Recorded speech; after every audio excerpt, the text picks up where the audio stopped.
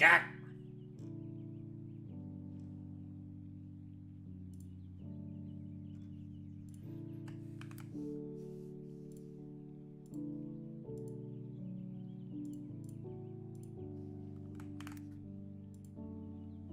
Ah.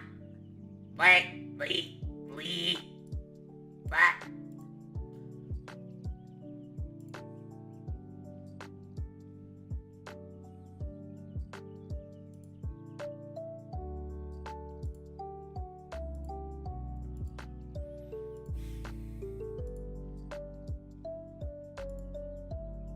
Hey.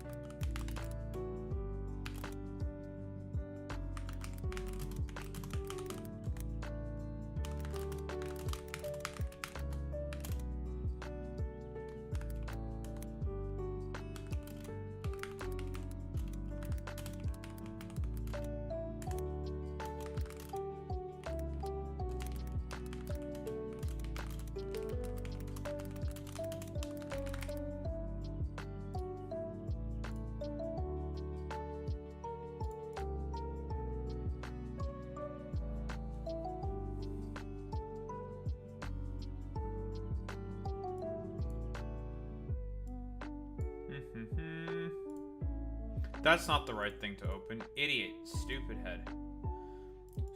Stupid. Stupid. Alright. Ugh. I love taking a shower. Not that long before stream. Stupid.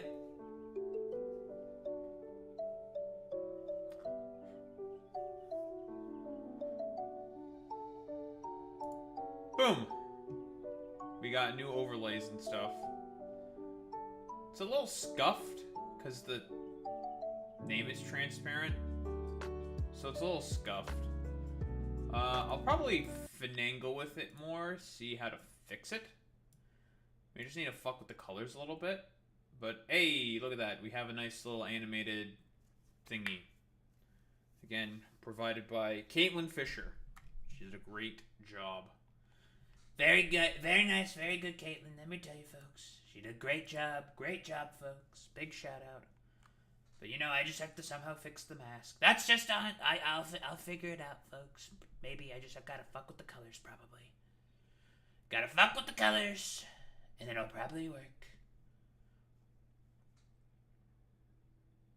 I'll think of something. But for now, we're gonna play more Factorio.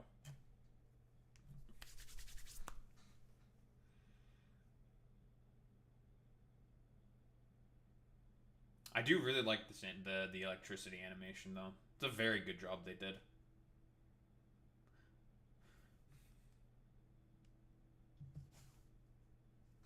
I forgot to take my fucking supplements.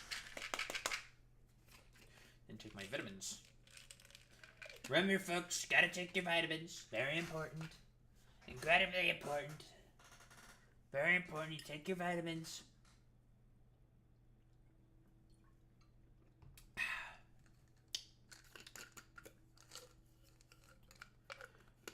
Okay, so what do I need now? Engines. I need to make engines.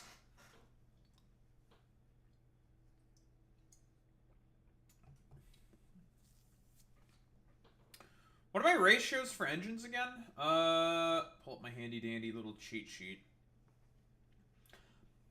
You need 20 engine assemblers. I know that. 20 engine assemblers.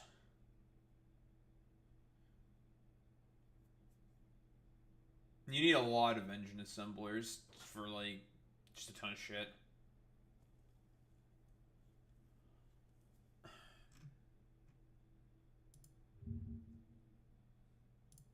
I think I only just want engines. Engines Factorio. just want some numbers. Optimize time/item usage. 2 pipe factories, 1 gear factory for 20 engine units. Okay, that's not a problem because we have gears in the bus. And we can just make local pipe production. That's fine. That's easy peasy. Easy. First thing I want to do, though, is I want to put fast belts on my science.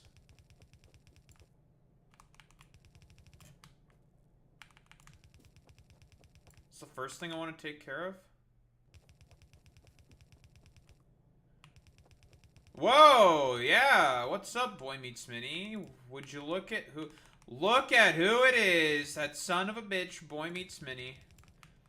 The only problem that I have with it, though, is just the fact that my name is transparent. That's the only problem with it. Otherwise, looks pretty good.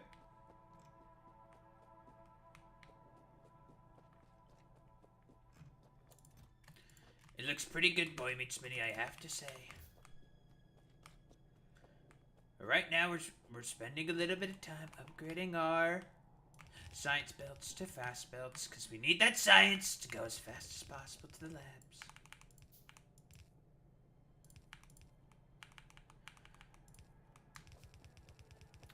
Oh, also, I don't know if you saw my Blue Sky post, Boy Meets Mini, but, you should look at what I recently posted. It's funny. At least I think it's funny. Only I can be a true Death Note enjoyer, okay? I am autistic. Yeah, I like Yagami Light. Eventually, I'm gonna want to move these, probably. In fact, I kind of want to move them now. I kind of want to move these now, I think. The reason for that is probably because of the fact that, I want the chemical science to be closer. I'm going to probably put them, like, over here. So here's what I'm going to do. Just do this.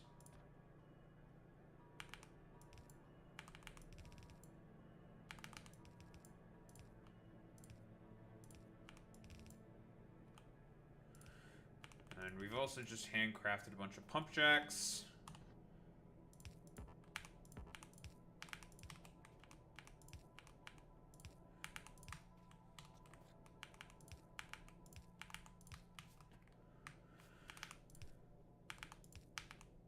But yeah, I think Boy Meets Mini, to fix the problem with the transparent sort of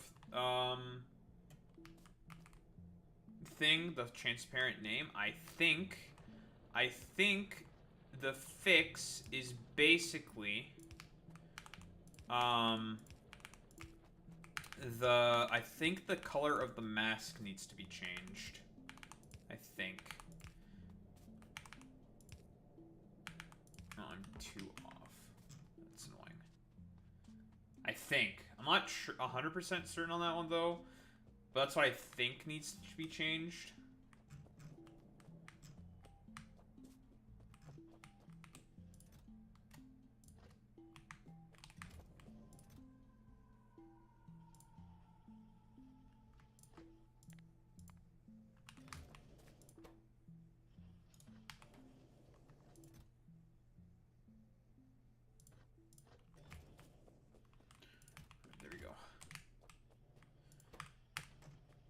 Have enough fucking gear wheels or something?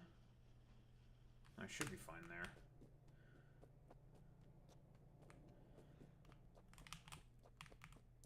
I don't know if you can hear what I'm saying, Boy Meets Mini. Boy Meets Mini has nothing to say. Because he thinks I'm cringe, when in reality he's the one who's actually cringe. How dare Boy Meets Mini think I'm cringe? When we all know he's the most cringe.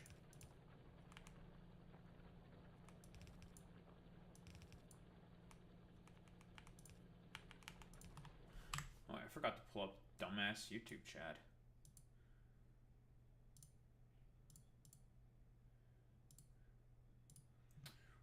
How could I forget about fucking YouTube chat? Those fools.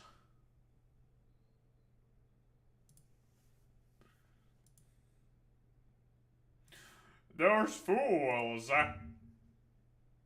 Those idiots in YouTube chat.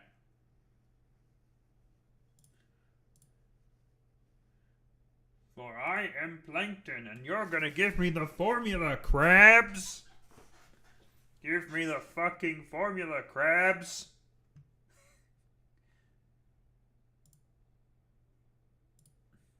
Chat.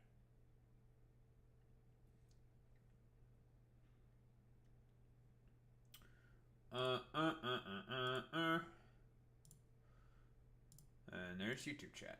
Lovely. Give me the fucking formula, crabs.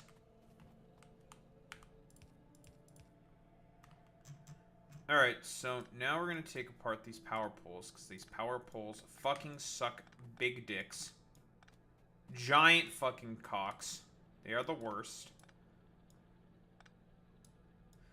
Let me tell you, folks, these 5x5 fucking wooden power poles are fucking shit. They are wretched. They are terrible, folks. Let me tell you. We're going to get the significantly improved medium power poles. They're so much better.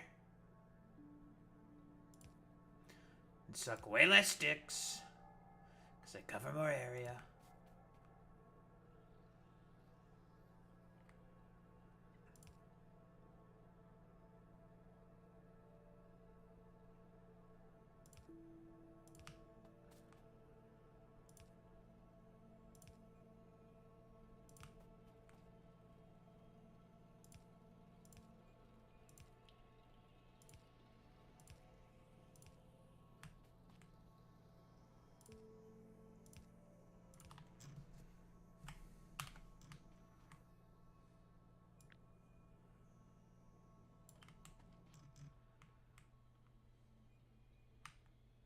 I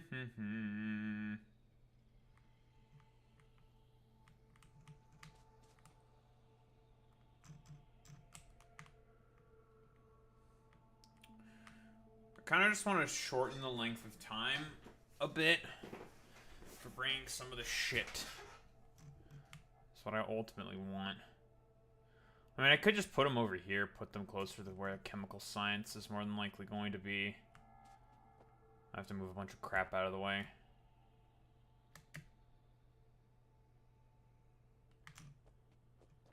Eh.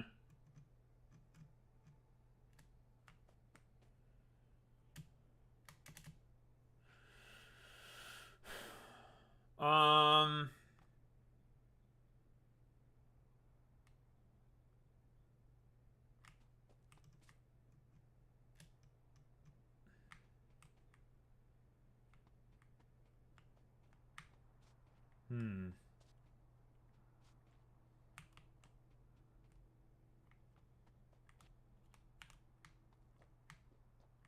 I could just stick it right here.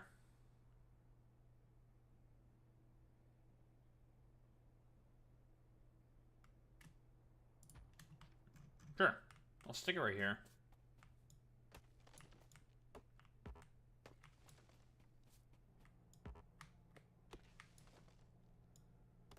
It'll look a little weird belting this stuff in. I can flip the inputs, actually. Yeah, that's fine. It'll look a little scuffed, but it's the worst.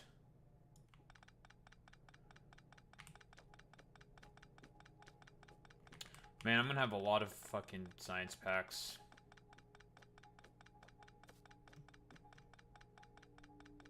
On my person, aren't I? Yeah, I'm gonna have a lot of science packs on my person. Well.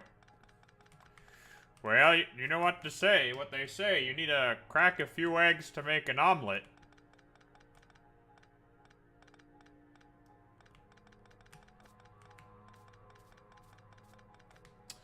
Time to tear the soul up.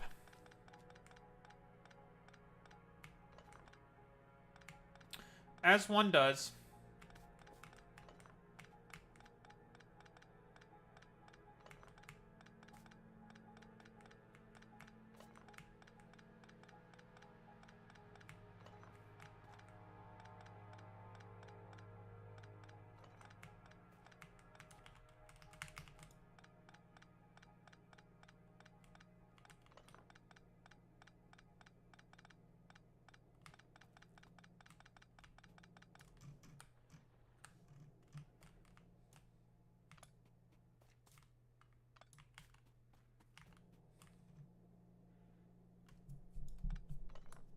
What's up, Caitlin? How's it going, bud? How are you doing this fine evening? Evening? It's evening.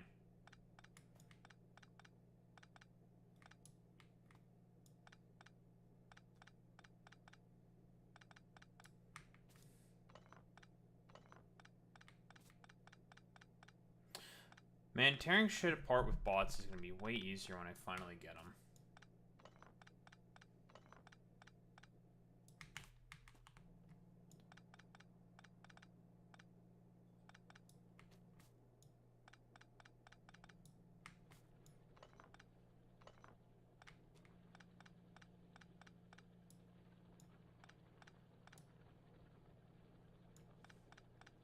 About little old me? That's crazy.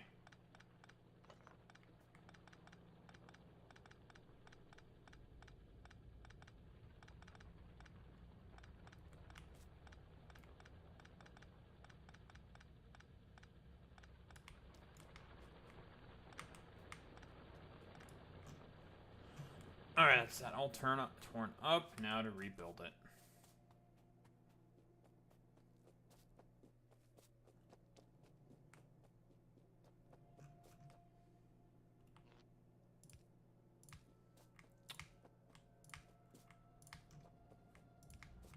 But yes, I do believe that I mentioned it earlier about the,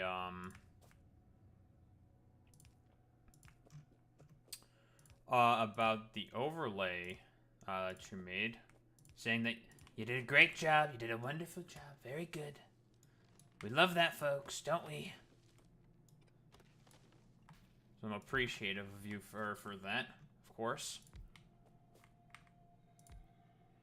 Whoops. Yeah, it looks great. I just need to figure out how to... I think I just need to finagle with the setting a little more.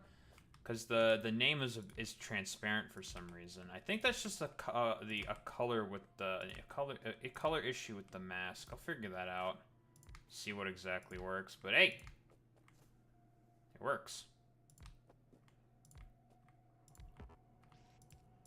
There's a lot of interesting things that you can do with OBS that I did not know really existed before. Which is pretty nuts.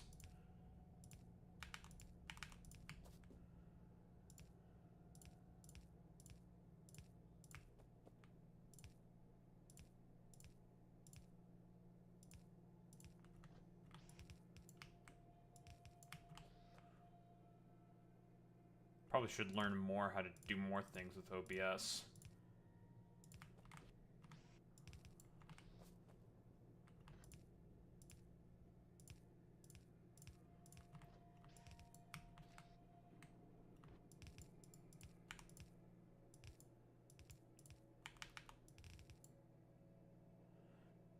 Put these here, put these here.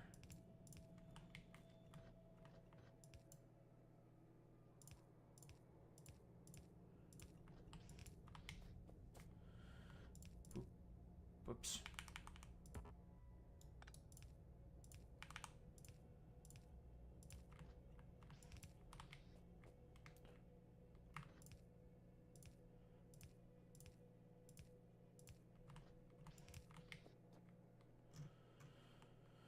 Okay. Boop, boop, boop, boop, boop, boop.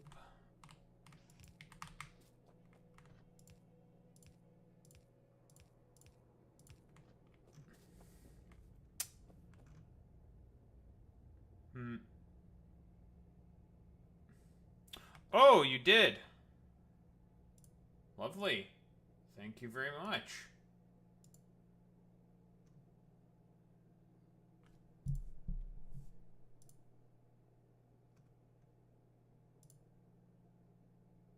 Ooh, that looks nice.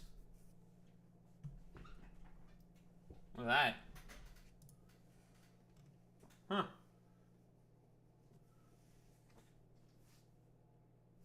Let me just pause the game real quick.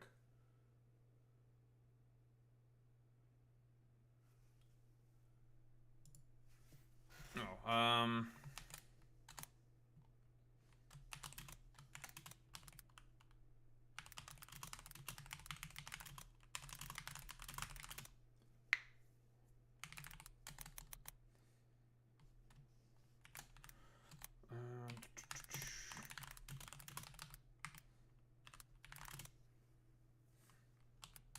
just message you back real quick on Twitter.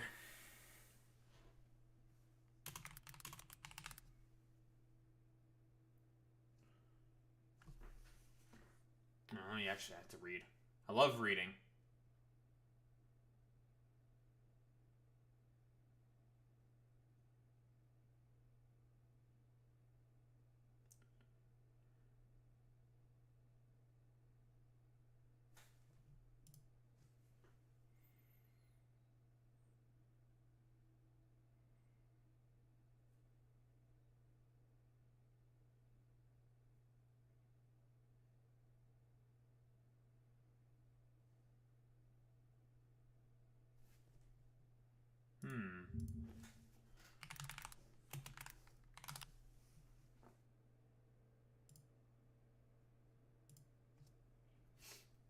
I'm about to sneeze. Felt like I was about to sneeze.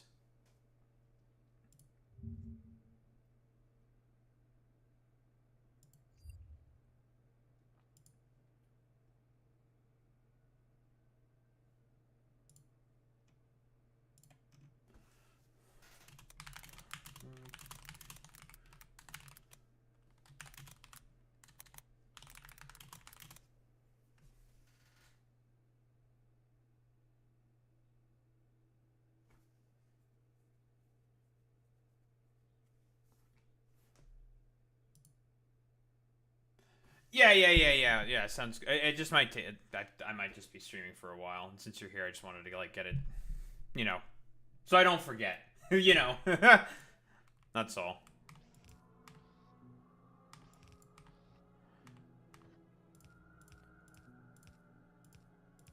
Because otherwise, I might forget. Because I'm a forgetful person sometimes. I say sometimes, I mean oftentimes. But in the meantime, it's just time to rebuild a bunch of shit, reorganize, and then make blue science, because we need that.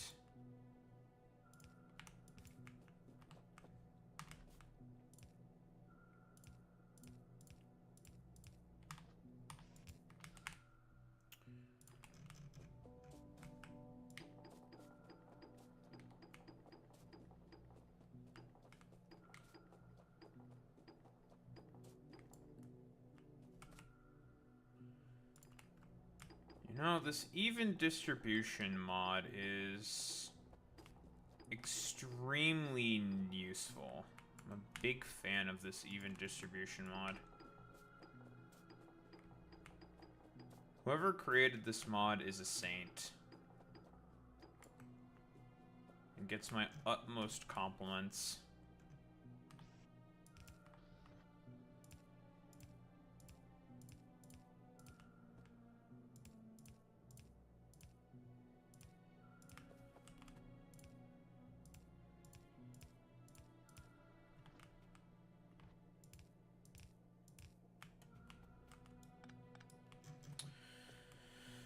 Okay, so red and green probably go through here. Black and blue. Purple and yellow.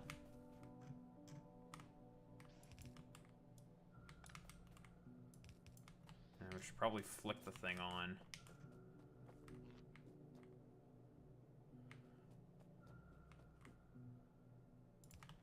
There.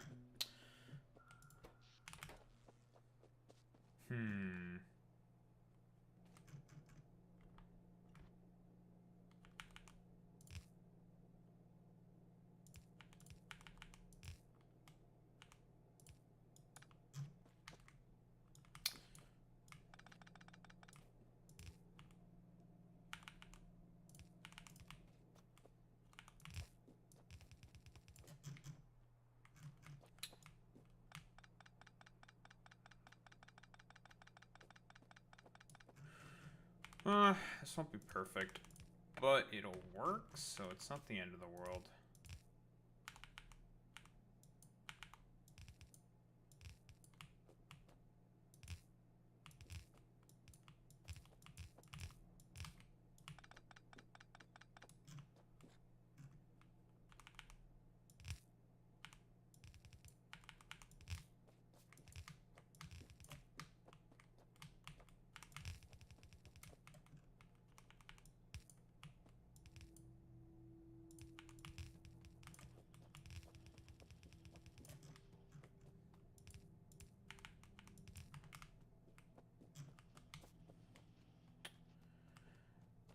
Alright, off you all go.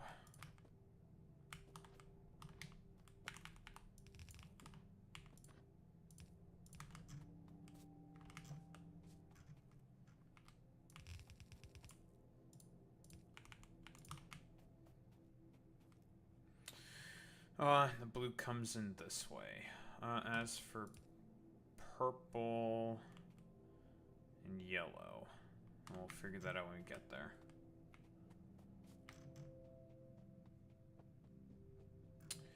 Alright, now we need to make engine units.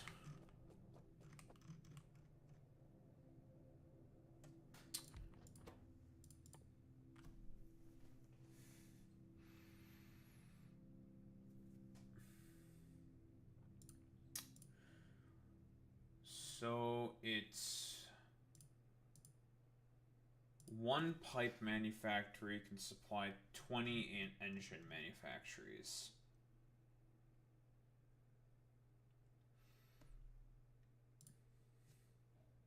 Or 2 pipes. So 1 pipe, half a gear wheel for 20 engines. Okay.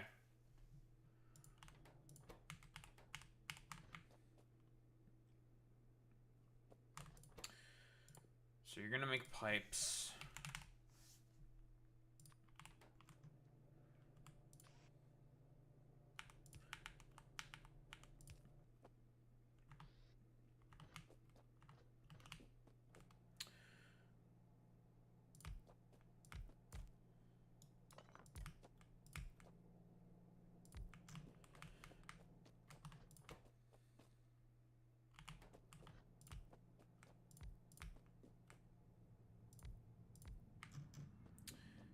Because eventually I want to put in the middle the blue science. Because it takes 20 engines for chemical science. So we're just gonna grab them from the bus initially and then send in. Okay, I have an idea on how to do this. Pipe in iron from here. Put it on the other side of the belt like so. And then we also just need the steel. We have enough room for the advanced circuits for when we need to make blue splitters and blue belts. Or just for blue splitters. That'll work. So engine.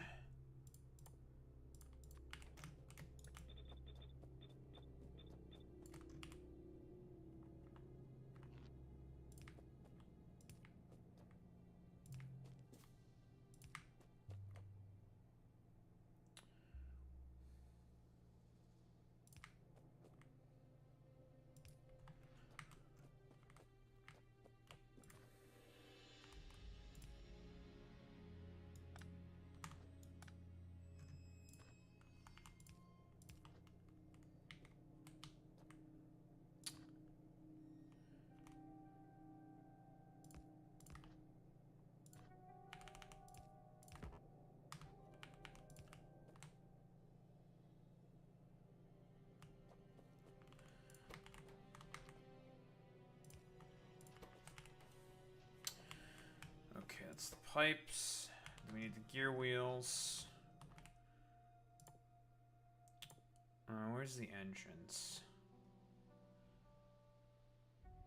2 pipes per 1 gear wheel. We'll just use the long hands to grab the engine blocks. That should work.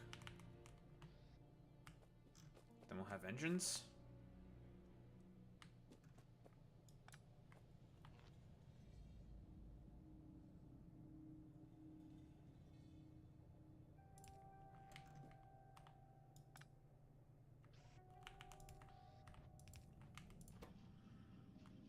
That's fine.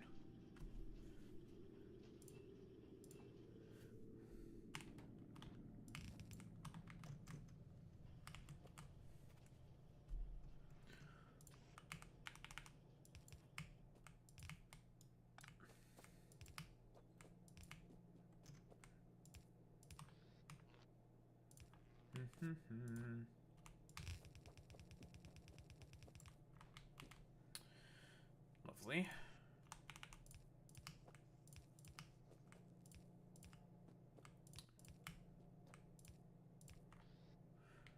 And as for the gears,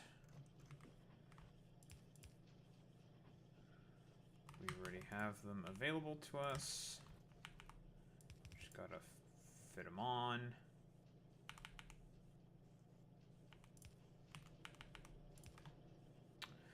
And then we need the steel, which is right over there.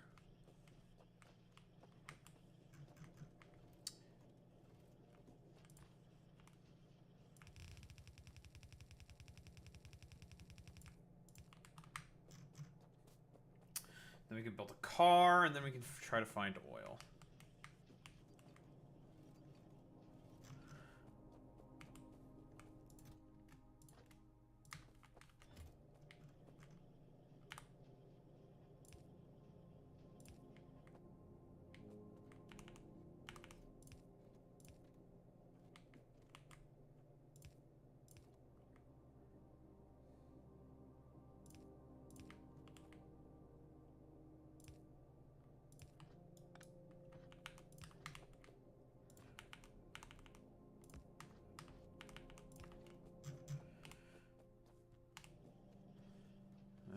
There we go, engines.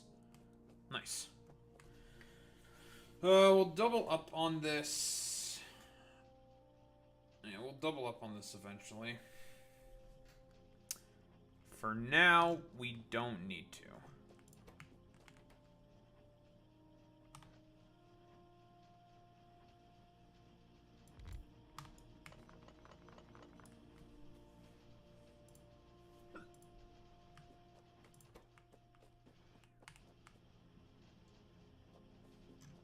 Lovely.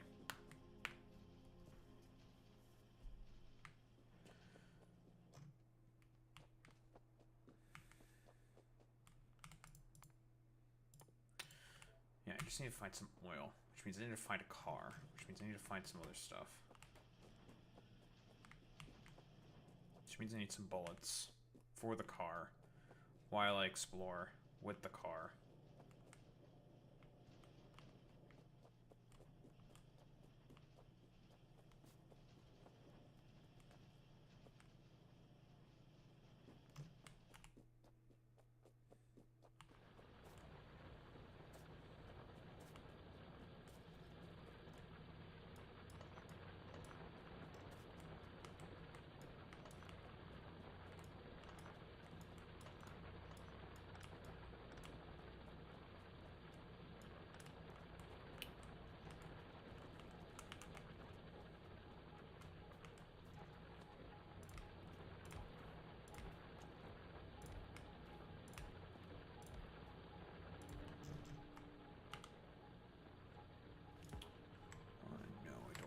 X.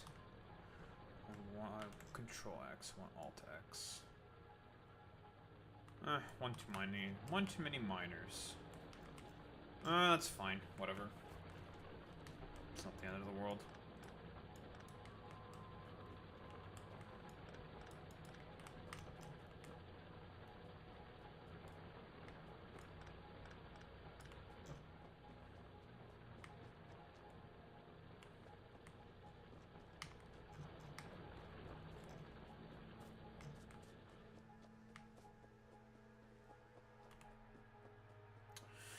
What was I doing? I was waiting around for some engine units to be created. Right. Because I need those to make a car. Now, how is the engineer able to make a car by hand and then place down a car by hand? That's not a question for me to answer, okay? Because I don't know.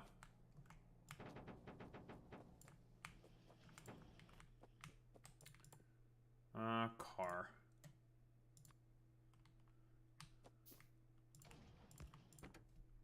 Car. Have some wood. And bullets.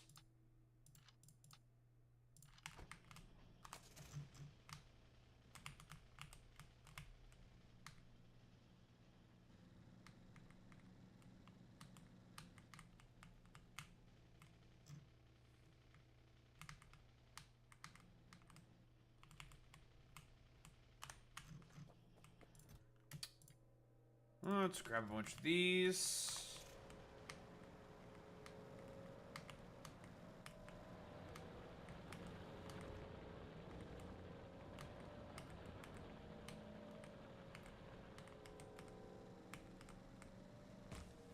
Ow.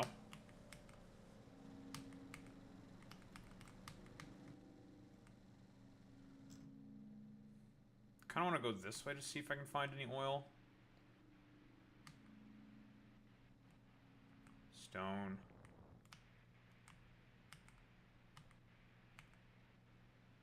A lot of coal here. A lot of coal. Big thing of copper. Big thing of stone. Big old forest. More stone. Big old tree.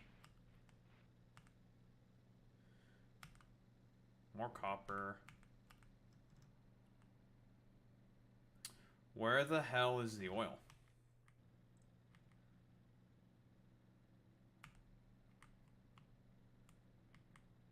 I see a nest.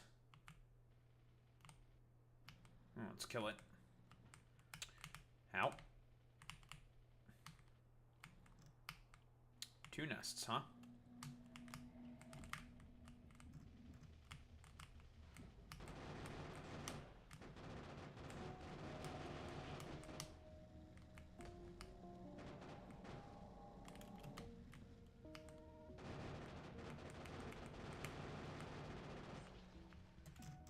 I see a nice wallable choke point. And I see a big thing of oil. What do we have here? Hello. We love the oil, folks, don't we? Liquid gold.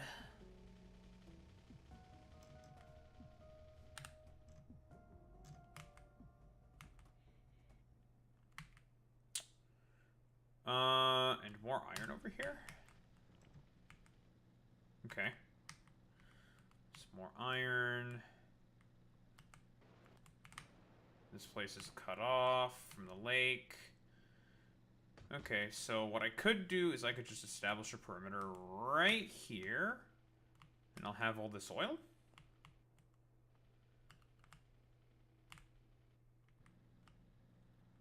Need more oil.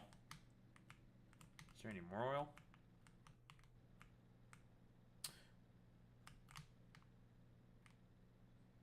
We'll leave Mr. Worm alone. Okay. Well, that shouldn't be too hard. Just make some little pillboxes, and that should be more than okay. Then we got a train up here.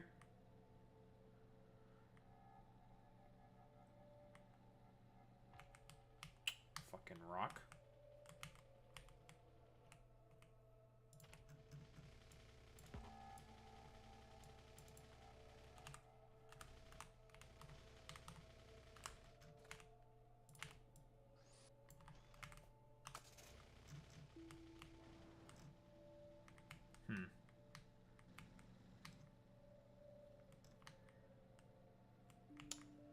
Where else can I get more oil?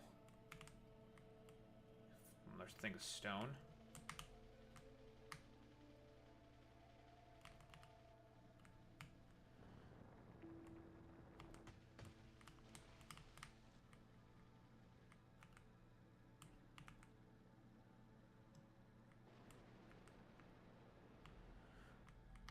I cannot see shit. It is dark. Another nest.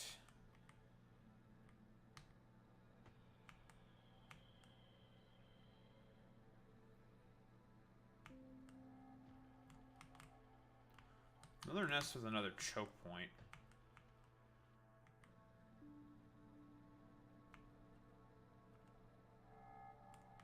It's uranium mine. Okay.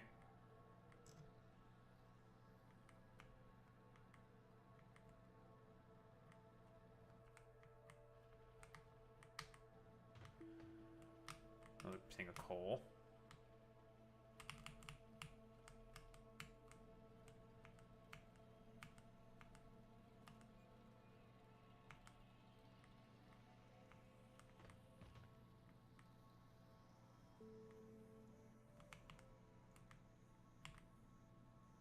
Excuse me. Is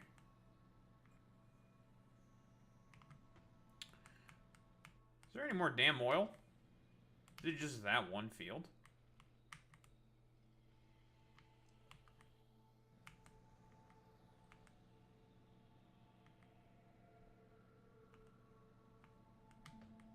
How?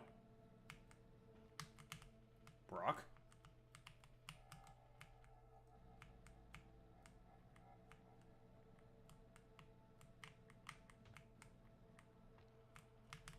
Alright. Alright.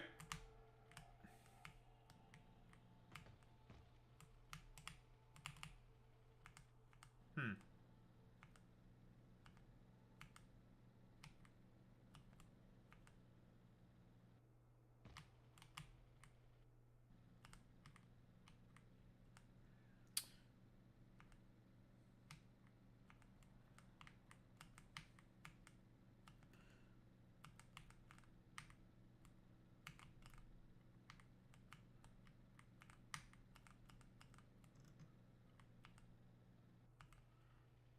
That is a gigantic patch of iron. Jesus Christ.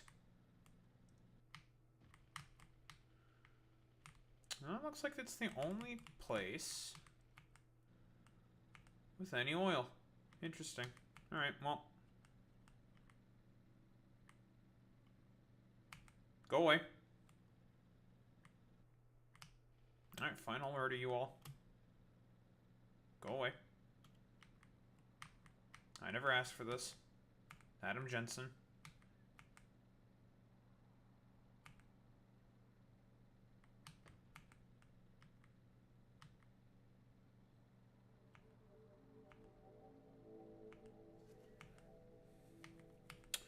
Well, it's an oil patch. It's only one oil patch. Would have liked to have probably had more oil patches. And there's a nest that's pretty close by. I should probably get rid of it. By probably, I mean definitely get rid of it. I do see another oil patch is also not that far from that nest. Which means if I need more oil, I can go get that patch as well. It's pretty far away from the base. Hello?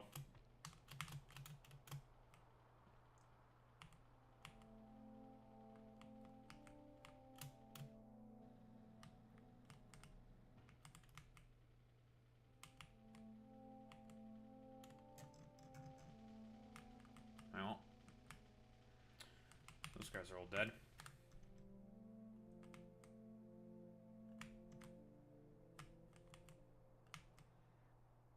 This is pretty rich, but this one's richer.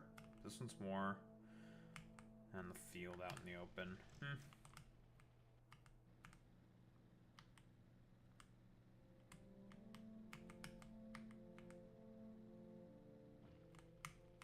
How?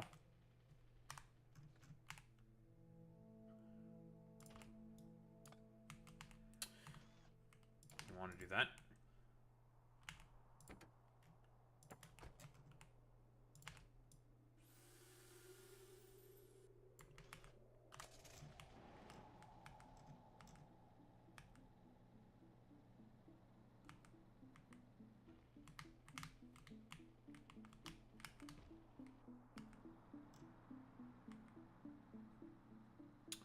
Uranium.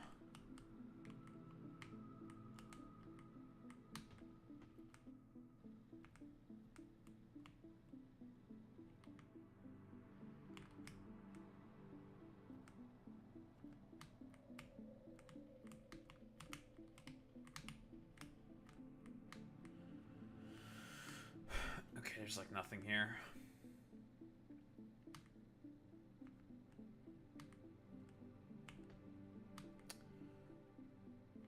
Alright, that's fine. We got two pretty big patches of oil here. If I ever need any more oil processing, we have a ton of coal. And eventually I will unlock coal liquefaction.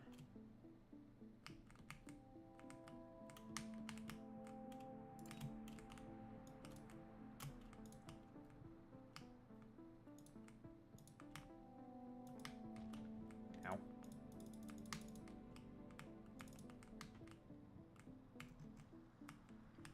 Alright, well, you're dead. And if there's one thing that we have a lot of, it's coal.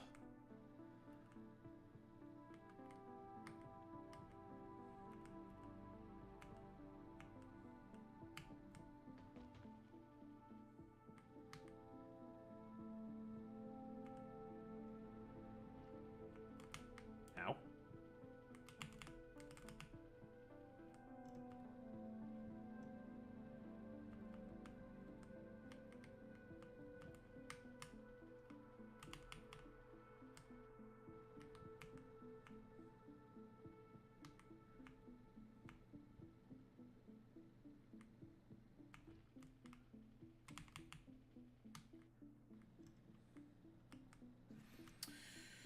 Oh, man, this stuff is pretty far away. Yeah, I'm definitely gonna need a train if I even want to think about transporting this stuff back here. Okay.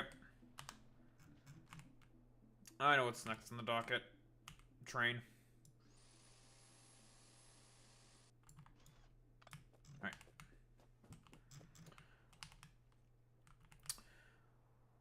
We need to get some bullets, we need to get some train, we need to get a bunch of stuff.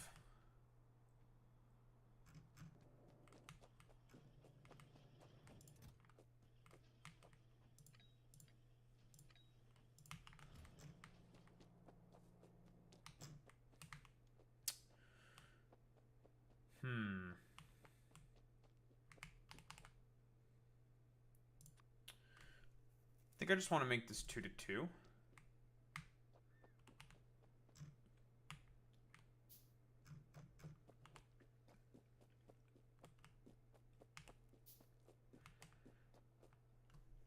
And there are some blueprints I want to grab.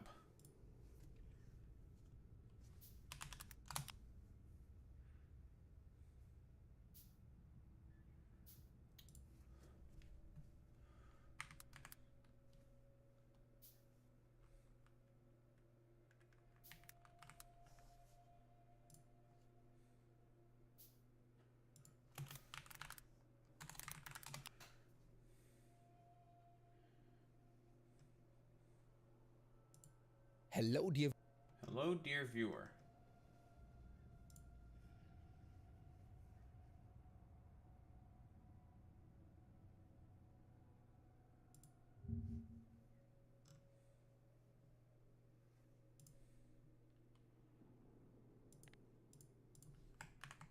Yoink.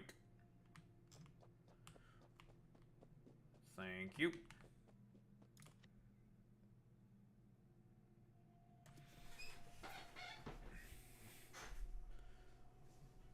Okay, so these are all the different shapes. That's the T, that's a curve. That is a depot.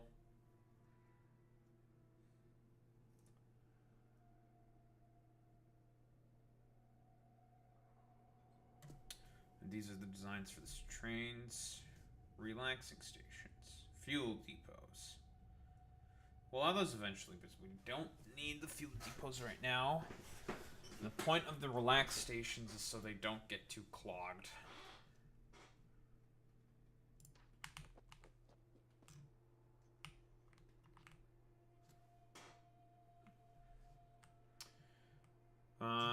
Where are we gonna put the fluid processing is the question.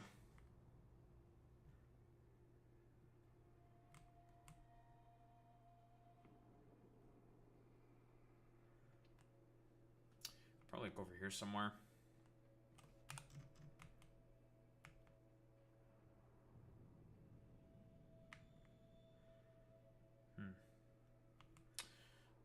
There may be some oil down here. We go down there.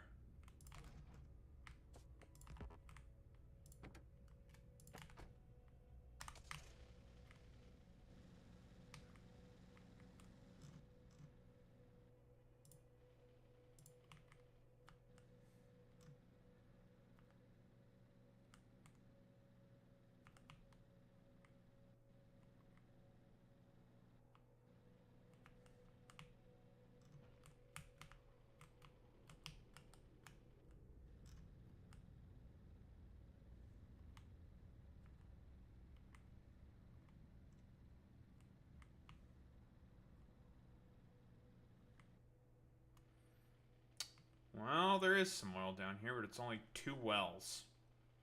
That is basically worthless.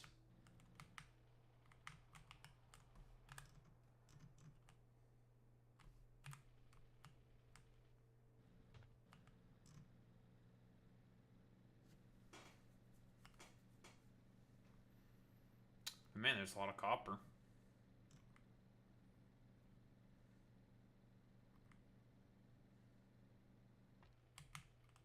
All right.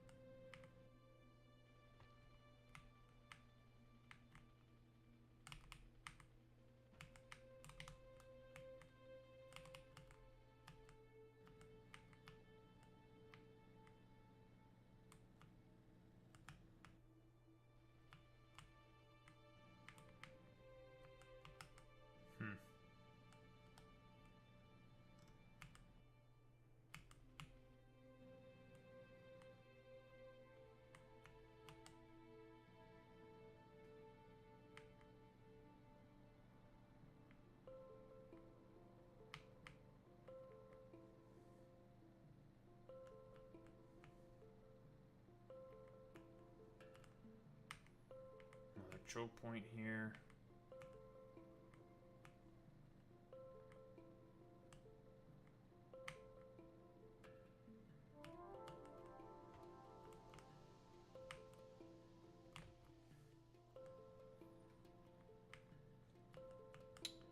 I think we're just gonna have to be satisfied with those 2 oil depots there. It's fine.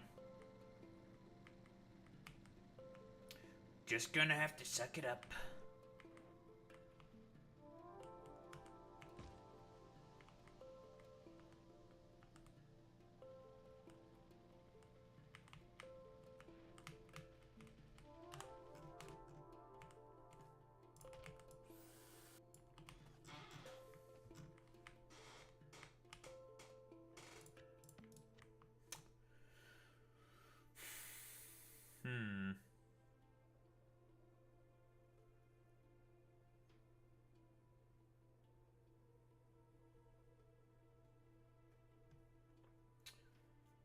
Those are the trains for liquid. These can either be used as loading or offloading.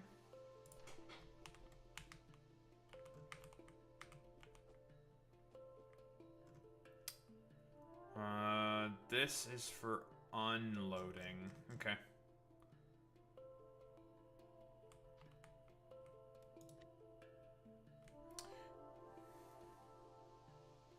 Superforce build a probe blueprint.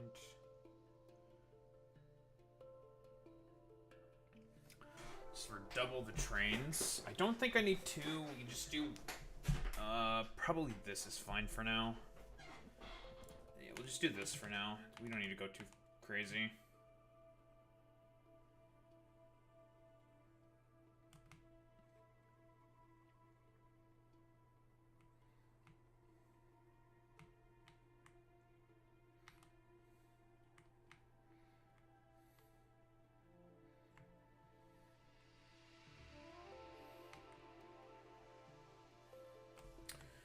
What's up on the show grid locations for Factorio? How to show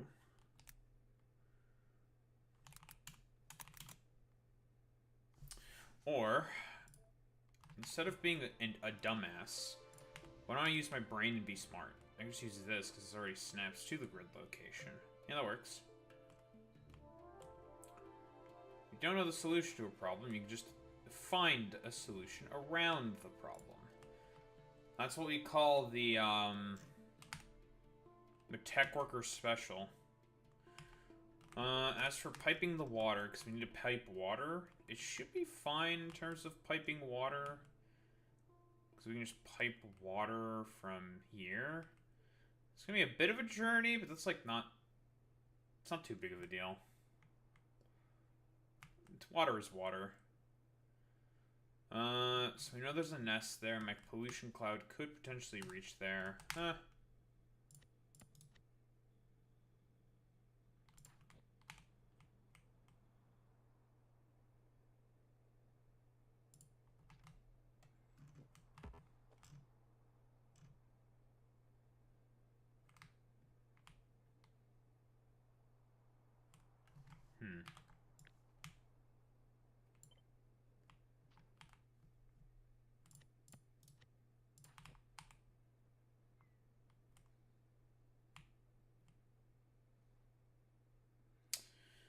Where do I want to stick the fluid processing?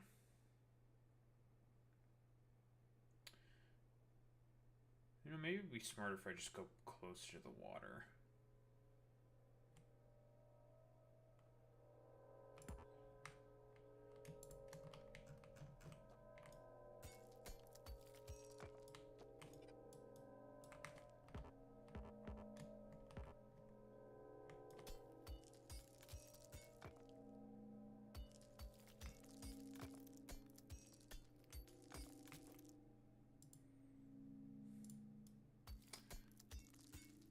You know, Boy Meets Mini, I constantly wonder, just how many chores do you have to do constantly? It seems to be like a common occurrence for you. What? I'm so just intrigued. Wow, what chores?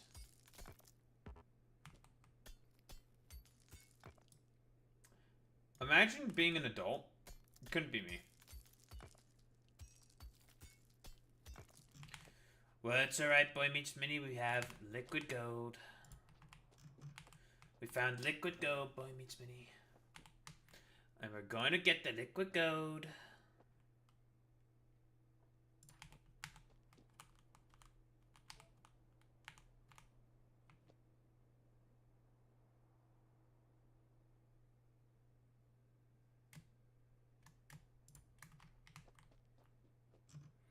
Laundry? You do laundry on a Monday? What? Not on the weekends? What?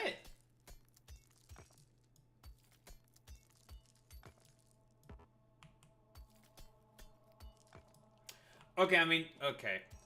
I'll be honest, my parents for some reason have like, it's not, I don't know if my grandparents have this superstition. This is more a superstition that my my parents mostly have, I'd say.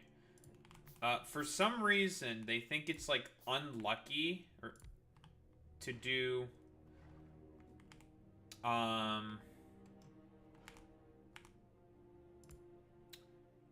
to do laundry during a weekend. And I'm just like, I have no idea what's the case. Superstitions have always been very strange to me.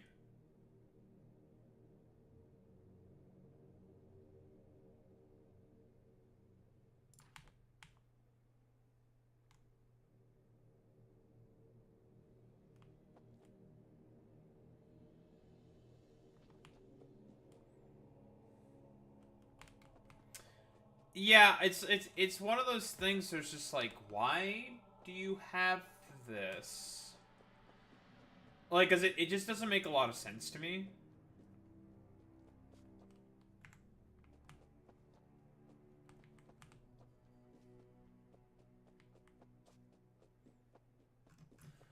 Like, yeah, you shouldn't do laundry, like, during certain days, because it's unlucky.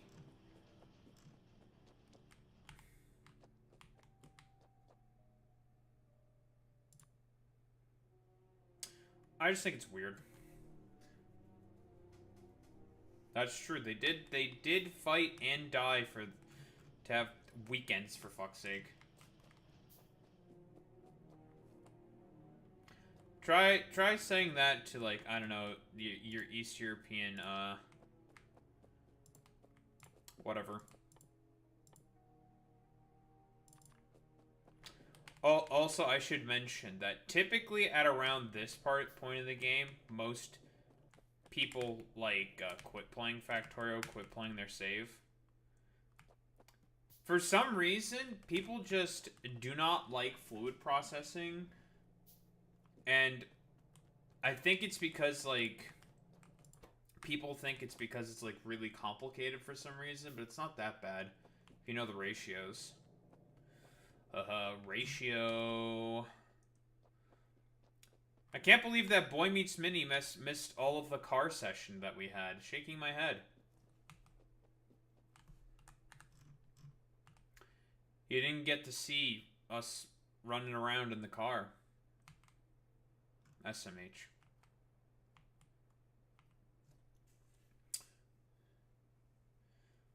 Yeah, it's over for you, Boy Meets Mini. How big is this patch? 88 million. Jesus. That was one big ass patch.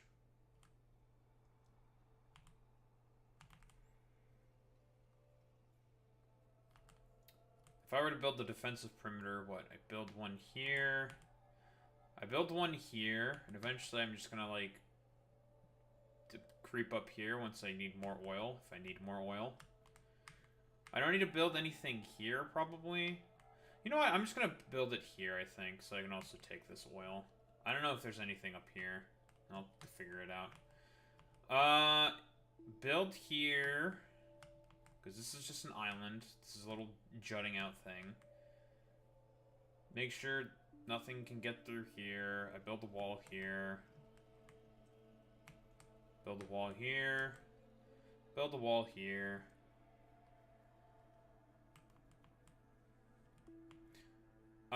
Build a wall here.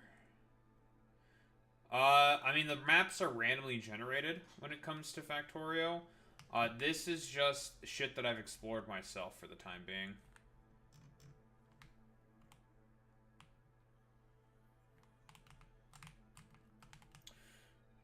Right, so what do I need now? I need my rail.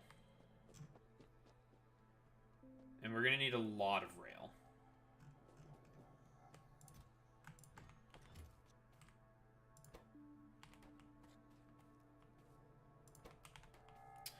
Right, I never hooked up the damn steel to this thing.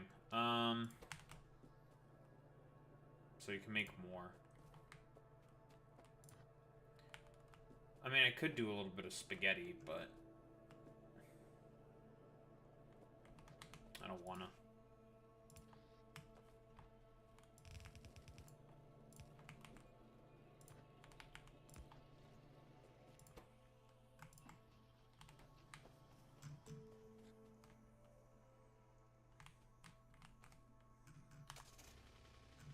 You better look what this is, Boy Meets Mini.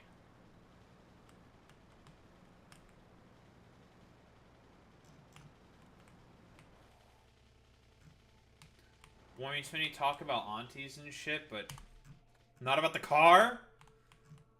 Look at the thing that you build as, like, the engineer with, like, fucking duct tape.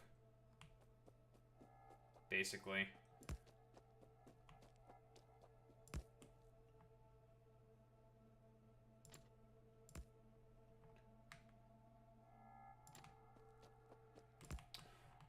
Well, I mean, to be fair, you are basically stranded on an alien planet all by yourself, right? Okay, this would be, like, so much easier to fucking make with, like, bots and shit. God. Making this manually is a bit of a pain in the neck, I'm not gonna lie. Almost as if it was meant for you to start being able to do this once you do have bots. Crazy, I know.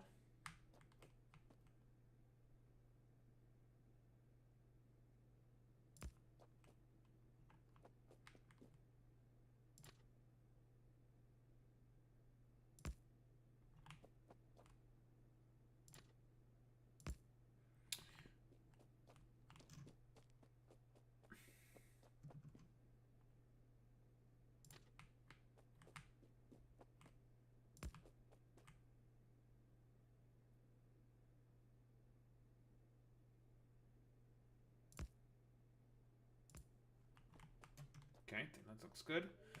Eventually we're gonna have to put the rail signals and stuff like that. It's not gonna be too bad. I need this damn liquid gold, folks. Perfect. That's the signals. Alright, cool.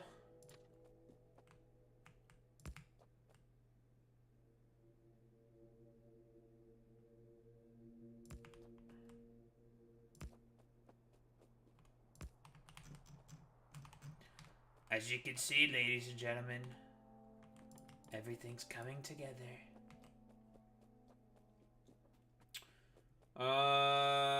Plates and circuits to make these? Okay, that's easy. Let's just automate that real quick. Let's not be a complete dumbass.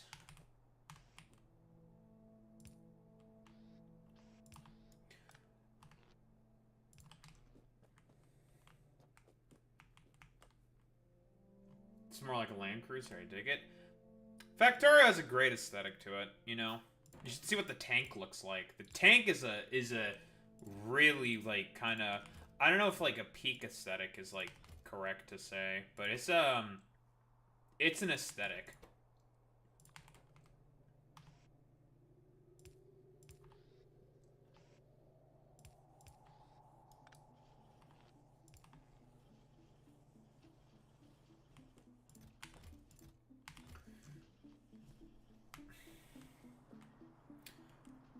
Boy Meets Mini is getting the fucking Hilux. I can't believe that Boy Meets Mini is thinking about getting a Toyota Hilux. We all know what that means, folks, right? We know what the Toyota Hilux means, okay, folks? It means he's a terrorist sympathizer. That's what it means, folks. I'm just saying some truthful things. As for these things, we need sticks and these things. I need some fucking sticks. Sticks, huh? Of all the things I also need, I need sticks. I need some sticks, folks, so I can make this damn rail network. It's fine. I'm not gonna make a separate thing for fucking sticks. Well, I mean, we have a depot right here. Stole these this blueprints for it from a Factorio YouTube channel I really enjoy watching called the Vadi Strategy. Is German, of course, to be expected. Germans like playing Factorio. Daho, say it ain't so. It's crazy. Whoa. Those damn industrious krauts.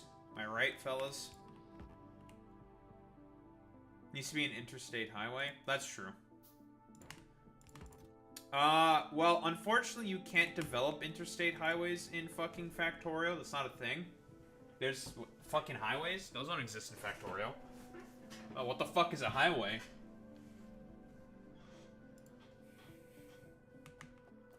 Now with mods you can do that, sure. Not in the vanilla game. They just don't exist. Now, something funny that you could do, and I've seen a video about this before, is you can make a, I've seen a main bus system, which is basically the build, you know, Boy Meets Mini, you're a fucking software engineer, okay? You understand what a bus is, right? Like, this is the bus, right? And then you can have your separate branches for the bus in order to be able to make necessary resources. Right? You're a fucking engineer. Yeah, carrying data in parallel. Yeah, this exact same fucking concept, except resources are our data. Right? You know, this game was made by software engineers and is played by fucking software engineers. Yada yada yada. You know the meme. We all know the meme. We know the meme. We know the meme. Right? We know the meme. We're all stupid, Papega, shithead nerds, right? I'm just gonna fucking use a filter. I'm just gonna grab the fucking sticks from here. I'm not fucking building another thing for fucking sticks. Is this not great? Yes. However, I'm not making another thing that makes sticks. Fuck that. Don't care. Don't wanna. Alright, cool. We've automated supplies to make rail now. Yay! Besides, all these dumbasses, they get the sticks, they get the sticks. The substations don't need sticks, so just get the fun. The thing with the sticks, whatever. I do have to say, in terms of my belt-fed sort of supply hub area, in comparison to the first one I made before, this one's a lot more neat.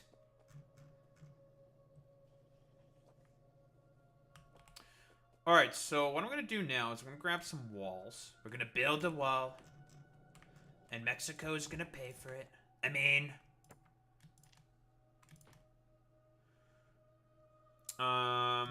Stick all that shit in there, because I don't need it.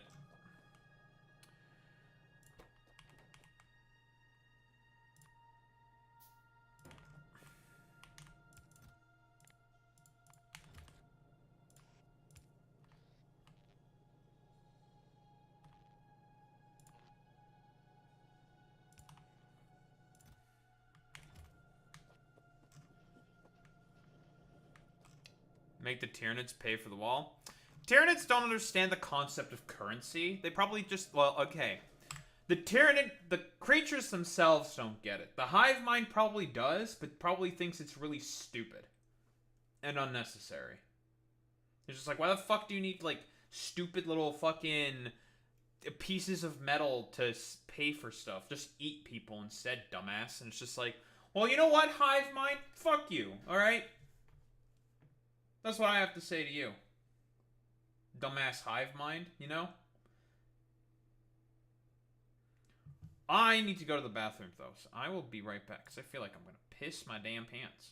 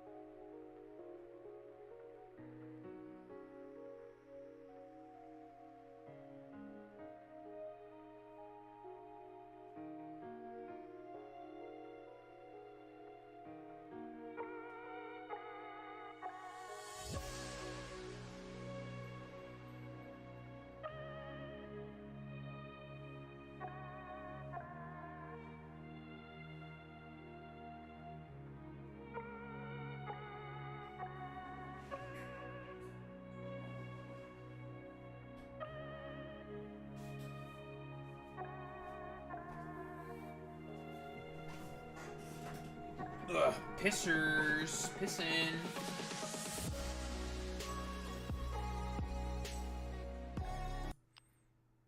I also need some water, but I'll get that later. Whatever. Alright, we're back. I'm gonna raise the volume a little bit.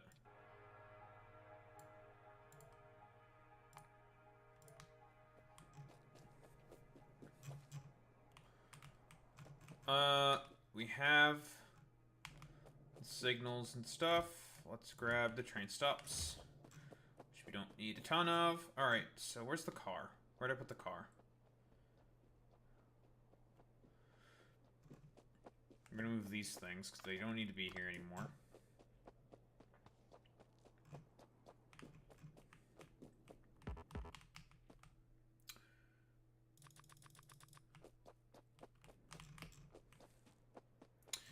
I can't wait until I get personal equipment so I can move faster instead of being so damn slow. It's gonna feel great. Let me just grab a bunch of pipe as well.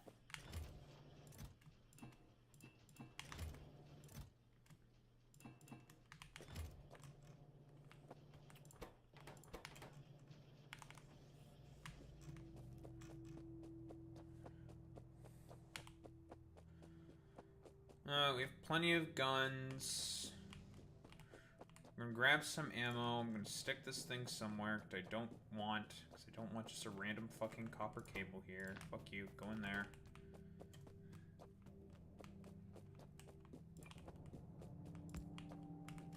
Get rid of that shit.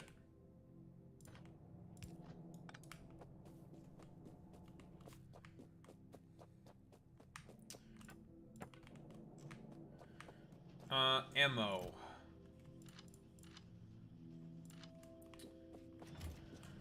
Because eventually we need to have a way to supply the ammo to the gun turrets that are going to be defending the oil derricks.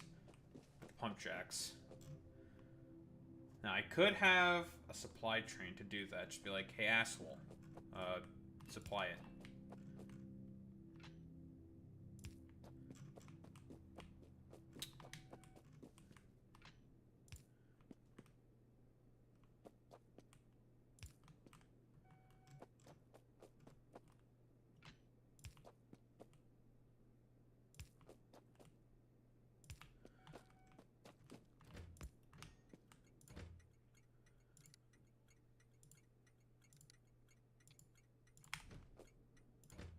Okay, load. Liquid load. Okay, good, good, good. Let's make the train itself.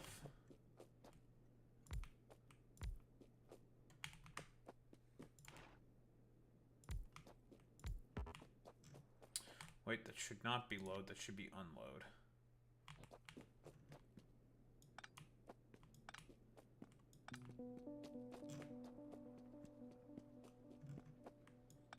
Yeah, I know you're upset.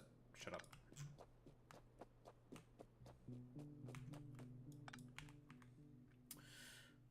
We need the unload.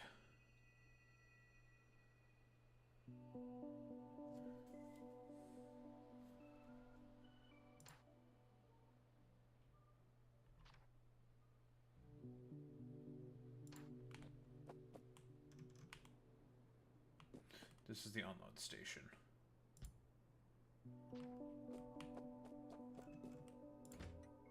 Perfect. Now we put the signals down. I don't want you to be green, I want you to be black.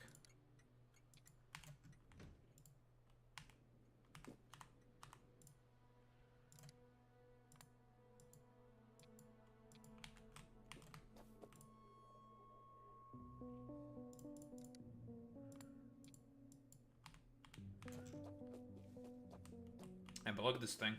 This is a train.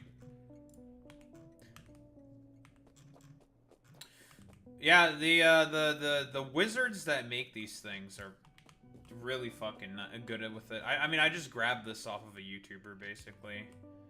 They are way better at this than I am. I probably could learn how to do it eventually. I'm just being kind of lazy.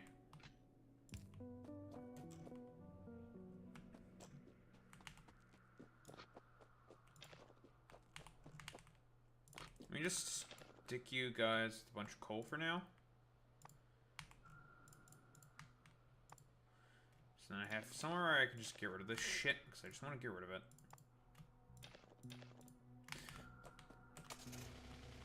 Eventually, you will have your own fuel depot, so manually stop. It's fine, because you got nothing to do right now.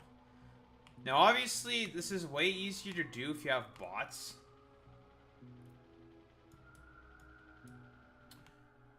Because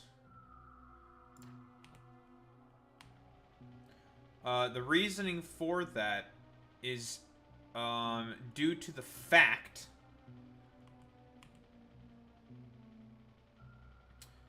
that, well, that's annoying. I'd have to fucking...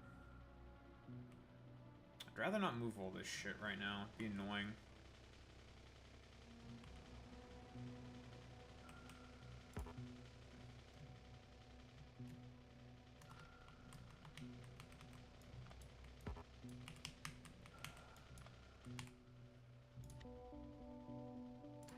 A little awkward, but that's fine.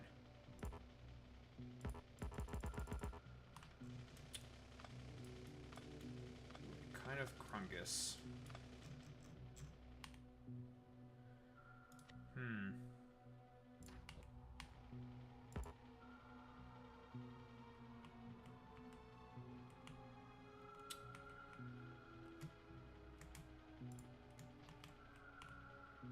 Whatever. Go a little bit into the water there. That's okay.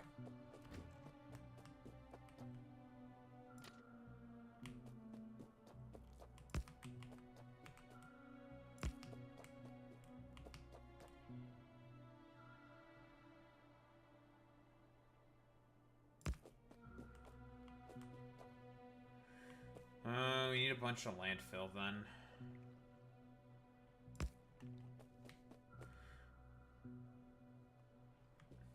That's fine.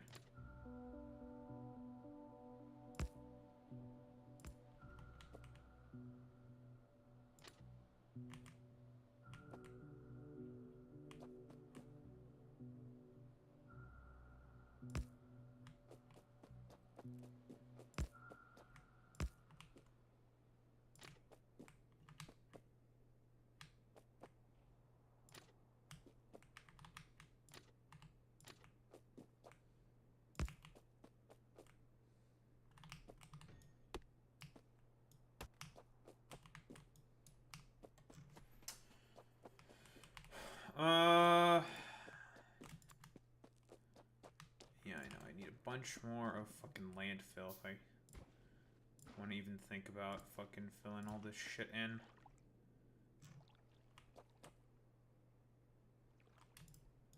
Not the fish. We don't need to destroy Mr. Fish quite yet, okay?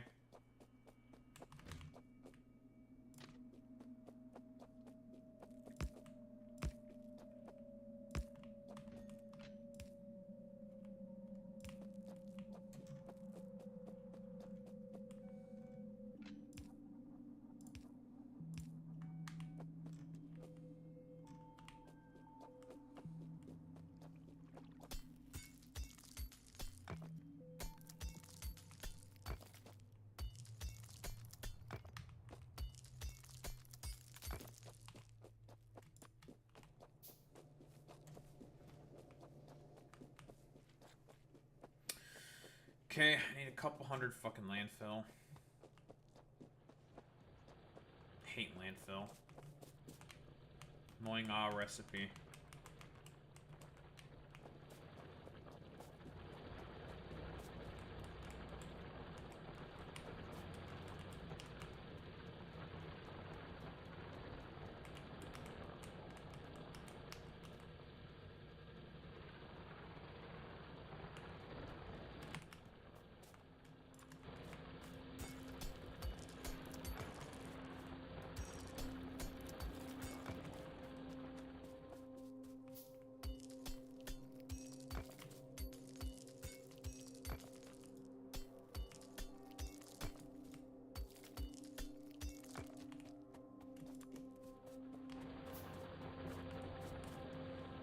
So much landfill, folks.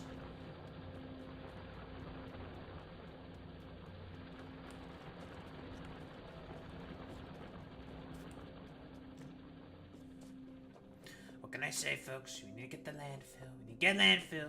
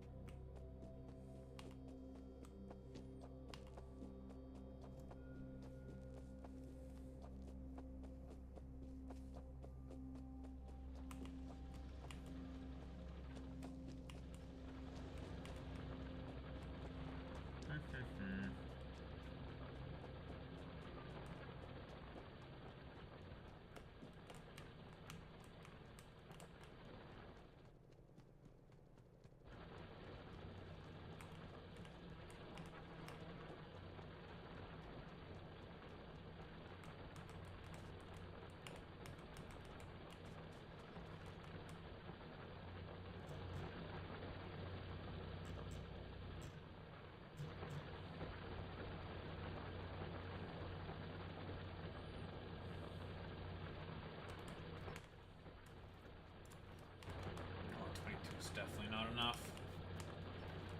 Taylor Swift, that's definitely not enough, but I need more than 22.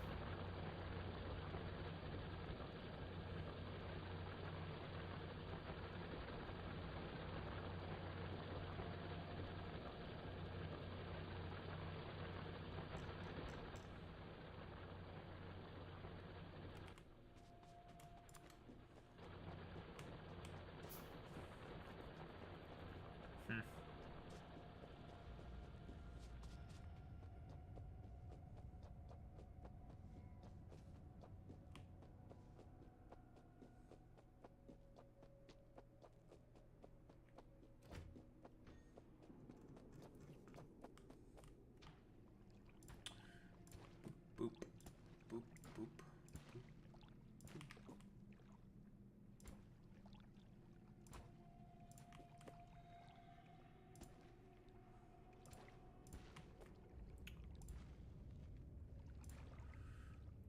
I need fucking 400 more pieces of fucking stone. By 400, I mean 377. Yes, landfill is very expensive.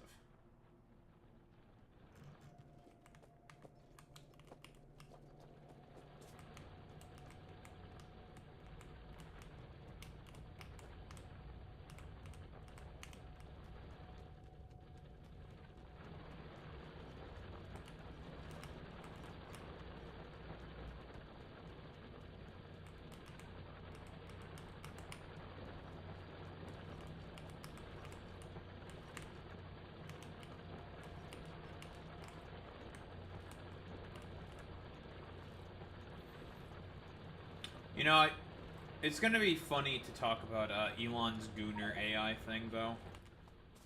Oh, we have too much stone. Oops.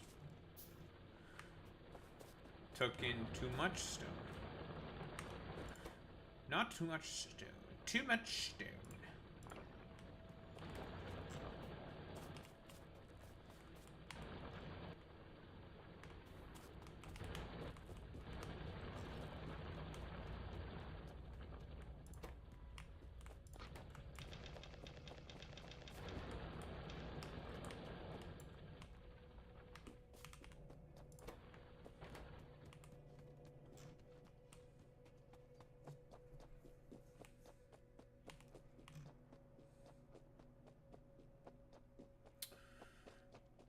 Okay, so let's continue working on this shit.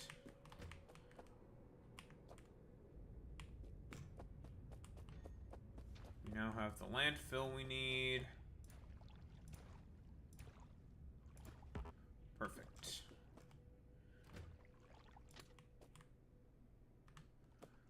We will now continue.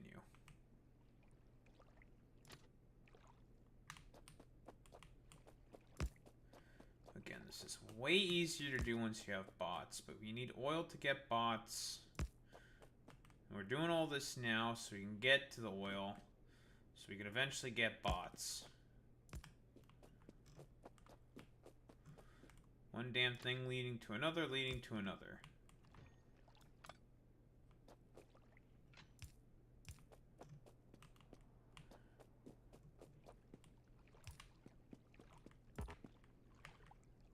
Son of a bitch! I need 2 more pieces of fucking landfill.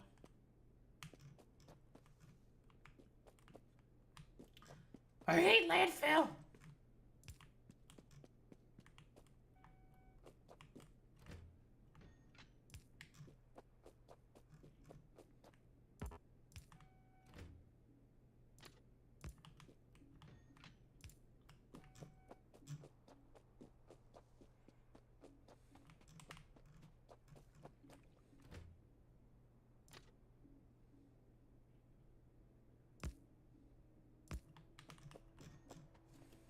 Alright, cool. Look at that. Amazing. But wait. There.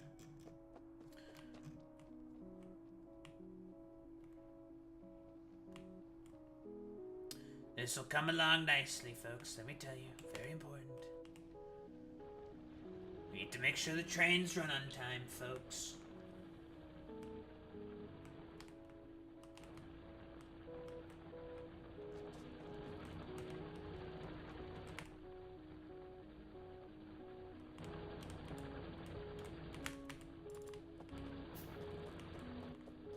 There.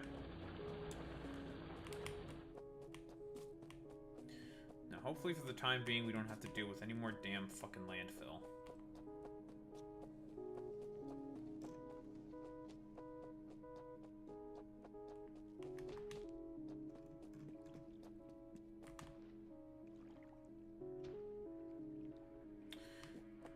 Here's the problem with this dumbass game. You can only place landfill in 2x2 tiles. I only need 1 piece of fucking landfill. Not 2. That means I have to make 2 every single fucking time, which is very fucking annoying. Like, I can't just get rid of this piece right here. Can't do it. The engineer can't do it, you have to do it with fucking robots. So now I have to make another piece of goddamn landfill. Which is a slight design annoyance that I have.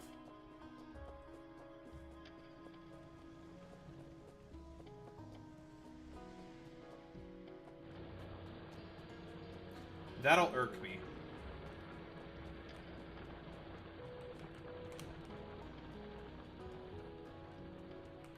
Give me all this damn stone.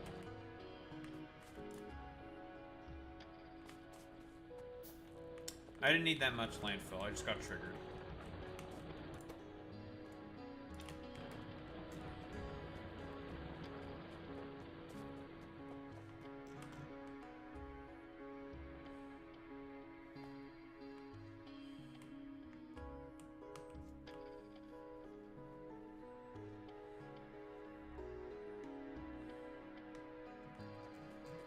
Oh, I walk so slow. Finally, the junction is complete. Alright.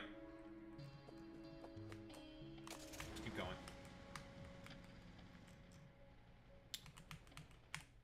From one turn to another. It's a circle. These are for when you want to add things to the turns. So we want to turn this way now. Too close to existing.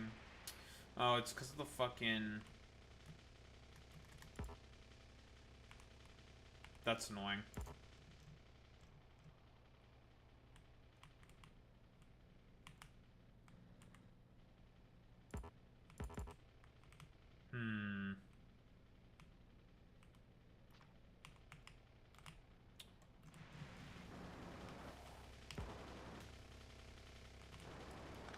Just grab these out of the way for now. Temporarily. So then I can place this.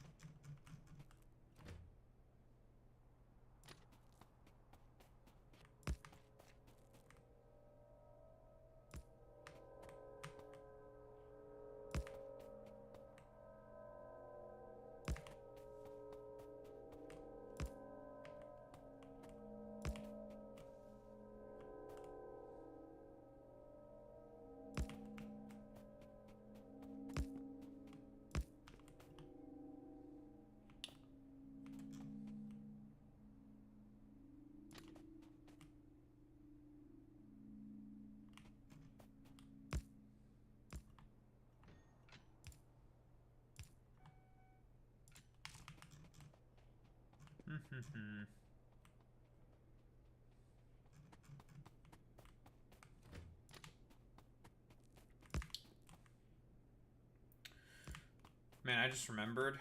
I have so much leftover Chinese food.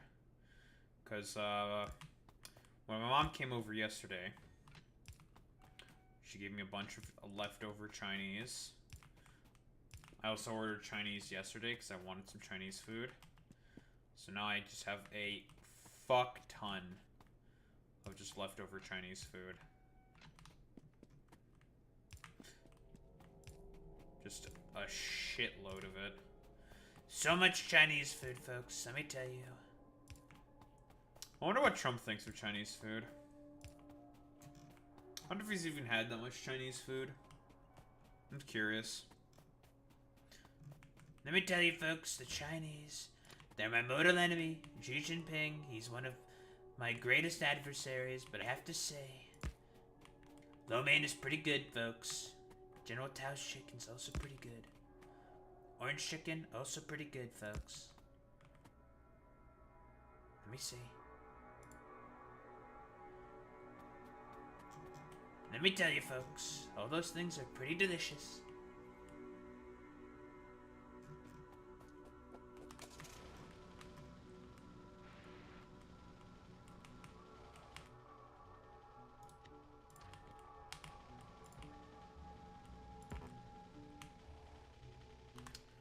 Fucking damn rock. Fuck you.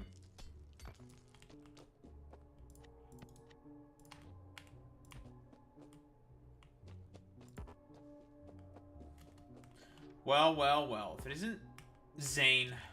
What's up, buddy?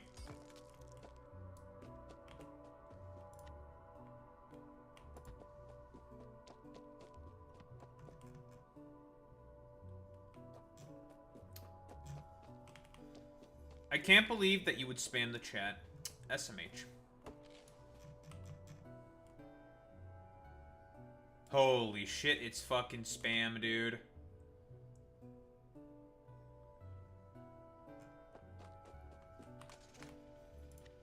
That's, isn't Boy Meets Smitty? You can correct me if I'm wrong, but spam is that's a Southeast Asian staple, right? They fucking love spam over there, I think, right? Am I trolling when I say that?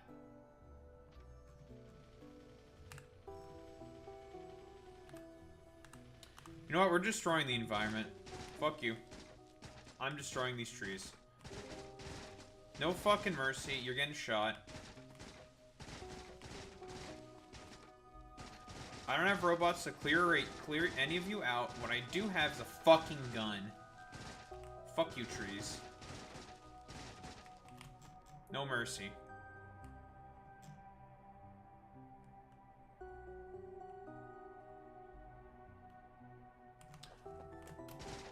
I don't think it's like as big of a thing in like India. I don't think so either.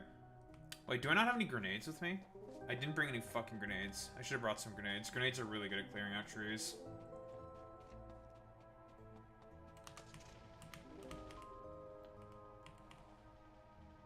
I don't think it's as common in like India.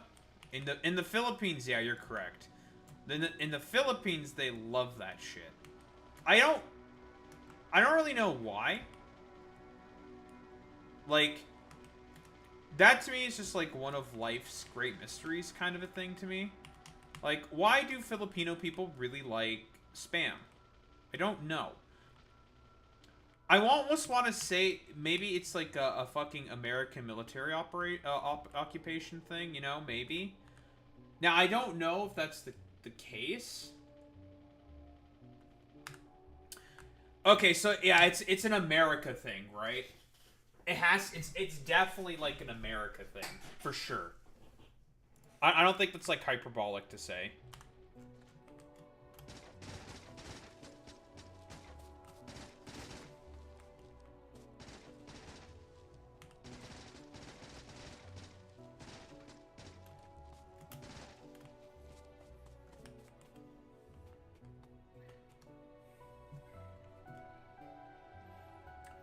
Oh yeah, 1000%, Zane, right? All along the Pacific southeast. That's like all of them.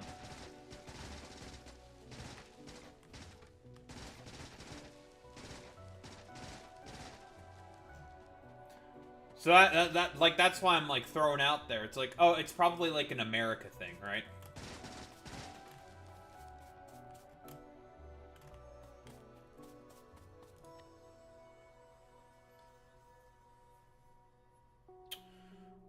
That's the T-pose. We don't want a T-pose. We want to fucking deal with cliffs. I hate cliffs.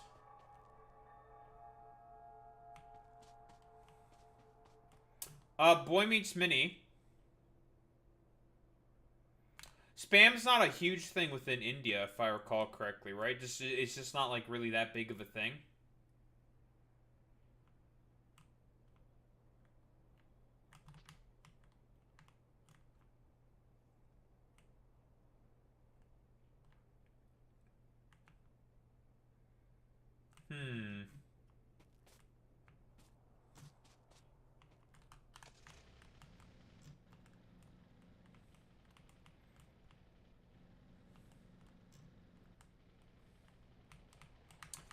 Okay, I need to get grenades just for these fucking trees, because that's just too many trees. I'm gonna go back for some fucking grenades.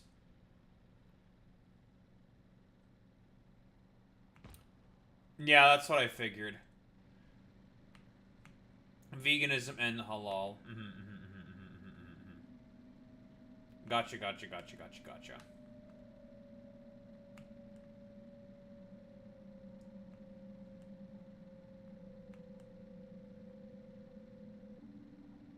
We're engaging in a little bit of critical racing theory right now, as you can see.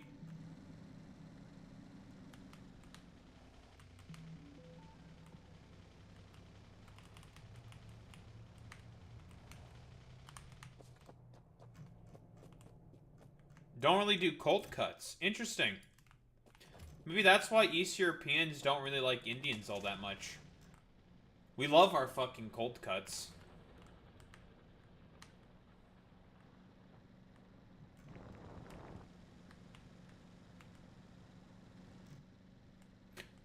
I mean, you know, we all Pepe post and everything like that, but honestly, like, I feel like it's like Pepe post, but also it's like partially it's like no cap, you know.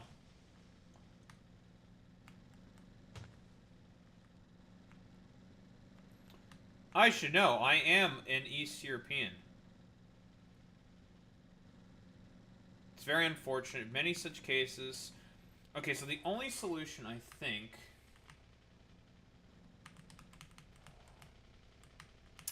This is so ugly. I hate this. I want to see if I can find a blueprint for, like, a grid-aligned... sort of...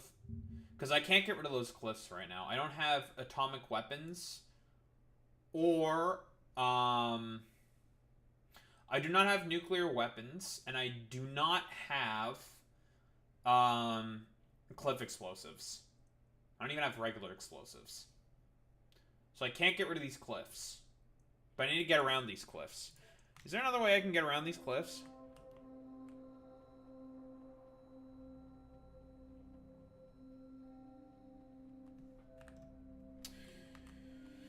Like, I could get around these cliffs, but it would be such a hassle for, like, no... It's just a hassle for no fucking reason. It's just like, it's like, brother, ew. Brother, ew. Brother, ew. You know? Like, can I get around this shit? Sure. Do I really want to get around this shit? No. Fuck that.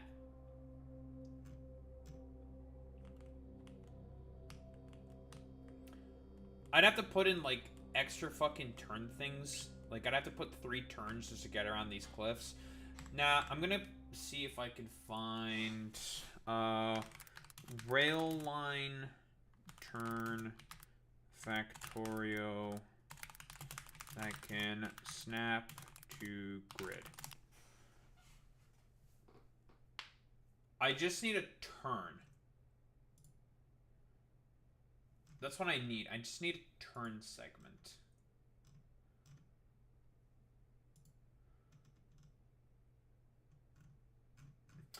I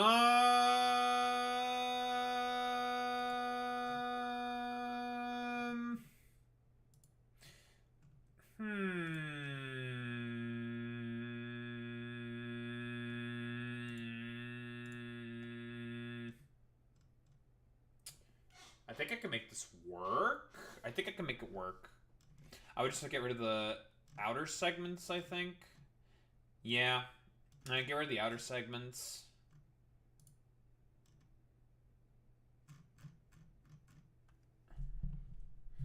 Yeah, okay. Temporary solutions, right? Boy Meets Mini understands this as a fucking software engineer, right?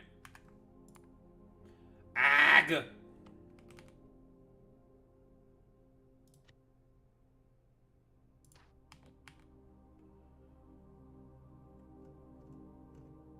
The cliffs would still hit that. That's fucking annoying. This doesn't really fit. I'm actually being defeated in the marketplace of ideas right now. Okay, you know what? Okay, this book did not help me whatsoever. We're deleting this book. Fuck you.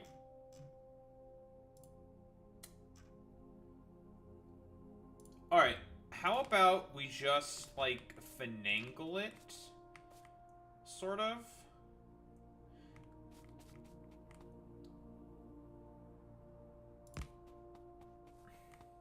Because I just need something like that. I just have to get through this fucking stupid dog shit somehow, you know?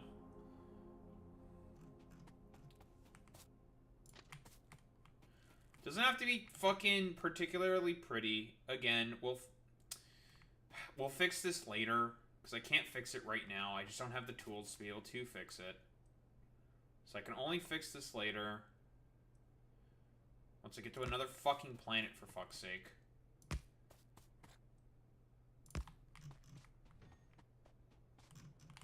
Okay, now we need another turn.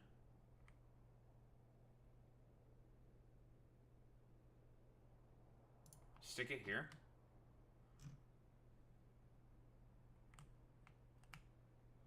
Yeah, that works. Yeah.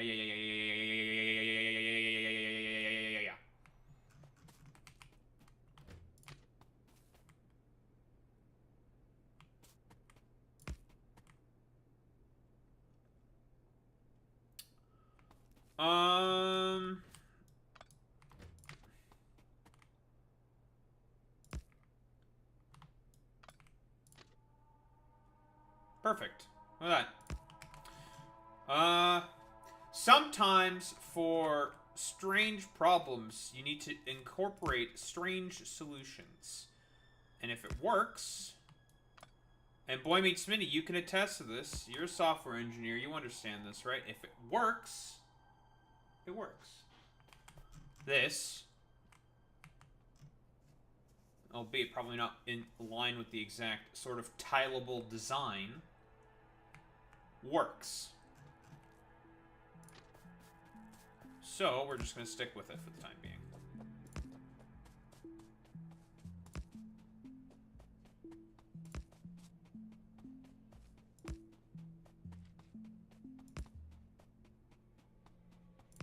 Probably should have gone into the car to do this. That would have been an intelligent thing to do, but I unfortunately am not very intelligent. I'm kind of a dumbass. Cuppa Tupid. Do I have Cuppa Tupid?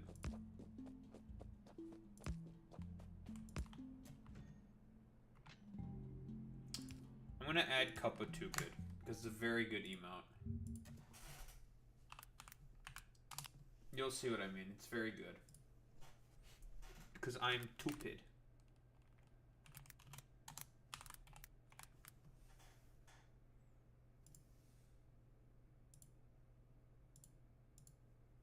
Tupid. Alright, we have Cup of Tupid. Very important.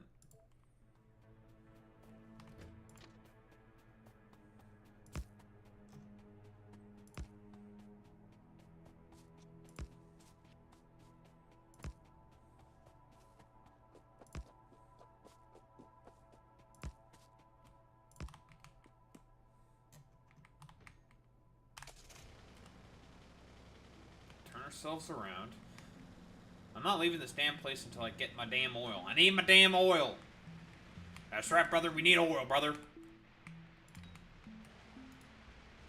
We're doing imperialism on trees by throwing grenades at them. Very important. Very important that people understand that these trees had it coming. Fuck these damn trees. We hate nature. This is Factorio, for fuck's sake. This is Factorio, damn it. Trees, we hate them. That's right.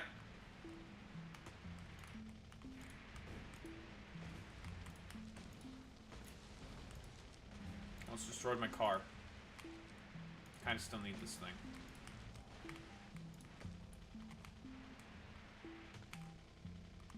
Should probably fix the car.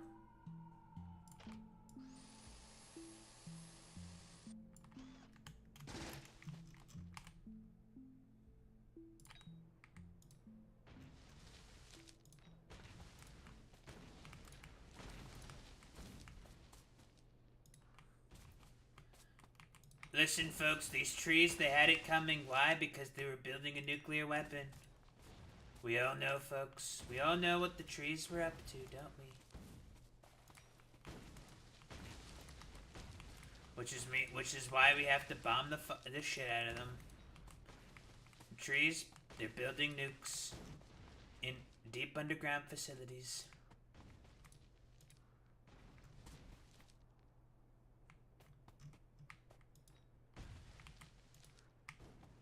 Who needs trees, folks, when we have sweet liquid gold under our feet?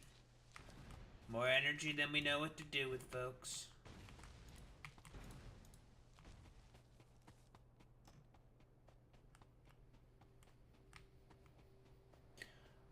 And as you can see, folks, it's beautiful. Look at it, folks.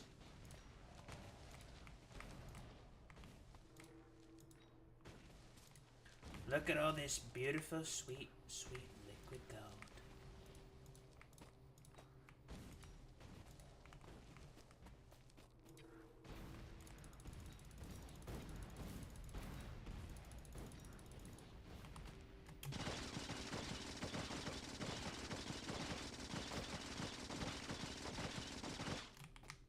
Fuck you, stupid rock.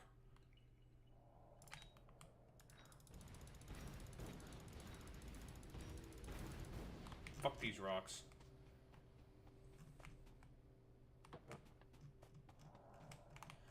And as you can see, folks, well,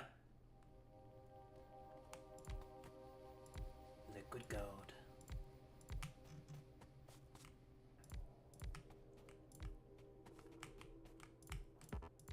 Time to immediately exploit it, folks. Let me tell you, folks. Alright, now we need to make a loading station here. Blueprint. This is a... I believe this is the loading station. That is the unloading station. Yeah, look at all this mulch. That is the unloading station.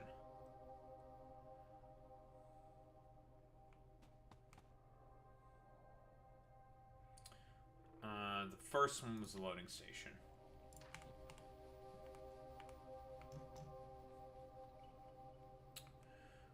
Which means we're gonna put it probably right here. Fits.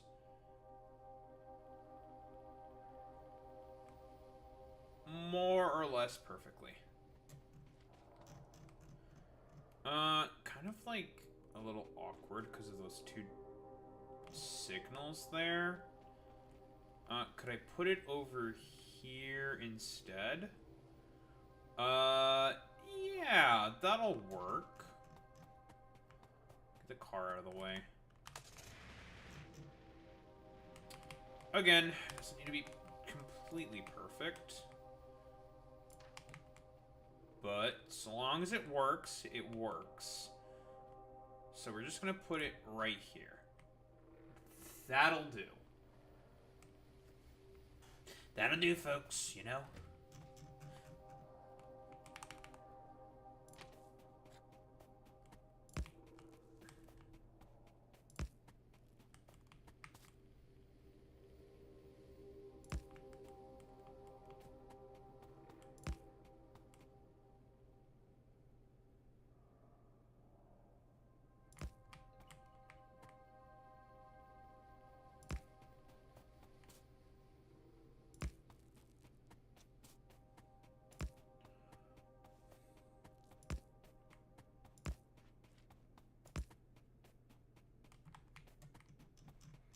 Alright, let's make the loading station.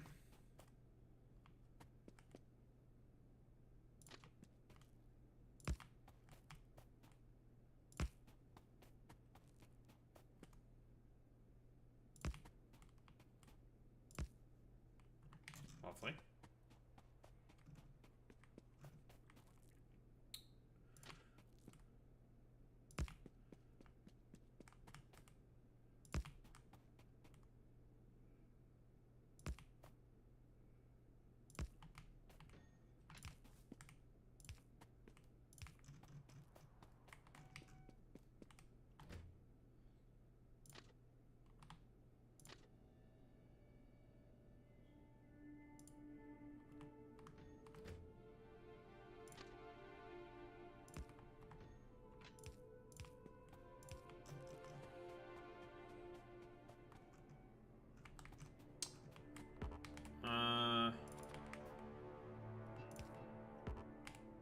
Two pumps.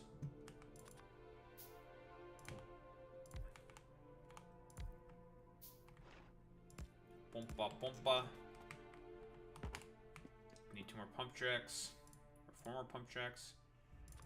Exactly enough material to make 4 pump jacks. Let's go. I totally intended to do that. Cappuccino, frappuccino, rappuccino, frappuccino, rappuccino, frappuccino, rappuccino.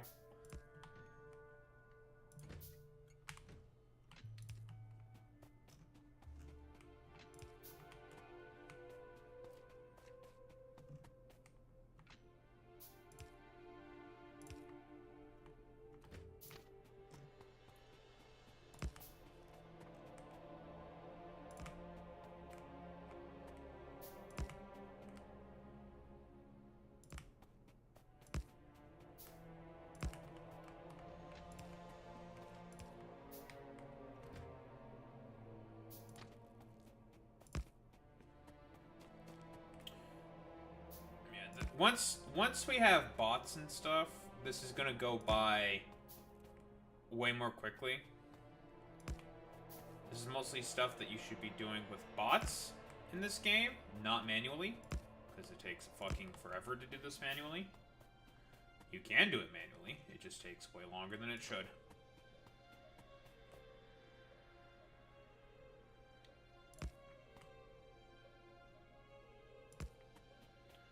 However, for the time being, it works.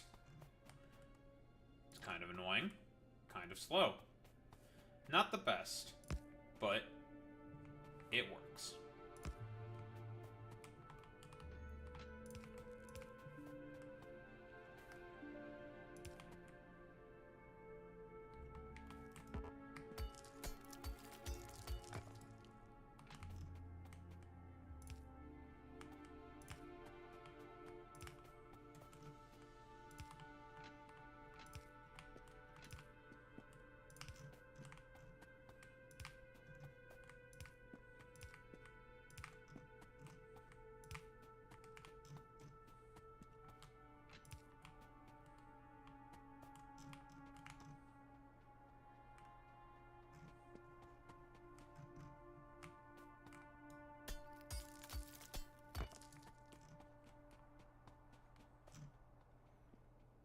Alright, there we go. We have now created the stop.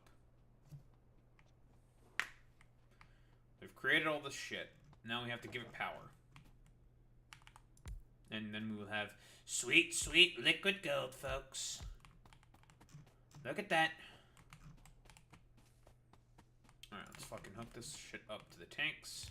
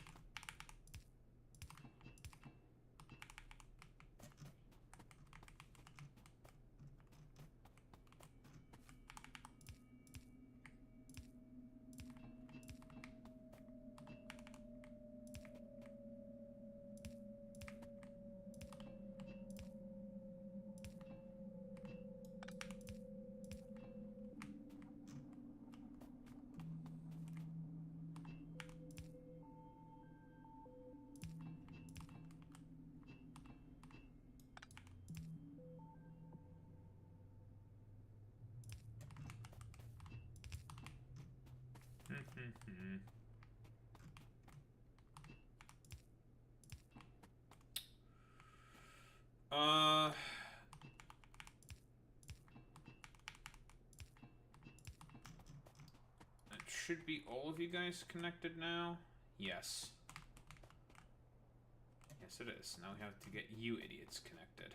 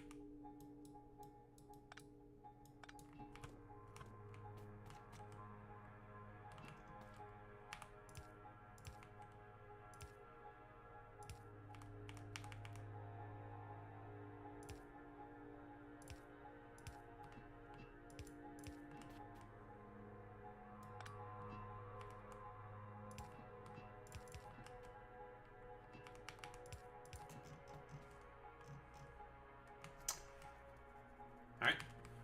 Cool.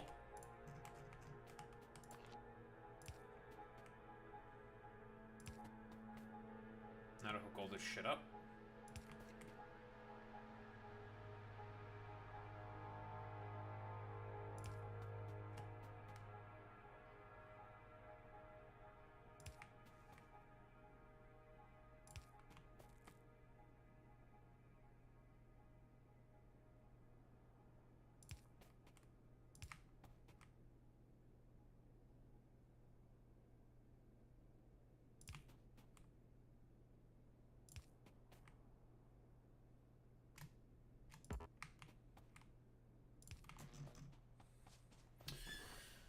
Then we need to go back.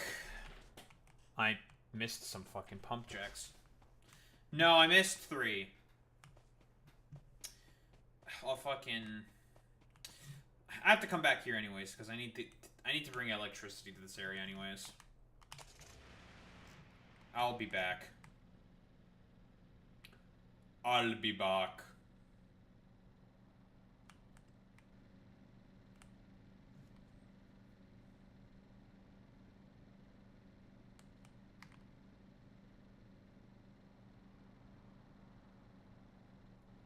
But yes, this is the startings of a potential lovely little train network. Alright, I need a whole fuck ton of you guys, probably. I also need more of you guys. And I managed to bring enough rail. I only have 11 rail left. Look at that.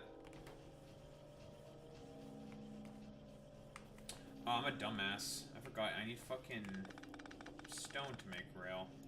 Idiot.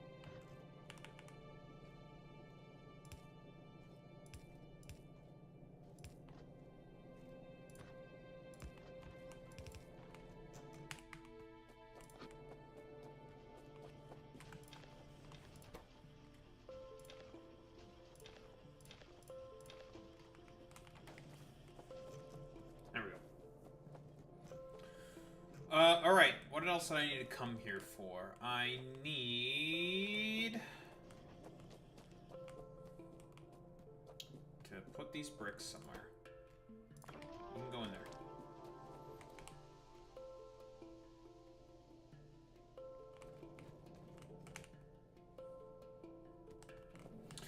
Pump jacks, right. I need more pump jacks, which means I need circuits. Just hand make those. More steel. And gear wheels.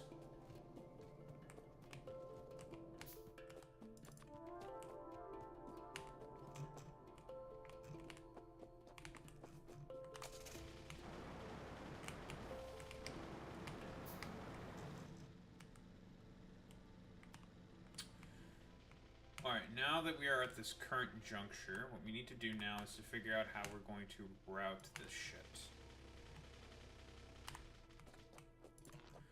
So we're going to do it like this.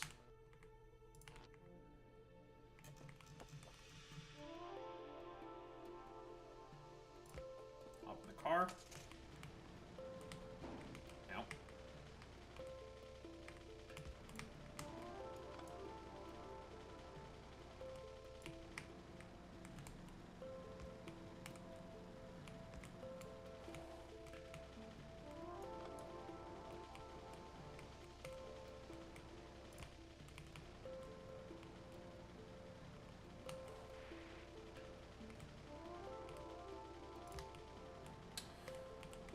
The off-centeredness is gonna fucking kind of trigger me, but whatever.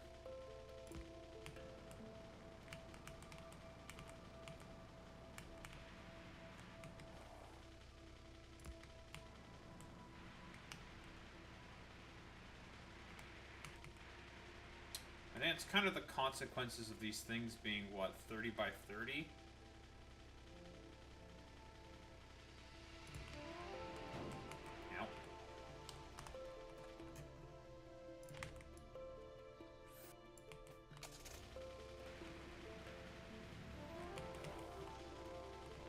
Also, have I ever mentioned that it's kind of scuffed to drive cars in this game? It's kind of scuffed to drive cars in this game. It's kind of scuffed to drive in general in this game. It just feels off.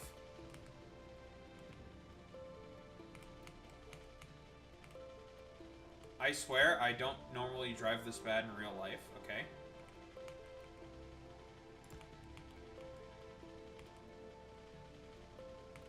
I do believe there is a mod that lets you do that better.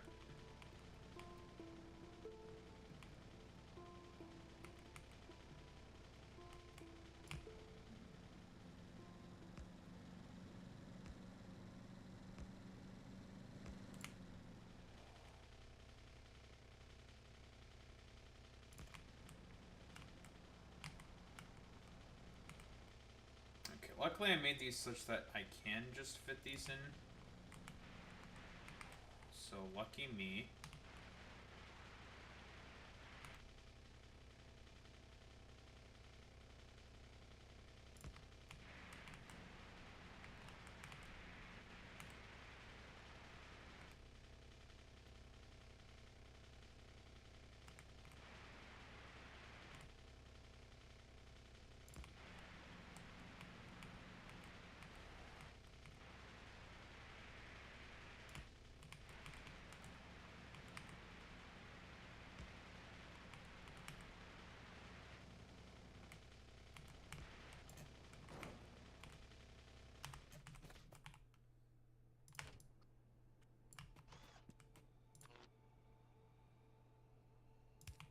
Nice.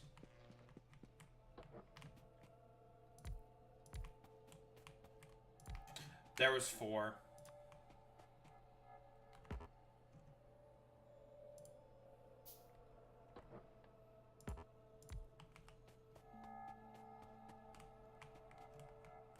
Yes! That is on purpose. It lets you just add more and more trains to the network. And then you're just like, alright, go do your thing. Just depends on where you load them. Or where you put them. So if you need more of a whatever the fuck thing, it'll just go get it. It's very scalable. That's on purpose.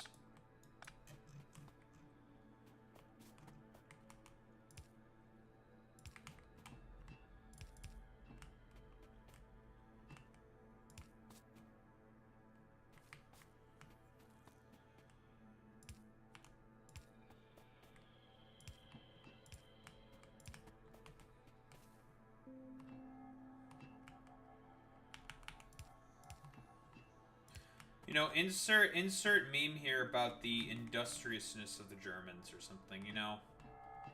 Insert that dumbass fucking stereotype here.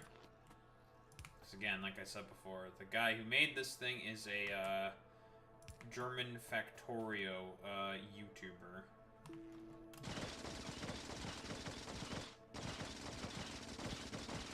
You ever just shoot rocks with a gun?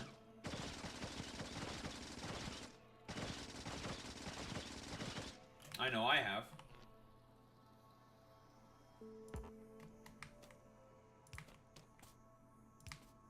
You like jazz?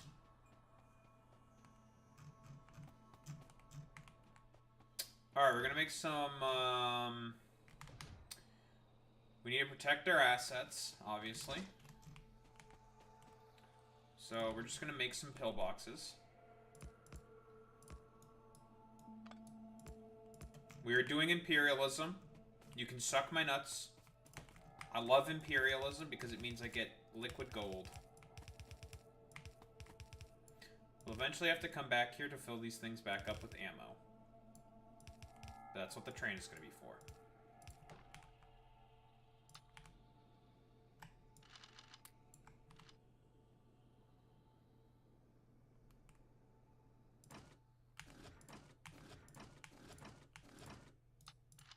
Okay, you don't need that much ammo. Why are you complaining about there not being any ammo? Shut up. There's ammo in there, dumbass.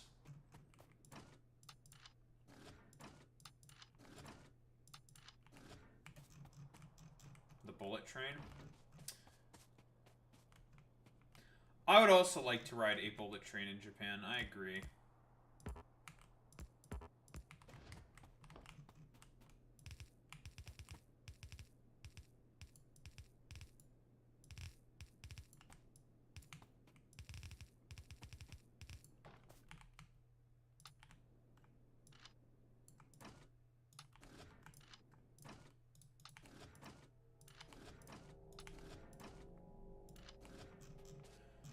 And there we go.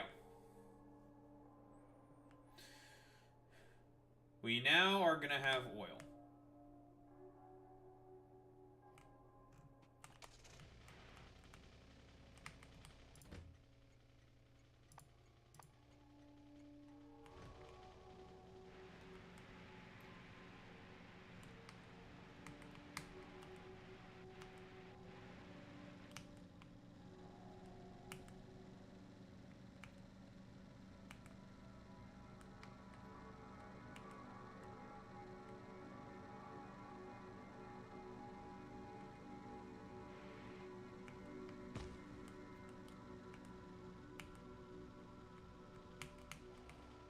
I am building no more of that shit until I get some fucking goddamn bots. Fuck that. Jesus.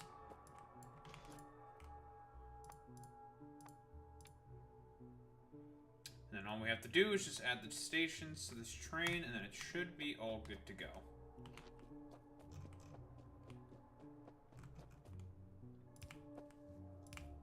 Alright, let's get some damn oil.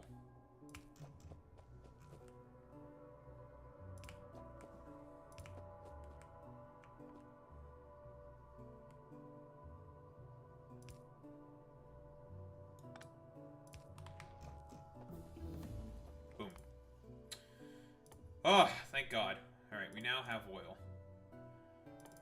Give me sulfur, give me plastics, advanced circuits, chemical science.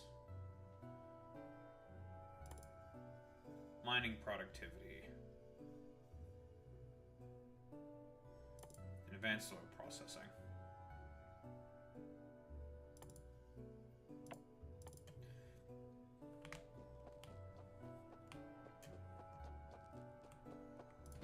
Alright, you.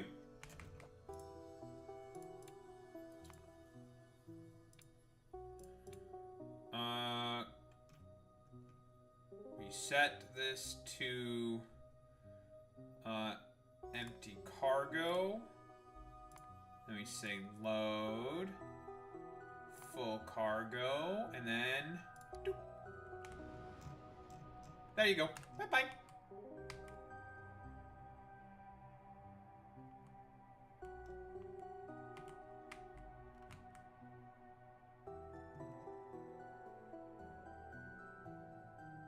Oh, there's another fucking thing over there. I'll hop on the train and come back to get it. Yeah, choo-choo.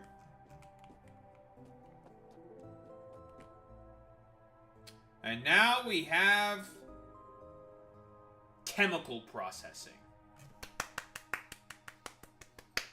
Lovely. Okay, I have to go back there now. Alright.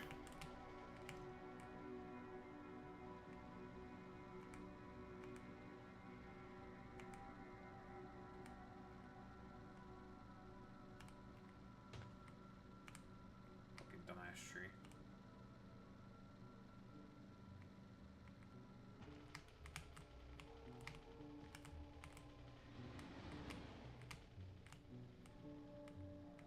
I'm gonna fit in some productivity modules eventually in there.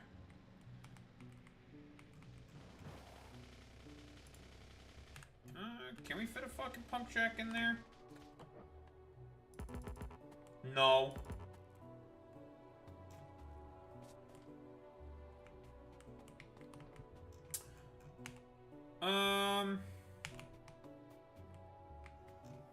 Man, you guys filled up real quick with fucking oil, huh? Jesus. I could probably stick another train in there. Make sure we get more quickly, blah, blah, blah, blah, blah, but for now, don't really need to. Ugh. Lovely. I'm gonna have to come back here with some extra rail to just lengthen this just a teeny tiny little bit. Just a teeny tiny little bit. Just a little bit. Just a teeny tiny little bit. So we can also get that final pump right there. That'll be a later problem.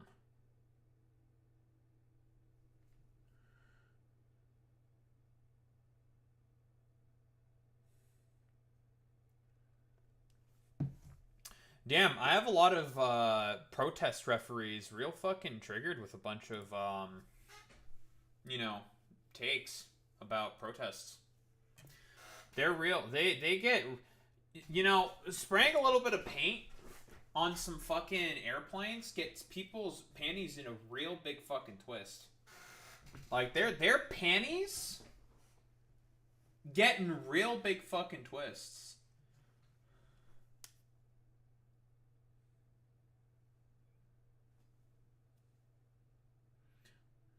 Well, I mean, if they're British, I could say that their knickers are in a twist, right? Because that's what they call pants, right? Or slacks. But damn, they really get their panties in a twist.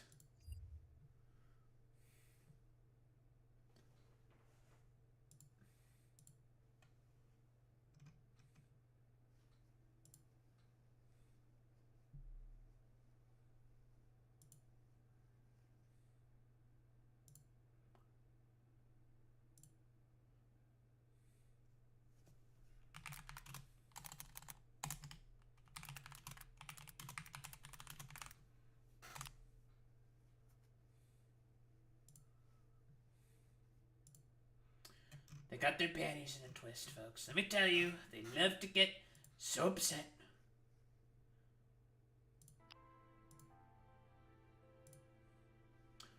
We got oil now. Hooray! Took a while because, again, we don't have bots. Like I said before, if we had bots, being able to build that shit would take nowhere near as much time as it does. But it's the start. It's the starting of a very scalable train network.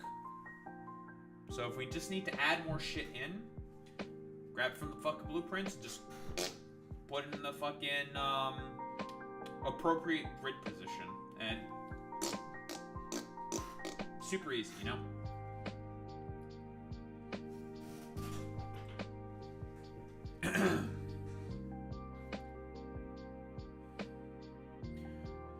Alright, I'm gonna grab some water. We're gonna do some yaps.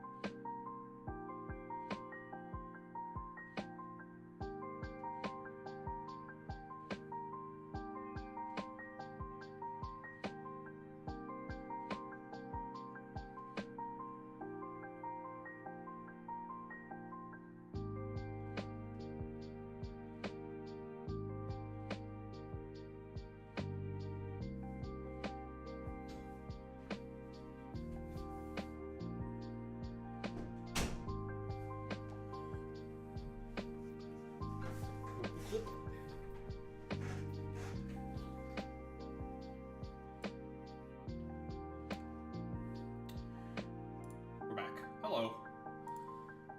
I have returned from Doom. You know, I do find it really funny that that man Andrew Cuomo is trying to make a comeback.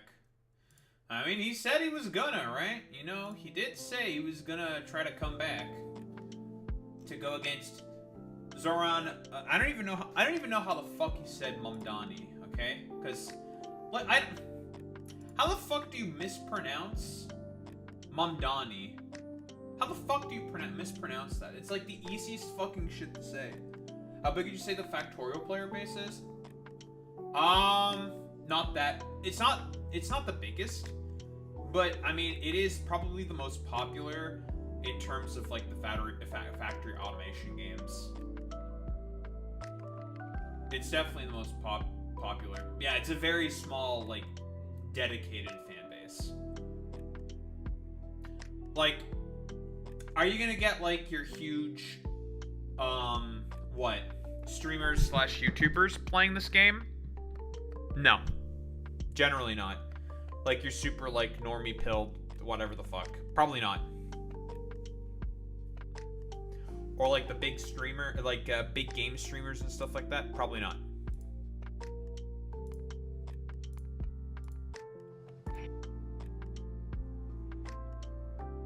But there's definitely a pretty dedicated fan base. Like, let's be honest here. Not most people... Most people are not...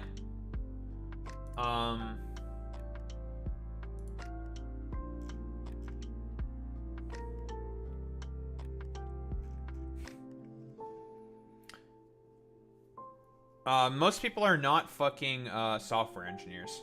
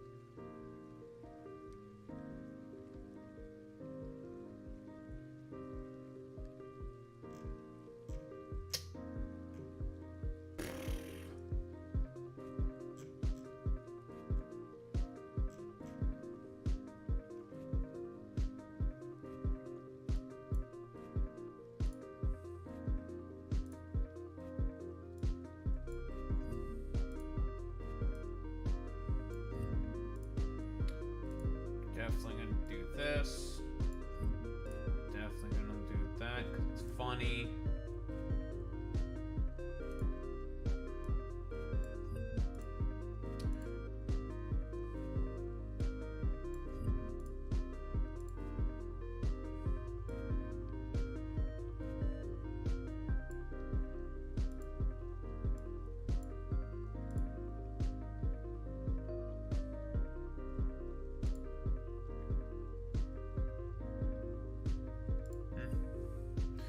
Get rid of that.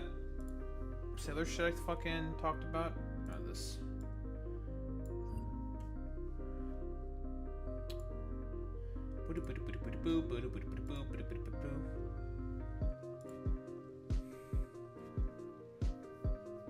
Oh, Boy Meets Mini. They, like, 2.0 for Factorio just came out. And 2.0 alone is gonna have people playing for fucking, like, a really long time. Like, 2.0 has not been out for that long. And it's... people are broadly saying it's just like, yeah, it's, like, the best... One of the best fucking updates that has ever come out in, like, forever. Like... It's like no hyperbole, no cap, right?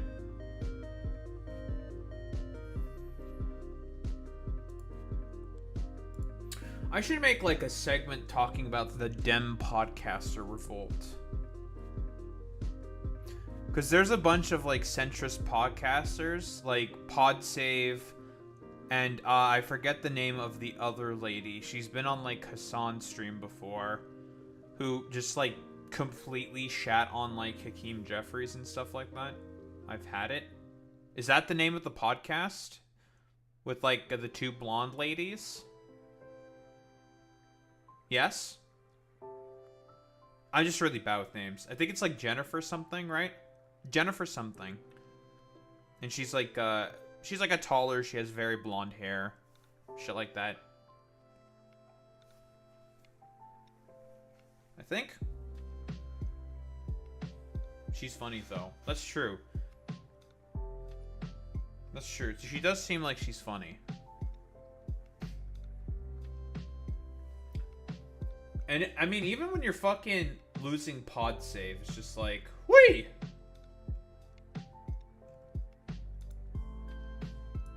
Like, you're losing pod save, bro. Pod save! I think this is pod save America. I'm not sure. Like, you know it's bad, dude. You know?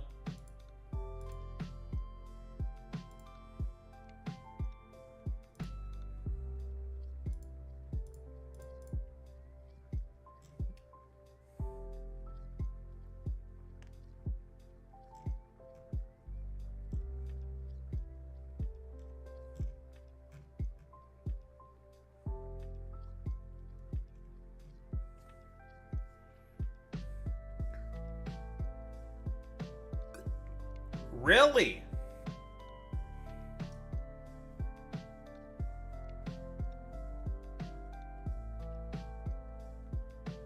Comparable to what? To Rogan and Bongino?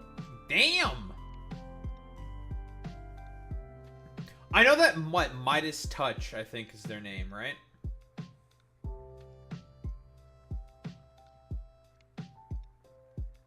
Oh, you wonder. Oh, okay. Hey, Durandi, how's it going, bud? Yeah, we got a Dutchman here. Lots of Europeans in my community. We love that. Yeah, listen, fucking... don't fucking talk about colonization. Well, it's more imperial expansion when it mostly comes to fucking... Romania, but get the fuck out of here, okay? We've already had to deal with that bullshit for about 400 fucking years, okay? Our economy is on the up and up, alright? Here, chump. Fucking TikTok? What the hell is this? Oh, I've heard of these from Not Just Bikes. Like, these, like, tiny... fucking like these tiny little dumbass fucking cars, one thing cars. I think we're starting to get some of these also in I'm starting to see these in Canada as well. I saw one in like when I was like walking out and about by like one of the churches that's nearby, because there's like a residential area right by, also like by the church and shit, one of the bigger churches, I think. Bigger churches, I don't think it's like accurate to say. It's a church. And there's like this guy who had like a little fucking whatever fuck shit. Oh, also, Boy Meets Minnie, are you speaking Dutch? You being racist in the chat?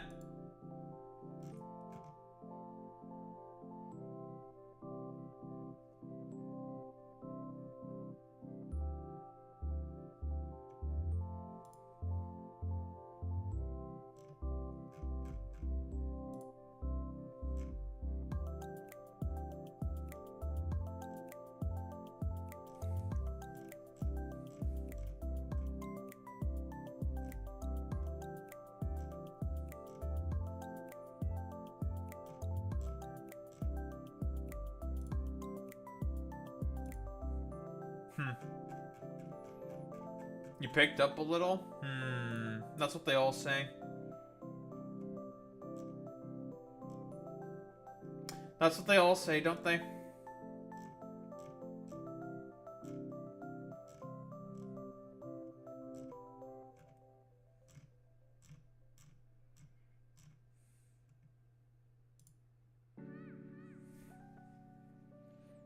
How the fuck did I get the scratch here on my fucking goddamn arm, dude? I don't understand. Yeah, whatever.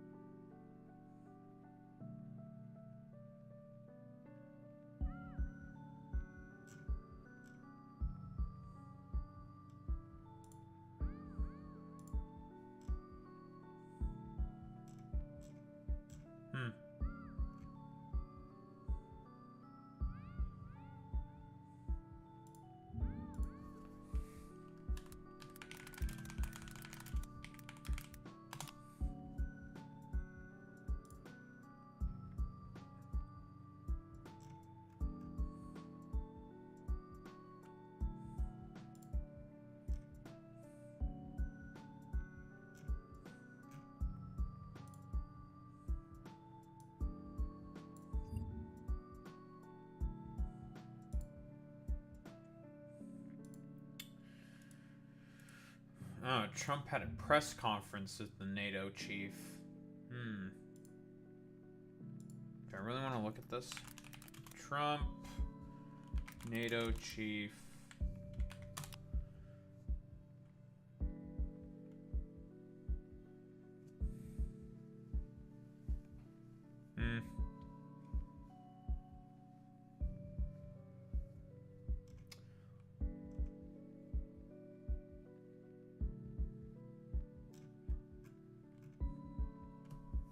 They talk of anything interesting. Each other before.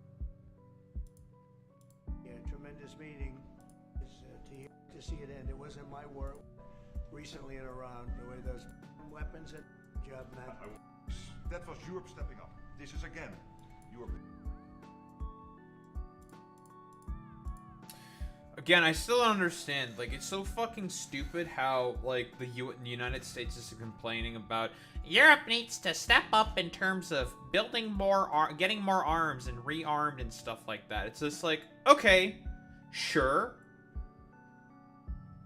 But, like, more than the US? Step up, sure. But to about the same amount as the US? That's fucking stupid. The US has a stronger economy, about two times the stronger the economy than the European Union. There is no fucking point in doing this at all. It's just very fucking strange. Like, there is no fucking point for Europe having to be the main people that fucking have to stand up. Like, who the fuck cares? Like, did they need to like invest more? Sure. But honestly, like, I see I've talked about this before, but like having to fucking invest in more and more and more into defense, having to fucking have to invest more in defense in relative times of peace. What kind of signal does that send, right? There's gonna be a fucking fight around the corner or something. That's not a good thing. It's a bad thing. But America just wants to do this to outsource, like, imperialism to the fucking European Unions because they want to, like, take a step back.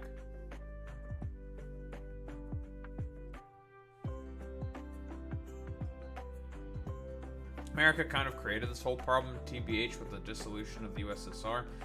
That was not really like, the dissolution of the USSR was inevitable. It was always going to fucking happen. That system was inherently unstable, right? Like, and what happened in Russia is, like, is a byproduct of what capitalist oligarchic forces basically, well, doing the shock therapy stuff. And instead of, you know, the West sort of extending a hand and integrating the Russians more into the Western sort of sphere, which is what they should have done, they decided to exploit the Russians. That's what fucking happened. Instead of teaching the Russians, being able to give the Russians what good civic society can mean. Yeah, exactly. That's the same position Vosh has, and I agree with him on that. It should have been a Russia Marshall Plan, 1,000 fucking %. Then this wouldn't have been a problem. This would have been, like, not only would you have had a great foil for China, like a huge fucking country, huge, like, reserves of military and stuff like that, fucking put them into NATO and stuff like that. Like, geopolitically speaking, it's great strategically for the United States.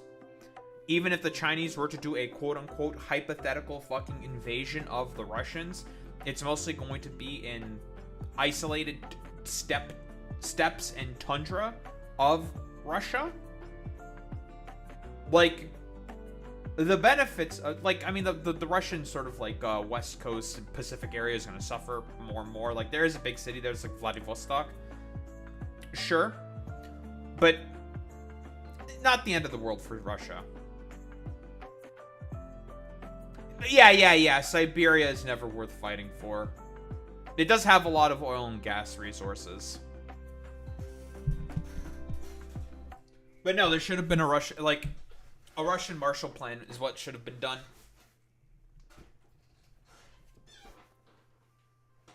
Just integrate the Russians into the Western sphere. Easy. And not only would have that gotten the Russians, it would have also gotten Belarus, Ukraine. Done. It would have been over. Like, done. Easy. But now we're stuck with this bullshit. Like, shock therapy was just a huge, like, as I see it, a huge strategic blunder.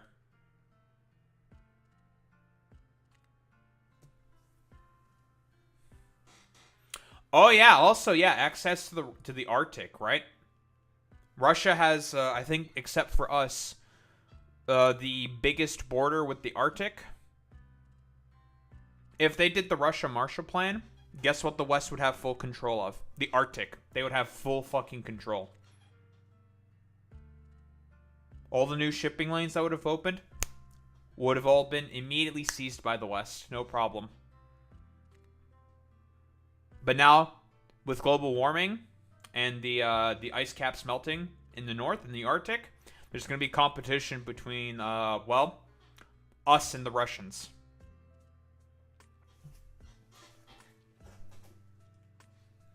Yeah, for sure, because, what? We could have gotten a lot of Russian gas and oil?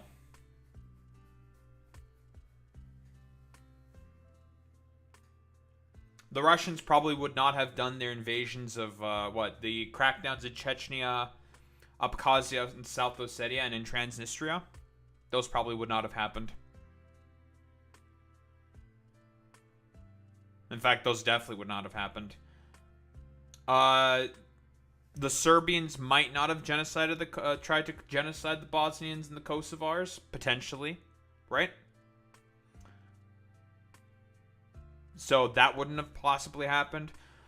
The amount of potential benefits for, like, doing a Russia Marshall Plan and integrating the Russians with the West is just, like,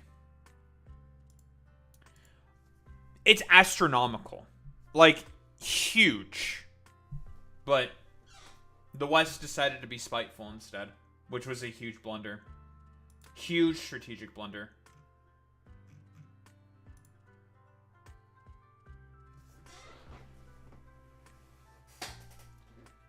And it's not like it would have really costed all that much. Yeah, Pepe hands. It's like, now we're stuck with this bullshit. Far-right oligarchy instead.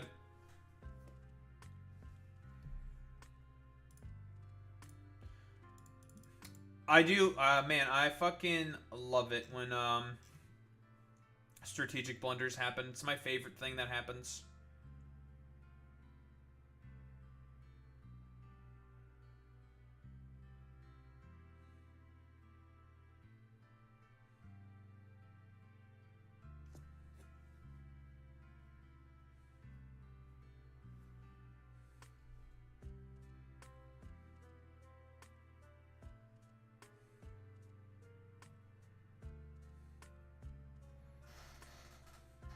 Oh, is that what that says? I didn't Google Translate it. You should not love Canada. Canada is cringe.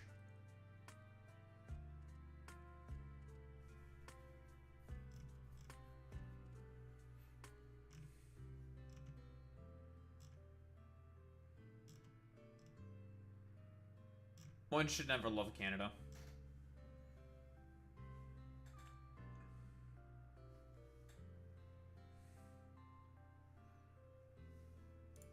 Nah, Quebec is also pretty fucking ass. The cities are fine.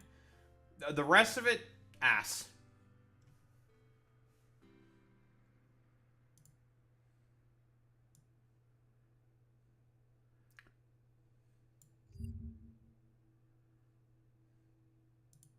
Quebec and Vancouver are the best parts. Meh?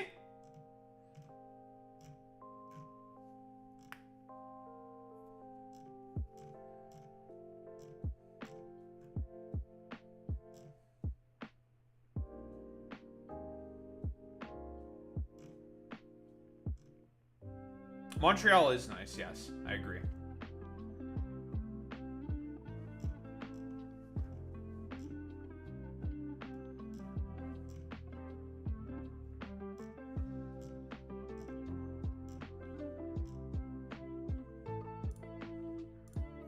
That I can agree with.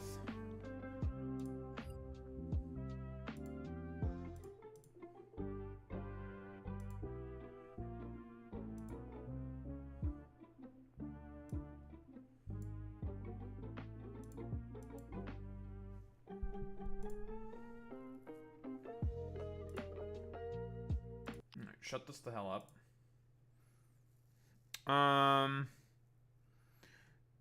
Need Reaction Anderson. It's our favorite guy.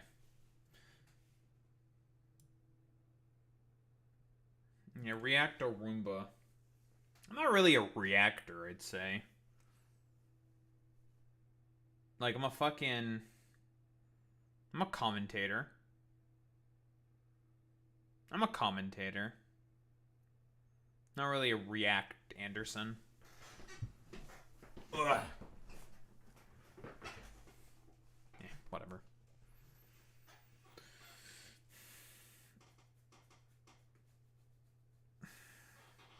You know, I'm liking these, like, little segments that I'm doing where I see a thing on Twitter pop up of, like, a clip of some dumbass shit, and I just yap about it.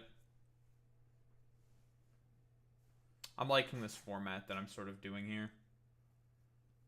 Because if it's, like, too long, I can make a short video out of it and still post the short video on, like, TikToks and shit. Right? Or I can just make shorts out of it as well. Very, very flexible. Gives me a lot of potential things I can do, you know? Does it broadly make sense what I'm saying? We love short form content, don't we, folks?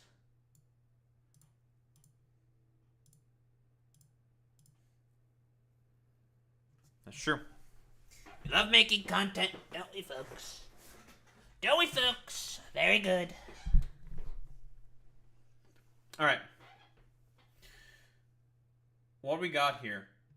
Beauty is their whole selling point. Oh, is he fucking doing the whole, I don't know, like, women market value, whatever the fuck thing kind of nonsense? Saying, like, dude, if a woman hits the wall, gets to 30, she's hit the wall or some shit. Alright, what do we got here? Dudes? Well, this is something that happens primarily to women. Like, obviously things like this happen to men and women, but this is definitely something where it's like 95, 98% of like this type of dynamic is experienced by women. Men age better? Well, men's value isn't necessarily only like, I would say, like, if you're thinking about like, if you're trying to compliment a man, I think that attractiveness or appearance might be in your top 3. If you're trying to compliment a woman, attractiveness and appearance is probably your top 3. That's just how it is. So that's the difference. Like, is that always the case? I mean, it's very dependent on the person. Like, okay, think of it this way. Completely just ugly, conventionally, like, unattractive woman in terms of, like, I don't know, American sort of Western beauty standards, like, snaggletooth teeth, is fat as fuck or some shit, right? Like, just, you can, like, picture in your head, like, country blumpkin sort of thing, right? Some men are still going to be attracted to that, okay? That's not how that works, right? Like, it's the thing with the Ibs video we've seen before, like the sort of, and I don't know if I 100% agree with this, the sort of like, I don't know, biological sort of instinct, not instinct, the biology for like women to be able to easily get like a partner. I don't know if I 100% agree with it. That's a whole other like question sort of a thing. Whatever, I don't really give a shit about that. The idea that like, you know, quote unquote men will just like sort of stick it into anything is kind of a thing that that exists. Like, that's not like a ridiculous sort of like hyperbole thing. Like, listen, different strokes for different folks, right?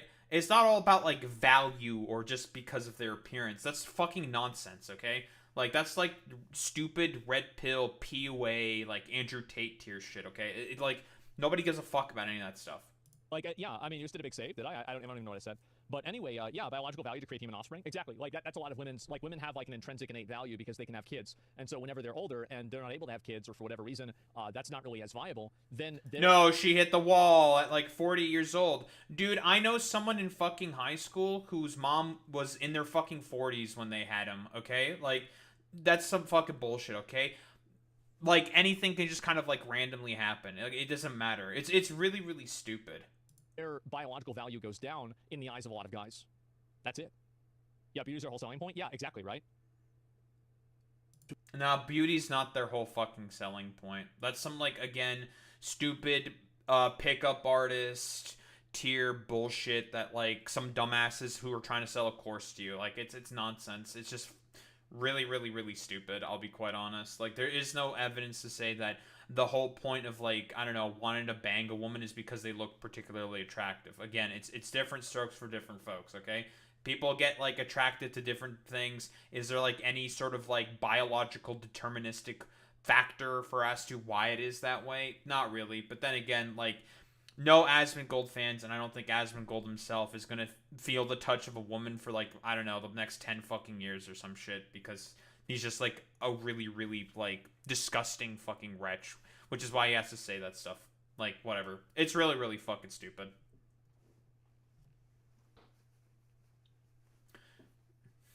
Yeah, A/Arrow people are more attractive to personality and trust, or attracted to personality and trust. Yeah, exactly. Yeah, like, to say that beauty is the whole point is stupid. Like, that's fucking dumb, okay? That's just not how it is. It's all difficult, complicated subconscious factors for certain people, right? It's all fucking in subconscious. So trying to, like, ascribe something to it is fucking dumb.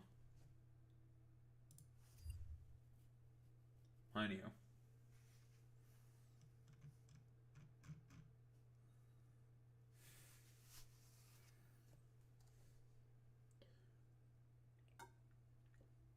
Oh, yeah. Did you see my post on Blue Sky about this Boy Meets Mini?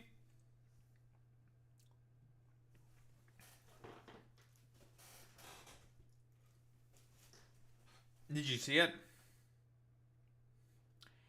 He's trying so hard to recreate Misa Misa. It's Misa Amane from fucking Death Note. That's literally who this is. It's Misa Amane. It's Misa Misa. 1000%. Okay? Like, no, you don't have to say anything else. It's Misa Misa.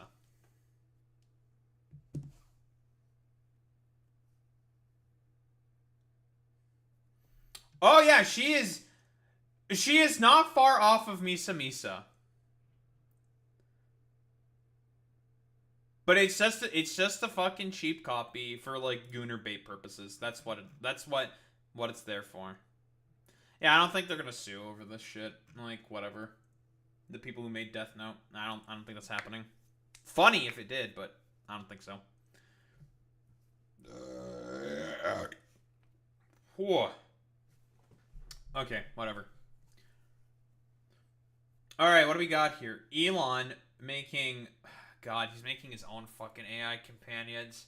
I already talked about how these things are, like, what? Basically, like, the potential death of fucking society. These complete demons. Like, 14-year-olds have killed themselves because of, I don't know, these fucking AI fucking companions or whatever. That's complete nonsense. And, bro, like, what the fuck is this, man? Elon...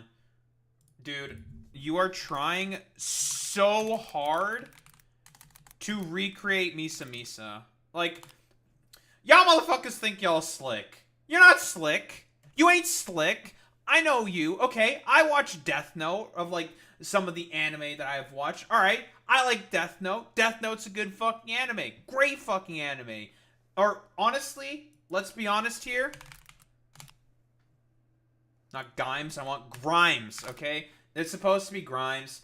Grimes the Misa Misa analog, okay? He misses his fucking former wife, alright? He just misses his fucking wife. He wants his fucking waifu for lifeu to come back. His eccentric, I don't know, lesbian pandering fucking wife, okay? That's what it fucking is. He's just upset that they got divorced, alright? Which is why he's making his, like, stupid ass fucking Gooner bot, okay? Don't fucking listen, Elon, don't fucking don't try to run away from this bullshit, okay? I know you want Misa Misa, alright?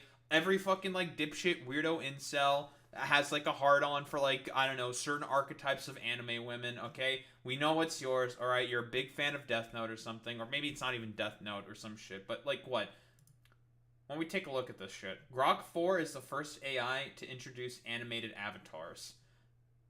You can have your personal anime girl companion. Alright, what the fuck is this? Tail swinging, totally wrapped up in this cozy moment with you. What's got you so excited to say hi, babe? May it? Maybe this is like Elon's attempt at trying to debut like a VTube model, you know? This is how VTuber Elon comes out, basically, you know? This is his model, you know?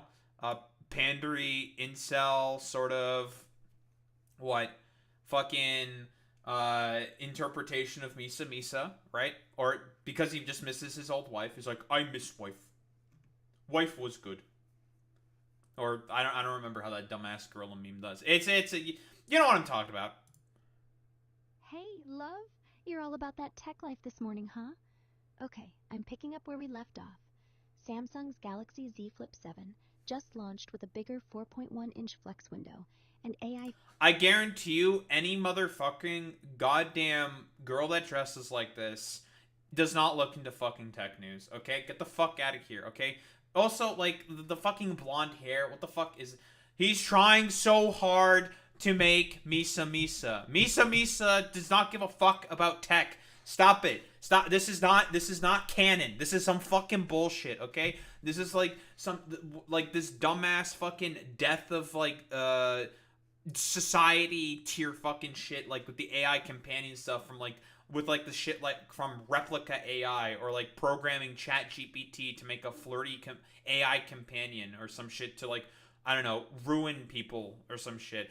Yeah, I agree, Boy Meets Mini. Yeah, Blade Runner 2049 should be compulsory in high school. Yeah, you know what? I've had that book on my fucking reading list for a while. I'm gonna fucking grab that fucking book. Because this is what this fucking shit purely is, okay? Death of all human sociality and sort of like ability to try to create interaction, okay? Because we all know why these like stupid tech oligarch dipshits are doing stuff like this, okay? They are trying to make shit like this simply due to the fact that, whoa, if people are able to sort of socialize and interact with one another, okay? This is a bit of fucking sociology for you dumbasses, alright? Very, very easy, alright? It makes it such that the proletariat can talk with one another and sort of like learn from one another. Why do you think like suburbanization got implemented after, like very soon after the New Deal, the successes of like American fucking socialists and communists, right?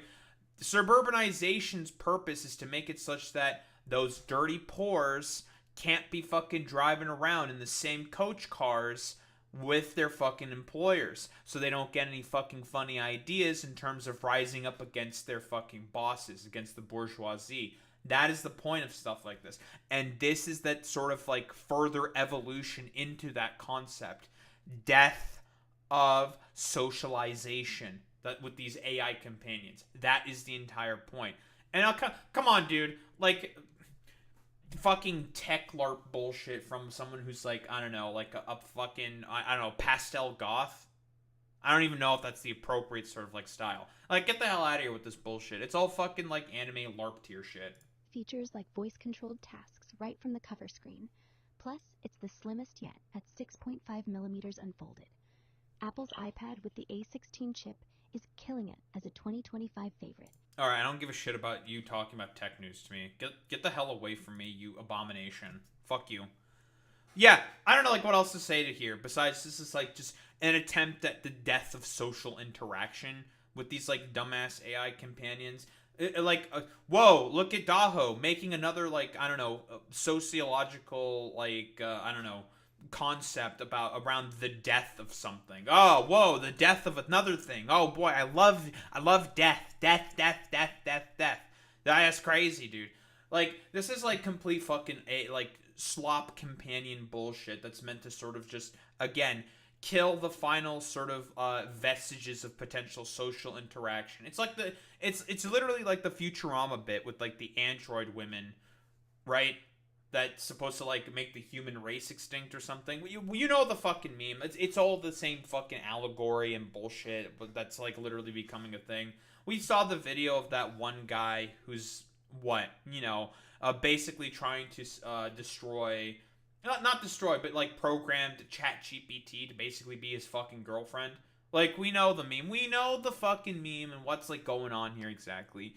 It's all about the sort of catalyzation and sort of the killing off of the final forms of like social interaction, and that is people's ability to have social interaction over their phone via social media, to basically have like their AI companion girlfriend like try to suck all time away, in time immemorial away from them. So then, you know, they go to their work, do they fucking slop work job, and then come back home to their AI companion girlfriend and just like waste away and wallow away in nothingness till the end of fucking time. Like, that's what this shit purely is. It is the attempted fully killing off of human social interaction, alright?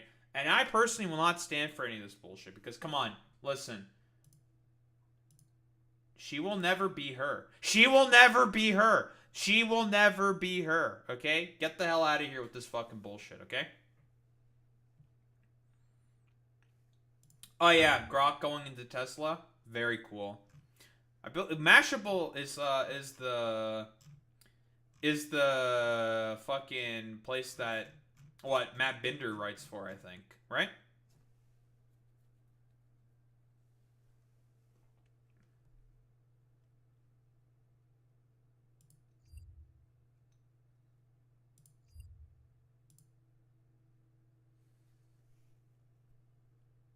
Yeah, I'm pretty sure that's where Matt Binder writes.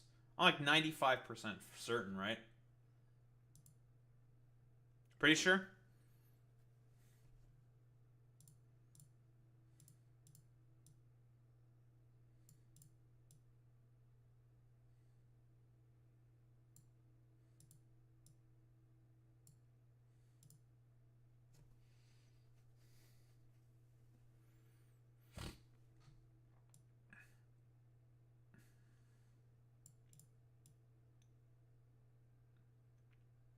Readjust all this stuff. There we go. Very cool. Very good, folks, let me tell you.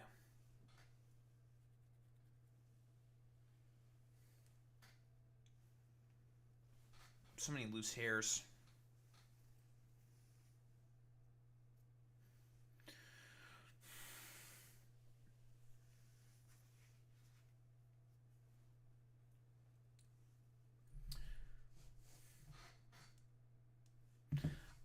All right, what do we got here? Cuomo with an announcement of sorts. Are we gonna have to teach the elderly Italian man that sometimes no means no? I'm spoiling a little bit, but let's just get into the video. Hello, I'm Andrew Cuomo. And unless you've been living under a rock, you probably know that the Democratic primary did not go the way I had hoped. To the 440,000 New Yorkers who voted for me, a sincere thank you. Thank you for believing in me, in my agenda, and in my experience. And I am truly sorry. Buddy, your fucking agenda was literally, okay, how can I pledge more to Israel? All I care about is Israel. Israel, Israel, Israel, Israel, Israel. And it's just like, dude, you are running for a mayoral seat. You are running for a municipal position. Why are you talking so much about fucking Israel? Like, why? Isn't this motherfucker also on the team for the ICC? Like, the U.S. representative for the ICC to defend the Israelis? I don't know why they chose fucking Andrew Cuomo of all fucking people. I don't know, like, I guess if you, like, suck the cock hard enough of the, I don't know, Israeli state, then they'll just be like, oh, yeah, totally, we're gonna have you defend us. Was Andrew Cuomo even a lawyer? Was he? Was Andrew Cuomo a lawyer? He was. American lawyer and politician. That's why they're putting him on the ICC? That is really, really fucking goofy. Yeah, dude. He's gonna do a great job, I don't know, trying to explain away all the dumbass TikTok videos that the IDF soldiers are making in the homes of Palestinian people when they were, like, gallivanting about I don't know, putting like women's underwear on their head and being like stupid, obnoxious little fucking freaks doing little fucking Fortnite dances. Yeah, sure, man. Sorry that I let you down. But as my grandfather used to say, when you get knocked down, learn the lesson and pick yourself back up and get in the game, and that is what I'm going to do. The fight to save our city isn't over. Only 13% of New Yorkers voted in the June primary.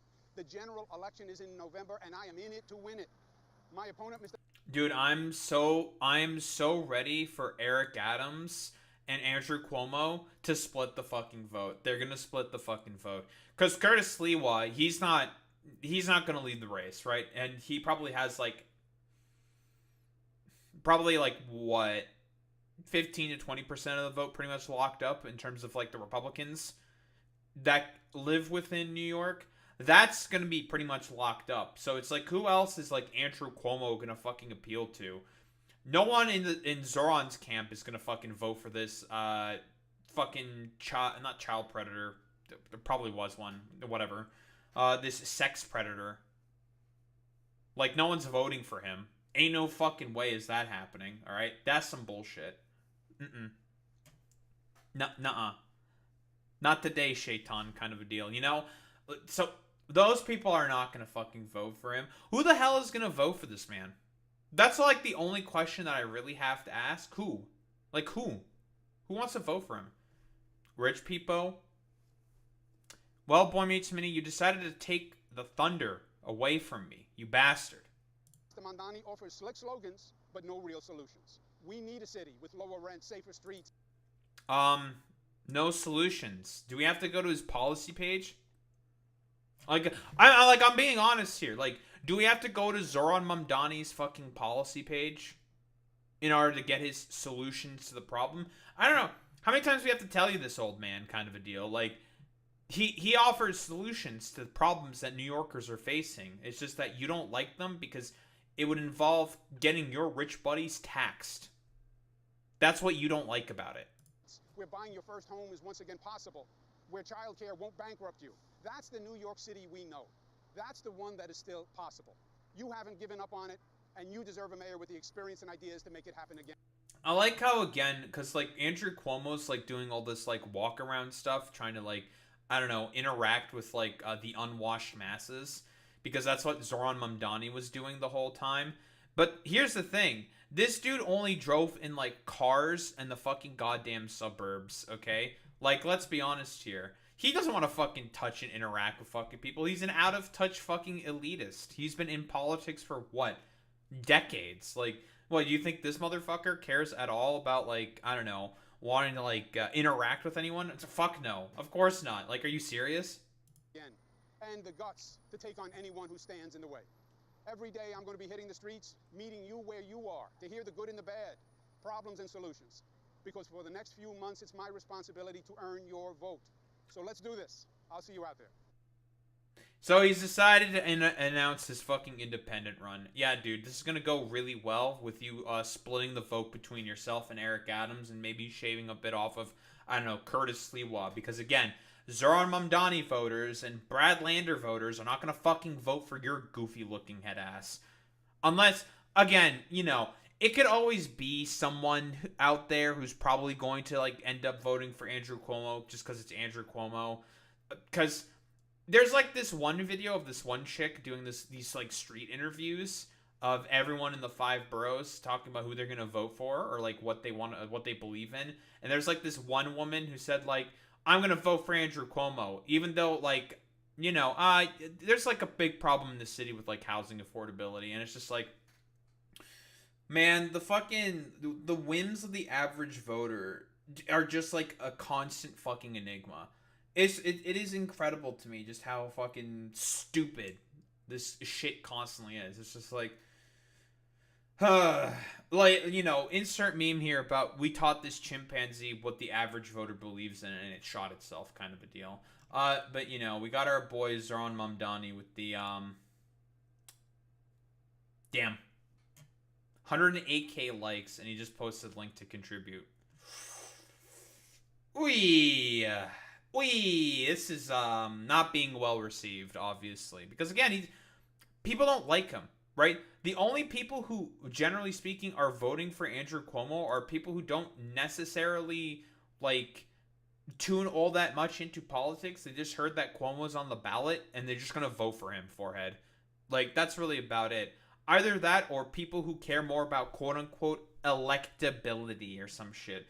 I think even in like some of the like all of the fucking projections that have been done, it's still a very high chance that Zoran Mamdani is probably going to win this. Like, it's not 100% locked in for Zoran Mamdani, okay? Like, never say fucking never. The centrist Voltron that, I don't know, like, can be assembled by the DNC can always just randomly happen. Who really knows exactly? There's always some, like, random bullshit that can always just all of a sudden just be like, whoa! Ta-da! Look, get the Voltron! Woo! And trying to, like, destroy Zoran Mamdani. But, like, I don't really know.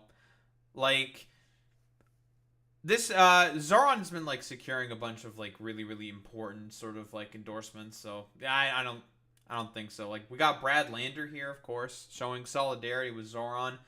Democratic Party did not go the way I had hoped either, but unlike Andrew Cuomo, I'm capable of listening to New Yorkers. Also, I like to think I got a little better at making videos as the campaign progressed. Help Zoran Mamdani crush Andrew Cuomo a second time. This is what we like seeing.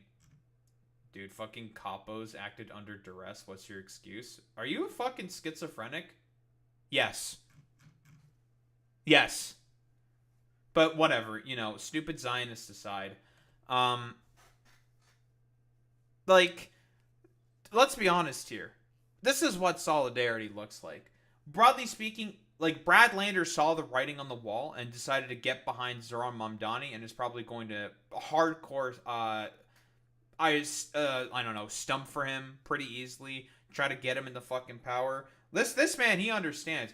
And I've said this before about Brad Lander.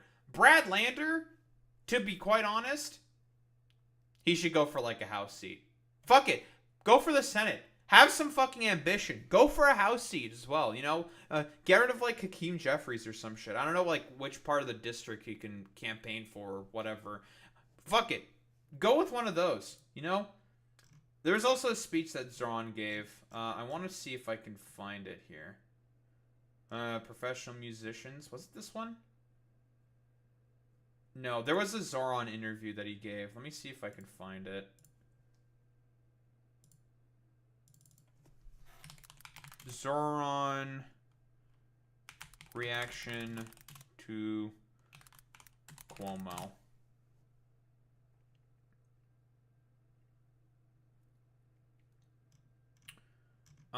Where is it? There's a video around here somewhere for it.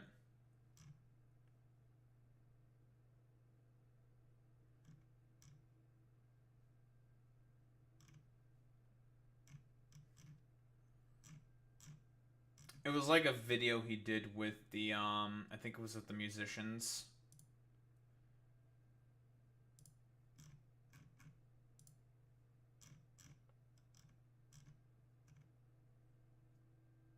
Oh, here we go. Let's see. What does our man Zoran have to say about all this stuff? I welcome everyone to this race, and I am as confident as I have been since 3 weeks ago on primary night when we faced Andrew Cuomo then and won that race by more than 12 points. True. The most votes of any Democratic nominee in New York City primary history.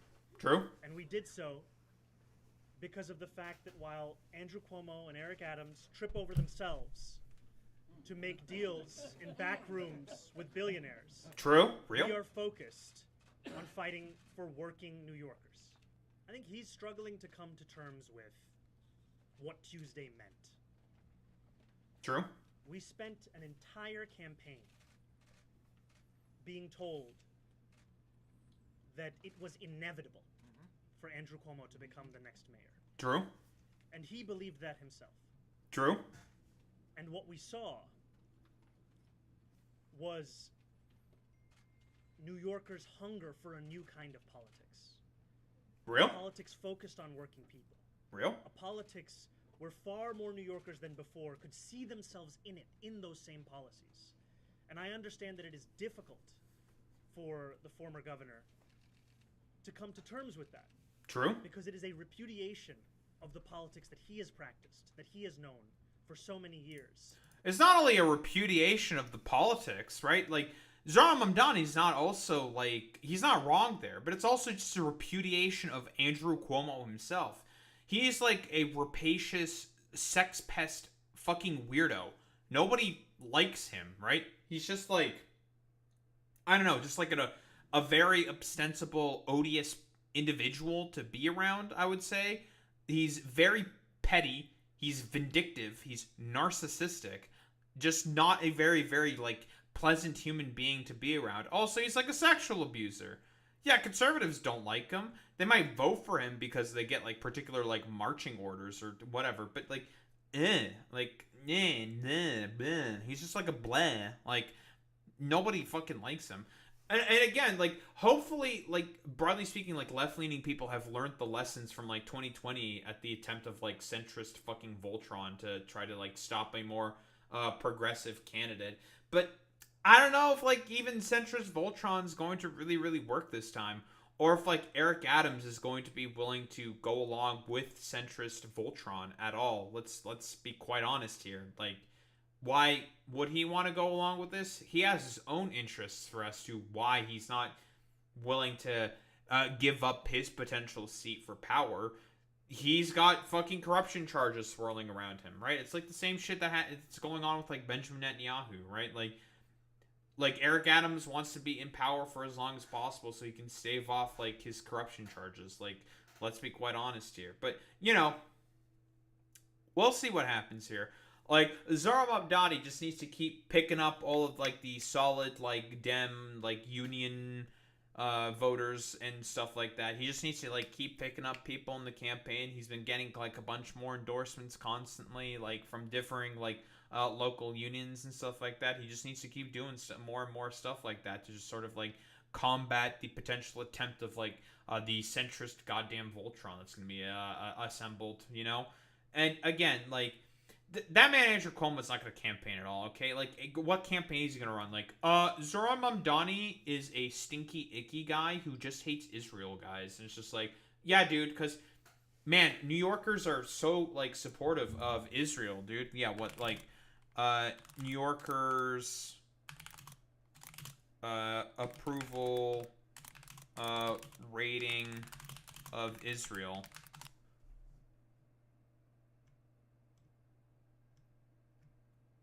How Democrats in the most Jewish city in America, what? Embrace a critic of Israel for New York mayor? Guys, it's almost as if people really do not like Israel and the actions of fucking goddamn Israel. Who would have thought? Even from a Canadian rag, it's crazy. Who would have thought? But that's cool. Very, very cool. He will not be elected as our next mayor? Oh yeah, dude, some, like, stupid, dumbass, annoying rabbi who's a rabid fucking loser, probably for Israel or some shit. Yeah, dude, whatever. Like, do we need to, like, look at the overall, like, democratic approval rating of Israel? It's not good, dude. 33% of Democrats have a favorable view of Israel, and that's in, well, the 26th of February is at 33% approval rating. Yikes. Crazy. This is a March Gallup poll. Democrats' approval of, like, of Israel, right? It's been going down. This is general, of course. We use Control F, Democrats. Republicans are more likely to view than Democrats to view Israel favorably. 33%. Woof. Very, very cool. People do not like Israel. Considering the fact that there is more and more videos that come out constantly from there about how they're just, like, constantly killing Palestinians, just doing a current siege in Gaza, starving them out, emaciating them, and just, like, doing the general worst, like, humanitarian crimes on the fucking planet. Yeah, I wonder why people don't like Israel all that much. I couldn't really think of anything, guys. Who would have thought? killing aid workers, journalists. Israel loves that kind of shit. So, that's cool. And it is that same politics that we are turning the page on. Okay, cool. Lovely, fantastic. So, yeah, as expected, of course, I guess this was the inevitable sort of thing that was always going to happen, that Andrew Cuomo was going to come back to try to do, like, an independent race, because the Democratic establishment needs to have some fucking loser that they can try to coalesce around, but all he's going to do is just take away from Eric Adams, primarily speaking, right? Let's be quite honest here, because Eric Adams, he's the incumbent. He has no reason to sort of just, like, resign and just instantaneously capitulate. That shit's not fucking happening. No fucking way is that happening. Again, Eric Adams has his own corrupt problems here, and you don't think Andrew Cuomo doesn't have corrupt issues as well with the fucking federal government? He says he's going to be the best one to fight off against Trump. Yeah, right, dude. He has his own DOJ sort of, like, corruption charges. Not corruption charges, but, sexual assault charges, like, swirling around him constantly because of the fact that, well, he's got a bunch of sexual assault allegations against him. And yeah, he is one of, like, Trump's fucking best friends in New York City. Like, so don't give me any of this shit about, like, you're ready to fight against the Trump administration. You're not gonna do shit. He's trying to do also the same slick, whatever the fuck, like, social media videos that Zoran Mamdani is also doing, okay? Like, nah, it's not gonna work. People can just kind of tell that it's all, like, stupid Dem consultancy bullshit, and it's just, like, it's not honest. There's no soul there. Like, no one fucking likes this shit. Like, listen, Cuomo, nobody wants you, buddy. You're just going to make it more difficult for a centrist candidate, for a Democratic establishment candidate to be able to win within New York City. And honestly, great news for Zoran Mamdani, It's just going to make his life potentially even easier to be able to get into power. So, excellent work as always, centrist Democrats, in terms of, like, your just sheer idiotic, belligerence, stupidity, in terms of, making it easier and easier for our boy here, Zoran Mamdani, to potentially win, well, the mayoralship of New York City, one of the cities of all cities. Don't think there's really much else to say besides that.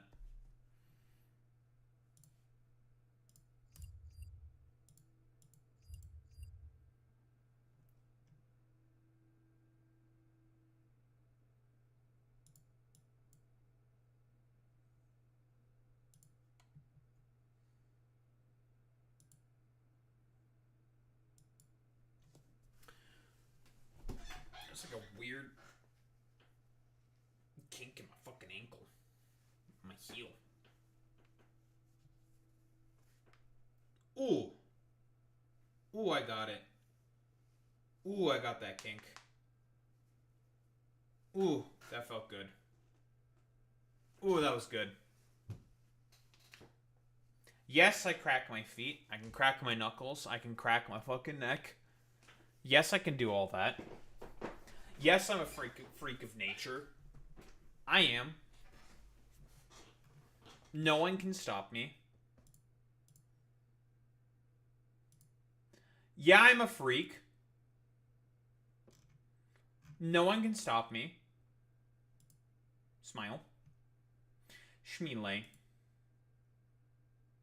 I did not fully get that fucking kink. Nah, that's okay. Not the end of the world.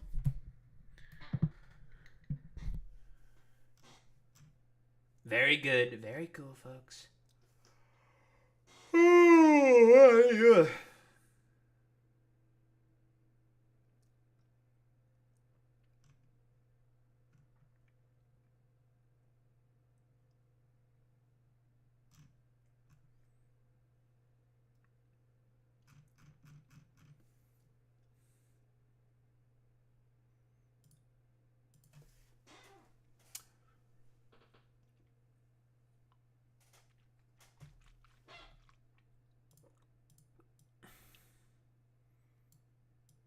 Yeah, I just noticed there's like a hole there.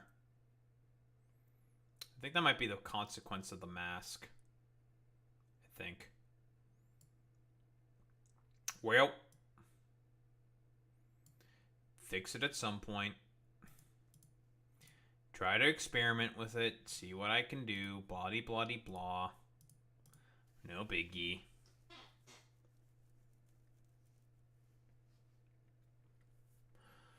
Alright. What do we got here? Some potential good news? Question mark? Ukraine getting weapon shipments again after Trump, like, stopped it and had, as a result of, I don't know, did you say thank you nonsense? The dumbass crash out that happened in the White House for some reason? Mostly because J.D. Vance barely understands anything about what's going on in terms of geopolitics because he just, well, got into politics, like, not that fucking long ago. Yeah, I guess Zelensky doesn't need the suit whatsoever. Hey, damn Republicans, what happened to Zelensky needing the fucking suit? But yeah, what do we got here? In reversal, Trump arms Ukraine. I think it's only with, like, air defense systems, which they've been begging for constantly, that he's forcing the Europeans to buy to, you know, ship them off to the Ukrainians, right? Standard thing that's happened before, but again, like, Trump wants to make it seem like he has, like, no part and wants no part in this war as, like, much as possible and wants to, like, furlough it all onto the Europeans. None of that works. Just very, like, silly and stupid to be doing that, but, you know, whatever. It's sanctions on countries that buy Russian oil. So he's proposed this in the past before, but, like, that's gonna be, like, you're gonna be sanctioning a bunch of fucking countries. Like, India, the Chinese, they're not going to be fucking particularly happy about that. Like, let's be honest here, especially considering the fact it seems like one of the main strategies for the U.S. geopolitically within Asia is to help court the Indians as much as possible so they can act as a foil to the Chinese.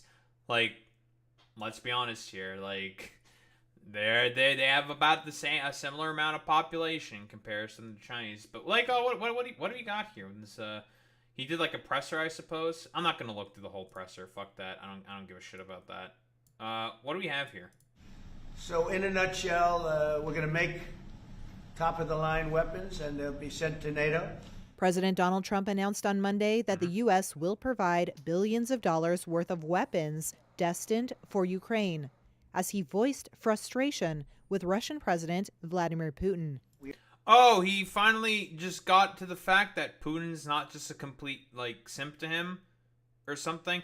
I think, didn't, like, Melania, she was, like, the one who basically was the one who convinced him to finally start sending weapons back to the Ukrainians or some shit, right? That's really funny. That, I guess, like, Slovenian woman was just like, Trump, can you just, like, start sending weapons to these guys again? Because, like, you know, the Russians fucking suck. I don't like them. I hate them. Everybody, broadly speaking, hates them throughout Eastern Europe for a lot of various complicated geopolitical and historical fucking reasons. Like, you know, standard shit like that. You know, the good old East European racism. We love to see it, folks. You're very unhappy, I am, with Russia.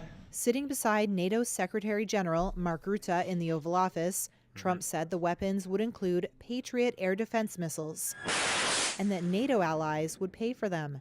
We are going to be sending them weapons and they're going to be paying for it. It's really fucking stupid. Why the fuck do the Europeans have to be the main ones who fucking pay for that shit? It's so... You have the significantly stronger economy and spend way more on defense spending in comparison to the... It's just stupid, dude. Like, you have the better, stronger economy, the way bigger fucking economy to be able to build this stuff and just, like, ship it over. Like, you just don't want to because, I don't know, you just have, like, seemingly still a sympathy for the Russians or some shit. Or, like, maybe that's becoming fraught. It's beginning to fray because, again, you thought, wait, I thought my little pooty poo respected me. I thought he was, like, one of my friends. Why is he treating me like this? I don't understand, folks. And it's just like, Donald, he never respected you. Ever. Putin never gave a shit about you, buddy. He could care less about your dumbass. But, you know, whatever. Just stupid dipshit Mad King stuff as always. Patriot missiles in particular are weapons Ukraine has urgently sought to defend its cities from Russian airstrikes. Trump's True. announcement, greeted with cautious optimism by many Ukrainians, came after Expensive systems, though. Patriots cost a lot of fucking money. Like, their ammunition, I think, like, one Patriot missile is about $4 million or something. It's a lot of fucking money, dude. Ukraine's emergency services got to work extinguishing fires they say were caused by Russian drone strikes overnight. I've been hearing so much talk. It's all talk. It's all talk, and then missiles go into Kiev. Trump on Monday also Again, why are you surprised by that? Dude, Putin never fucking respected you. He tried to butter you up with words to try to, I don't know, like, feel out the waters to see, like, what he could potentially get from you. But you're too much of, like, a bungling buffoon and an idiot, and he's just like, you know what? I don't give a shit anymore. I'm just gonna, like, just do random stuff and just be like, whatever.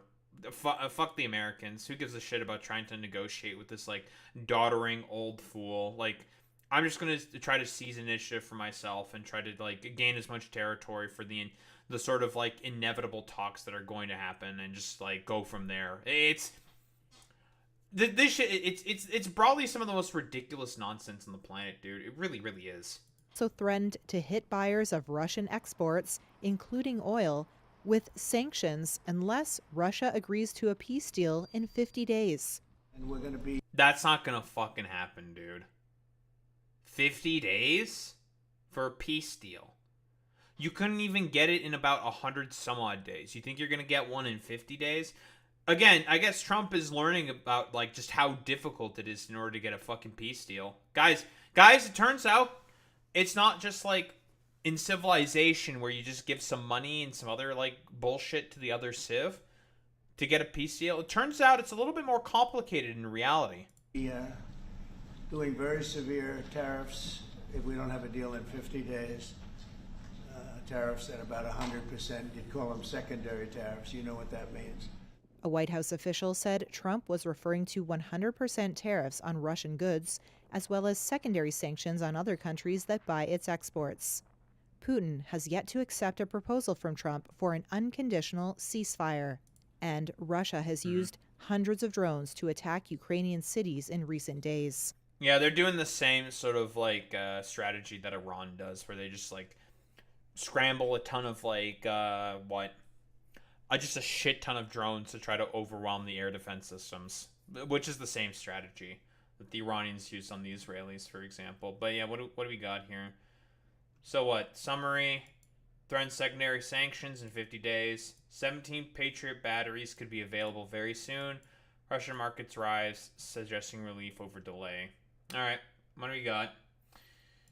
U.S. President Donald Trump announced new weapons for Ukraine on Monday and threatened sanctions on buyers of Russian exports unless Russia agrees to a peace deal. A major policy shift brought on by frustration with Moscow's ongoing attacks on its neighbor. Again, we talked about this. Putin's never respected Trump. Never has. Never will. It's just stupid and dumb for him to think and assume that that was the case. Like I don't know, dude. It's just one of those situations that's, like, so ridiculous, goofy, and silly that it's just like, I don't even know, like, why we're stuck in this situation to begin with. Oh, it's because he's a mad king and he barely understands, like, how anything works. Like, his brain is constantly, like, leaking out of his fucking ears and stuff. It's silly, dude. But Trump's threat of sanctions came with a 50-day grace period, a move that was welcomed by investors in Russia, where the ruble recovered from earlier losses and stock markets rose. Sitting with NATO Secretary General Mark Rutte in the Oval Office, Trump told reporters he was disappointed in Russian President Vladimir Putin that billions of dollars of U.S. weapons would go to Ukraine. Wait, he was disappointed in Russian President in that billion? Oh, okay, that was a little weird. I thought he was disappointed about the billions of dollars of U.S. weapons. Dude, it's like one of your main fucking exports. Listen, you want to make money in America? Okay, just sell a bunch of weapons. Easy stuff. We're gonna make top-of-the-line weapons, and they'll be sent to NATO, Trump said, adding that Washington's NATO allies would pay for them. The weapons would include Patriot air defense missiles Ukraine has urgently sought. It's a full complement with the batteries, Trump said. We're gonna have some come very soon, within days. A couple of the countries that have Patriots are gonna swap over, and will replace the Patriots, the ones they have. Some or all of 17 Patriot batteries ordered by other countries could be sent to Ukraine very quickly, he said. Rutte said Germany, Finland, Denmark, Sweden, Norway, and the United Kingdom, the Netherlands, and Canada all want to be a part of rearming Ukraine. Well, the main problem that the Ukrainians are generally having is partially with just mostly air defense weapons, but I think it's mostly infantry, right?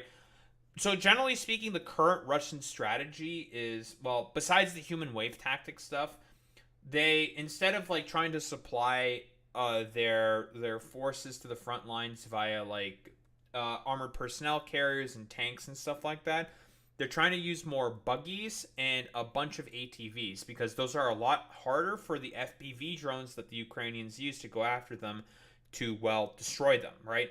And Russian armor is shit. It's shit. It's dog shit, right? Very, very poor quality stuff.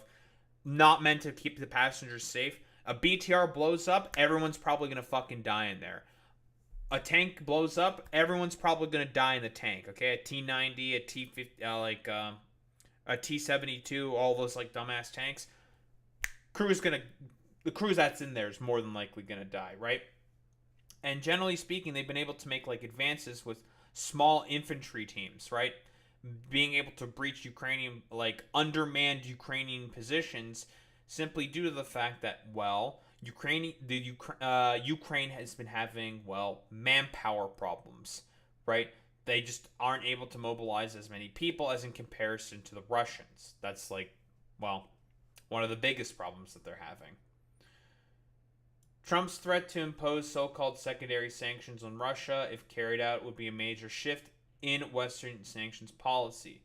Lawmakers from both U.S. political parties are pushing for a bill that would authorize such measures, targeting other countries that buy Russian oil.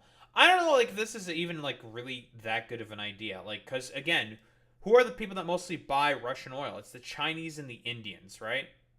Probably the Israelis as well. Wait, we getting some sanctions on Israel? Pause, champ? Sanctions on Israel by the United States? Wait, time out. Wait a minute. This might be a good thing. Holy shit, crazy.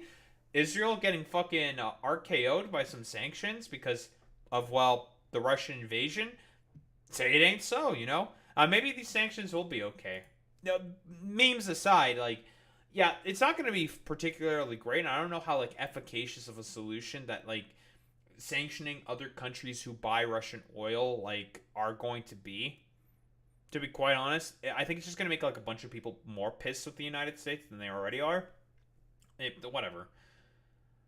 We're going to be doing secondary tariffs, Trump said. If we don't have a deal in 50 days, it's very simple, and they'll be at 100%. A White House official said Trump was referring to 100% tariffs on Russian goods as well as secondary sanctions on other countries that buy its exports. 85 of the 100 U.S. senators are co-sponsoring a bill that would give Trump the authority to impose 500% tariffs, Jesus Christ, on any country that helps Russia. That's going to target specifically China. China has been one of the main sort of reasons for as to why the Russians have been able to sort of build more drones, right? They've been going around the Russian sanctions, giving the Russians a lot more advanced chips in order to be able to build drones, right? Like, that's kind of like the meme, so they could build like more systems and vehicles and missiles and shit like that by the fact that the Chinese are giving them sort of like advanced chips, trying to get like around the fucking sanctions, right? But the chamber's Republican leaders have been waiting for Trump to give them the go-ahead for a vote. In Kiev, people welcomed the announcement, but some remained cautious about Trump's intentions. I am pleased that finally European politicians with their patience and convictions have slightly swayed him to our side, because from the very beginning it was clear that he did not really want to help us, said Denis Boldachuk, a 39-year-old dentist in Kiev. Well, the problem is that Trump is extremely fickle because he's just a mad king and he can just do any random bullshit at any point in time. Like, just because, fuck it, YOLO swag, 420, who cares, kind of a deal, right? Like, nah, Like meh. Artyom Nikolaev, an analyst from the financial information firm Invest Era, said Trump did not go as far as Russian markets had feared. Trump performed below market expectations. He gave 50 days during which the Russian leadership can come up with something and extend the negotiation track. Moreover, Trump likes to postpone and extend such deadlines. This is true. Again, depending on who's in his ear at the last moment, he can just like randomly deviate and change in terms of policy, especially if it's stuff that he really doesn't understand all that much. Let's be honest here. Asked about Trump's remarks, UN Secretary General Antonio Guterres said an immediate ceasefire was needed to pave the way for a political solution, and whatever can contribute to these objectives will, of course, be important if it is done in line with international law. Since returning to the White House promising a quick end to the war, Trump has sought rapprochement. I was having so much trouble with that word, Jesus. With Moscow, speaking several times with Putin. His administration has pulled back from pro-Ukrainian policies such as backing Kiev's membership in NATO and demanding Russia withdraw from all Ukrainian territory. Yeah, because again, his base is sympathetic to the Russians because he's a fascist freak, and he likes the fact that Putin compliments me. He says I'm a good boy. He says I'm one of the best boys, you know? But Putin has yet to accept the proposal from Trump for an unconditional ceasefire, which was quickly endorsed by Kiev. Recent days have seen Russia use hundreds of drones to attack Ukrainian cities. Trump said the shift was motivated by frustration with Putin, who talked about peace but continued to strike Ukrainian cities. Yeah, so he can dupe fucking morons like you. I don't want to say he's an assassin, but he's a tough guy, he said. We actually had probably 4 times the deal. That's a sentence. And then the deal wouldn't happen because bombs would be thrown out that night, and you'd say, we're not making any deals. But again, Trump, he doesn't respect you, right? And they're still technically at war, right? They can still bomb the shit out of each other while negotiations are going on, right? Like, it's really, really fucking stupid. Whatever. Yeah, it's a good point, Boy Meets Mini. So now we're going to send billions making new weapons for Ukraine when he complained about Biden sending weapons. Fucking idiot. Yeah, he's just an idiot, man. Like, it's really, really fucking stupid, man. Last week he said, we got a lot of bullshit thrown at us by Putin. U.S. Senator Jeanne Shaheen, the top Democrat on the Senate Foreign Relations Committee, said Trump's announcement was positive but overdue, and he needed to commit to a sustained flow of security assistance to Ukraine over the long term if he wanted to Putin to negotiate and the war to end. Sure, man. Ukrainian President Volodymyr Zelensky had talks with Trump's envoy Steve Kellogg on Monday. Zelensky said they discussed the path to peace and what we can practically do together to bring it closer, including strengthening Ukraine's air defense, joint production and procurement of defense weapons in collaboration with Europe. An air raid summit was declared in Kiev shortly after Zelensky's talks with Kellogg. Separately on Monday, Zelensky said he would replace his long-serving Prime Minister Denis Shmyhal with Shmyhal's first deputy, Yulia Svyardenko, an economist who played a key role in negotiations between Kiev and Washington on a minerals deal. Her appointment will require parliamentary approval. And then Russia began its, invasion of... blah, blah, blah. They're talking about the, sort of overall shebang shabong that's been going on with the war. Lovely. Very cool. Got an Aaron Rupar clip. What we have here. Why are you giving Putin 50 more days? Well, I've been just really involved in this for not very long. It wasn't an initial focus. This is a Biden war. This is a Democrat war. All right, so the war with the separatists has been going on since 2014. Throughout the entire time of your fucking presidency, you could have done something about this. You did not. You've bragged before about sending Ukrainians weapons. So again, this is about as much your war as it is the Ukrainians or Biden's fucking war in terms of sending weapons. very stupid and dumb. But like for whatever reason, Republicans seem to think that the Russians smelled weakness in the United States because of the fact that, well, you know, of the Afghanistan withdrawal. It's really stupid and dumb because like even after the Afghanistan withdrawal, which you had a hand in making look as disastrous and bungly as possible, because of course that was going to sort of inevitably happen. Like, you're the one who pretty much not leaked, but said what the intentions were going to always be because you wanted to cause a political shitstorm for the next administration.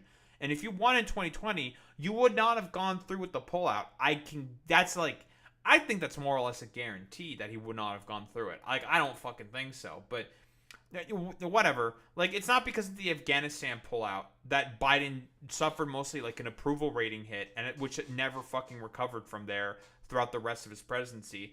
No, like Kurt's incident fucking happened under you. You sent the Ukrainians like deadly fucking weapons. You have as much to play in this war as, you know, Joe Biden did as well. Like, don't give me any of this nonsense. Any questions, please? Yes. Thank you, Mr. President. What was the tipping point for you in making this decision? Was it a conversation with President Putin? Was it a piece of intelligence? And why are you giving 50 more days? I think I think it's a very short period of time. I think, don't forget, I've just really been involved in this for not very long. And it wasn't initial focus. This is a Biden war. This is a Democrat war, not a Republican. Yeah, again, you just can't take responsibility for anything.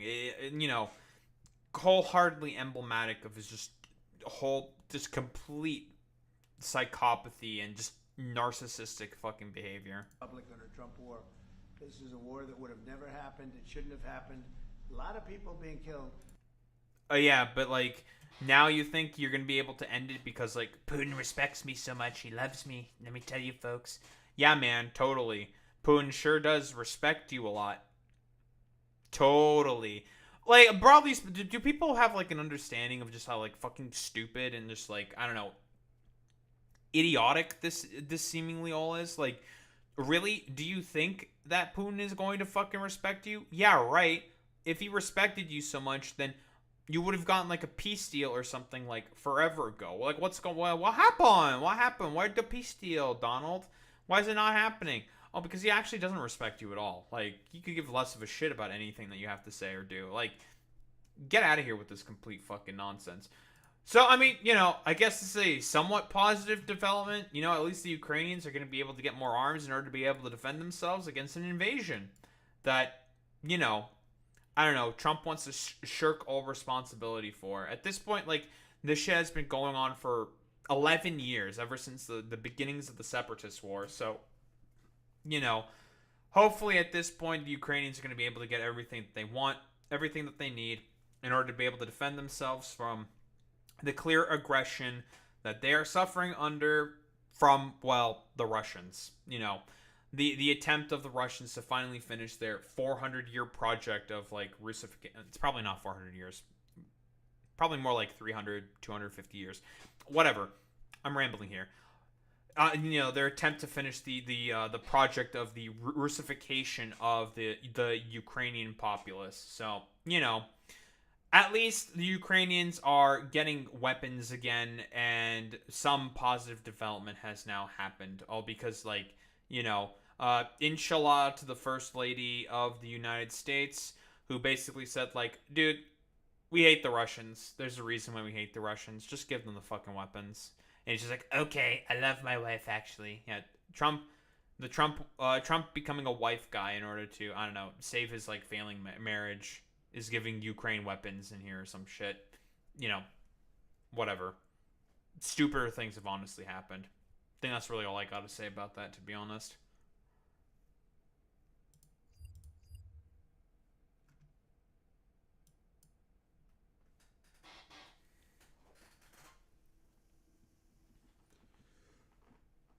Adolescents. I don't want, like, fucking Jordan Peterson to be talking about teenagers, dude. Do I really want to hear this man's takes on fucking teenagers? He's gonna... I know he, like, starts to cry in here, but, you know... Alright. Let's open the fucking window. Get some fresh air. I love fresh air, folks. Is it humid out? I have no idea. Who the hell knows? You know what I should experiment around with, Boy Meets Mini? Noise gates. You know? Especially with my dumbass creaky chair and shit like that. I think it'd be a good idea to figure it out. Ay, ay, ay, dude.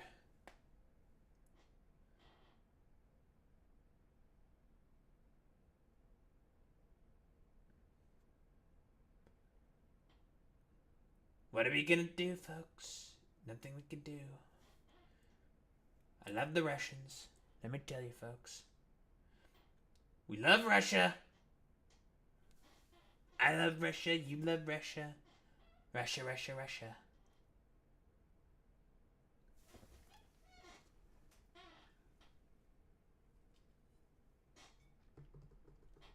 I was about to knock that fucking bottle over.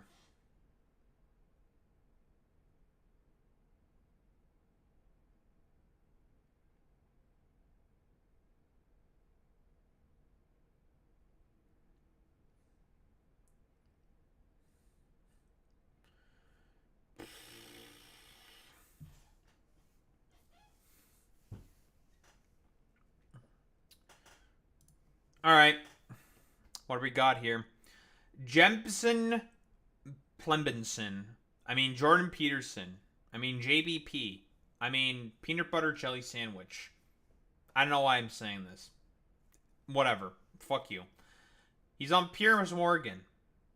All I know is that he cried in this one, and that's probably funny, but do I really want to know, like, Jordan Peterson's takes on, like, fucking adolescence? This, like, I don't know, very, like, red weird. Why is he so red?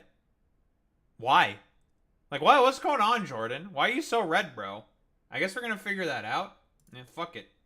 There's a bit of darkness that has to be incorporated into men before they can mature, before they can stop being children. It's actually better to be a bit of a monster than a complete... I love YouTube ads. The casino, born in Vegas. Oh boy, Vegas. Bloody lamb. Why don't you give some thought to trying to figure out... Okay, you know what? We have editing. There's a bit of darkness that has to be incorporated into men before they can mature, before they can stop being children. It's actually better to be a bit of a monster than a complete bloody lamb. Why don't you give some thought to trying to... Do you have to be a complete Really? Like, what do you mean? Like being a little unrepentant, unrapacious little shit? I feel like that's not behavior you should incentivize wholeheartedly within teenagers, because they're just going to do that anyways. It's just like kind of like the natural byproduct as like a kid, and like your duty as like a parent is to sort of like guide them and be like, here's why that might not be a bad thing. I understand why you're doing it, but like saying that like you need to be like unrepentant about it is just like, I don't know, kind of weird, to be honest. Like, yeah, you have to be a complete fucking monster. It's like, do you? Do you have to be a complete monster in order to mature into into an adult?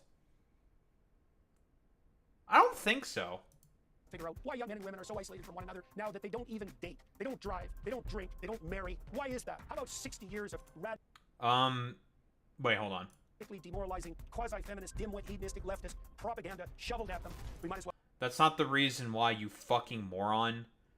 The problem is because of, you know, suburbanization. There are no third places. It is harder than ever to interact in terms of like, you know, general broader sort of I was gonna say like zeitgeist. That's not true. It's much harder in order for people to generally get together and to interact, because a lot of average working people are working like 2 to 3 jobs in order to be able to fucking survive. Social media has basically replaced people's sort of abilities to interact with one another. The problem is the fucking economy, stupid. Again, we're gonna fucking pull up the graph, okay? Wage productivity fucking graph. Again, it's the economy, stupid.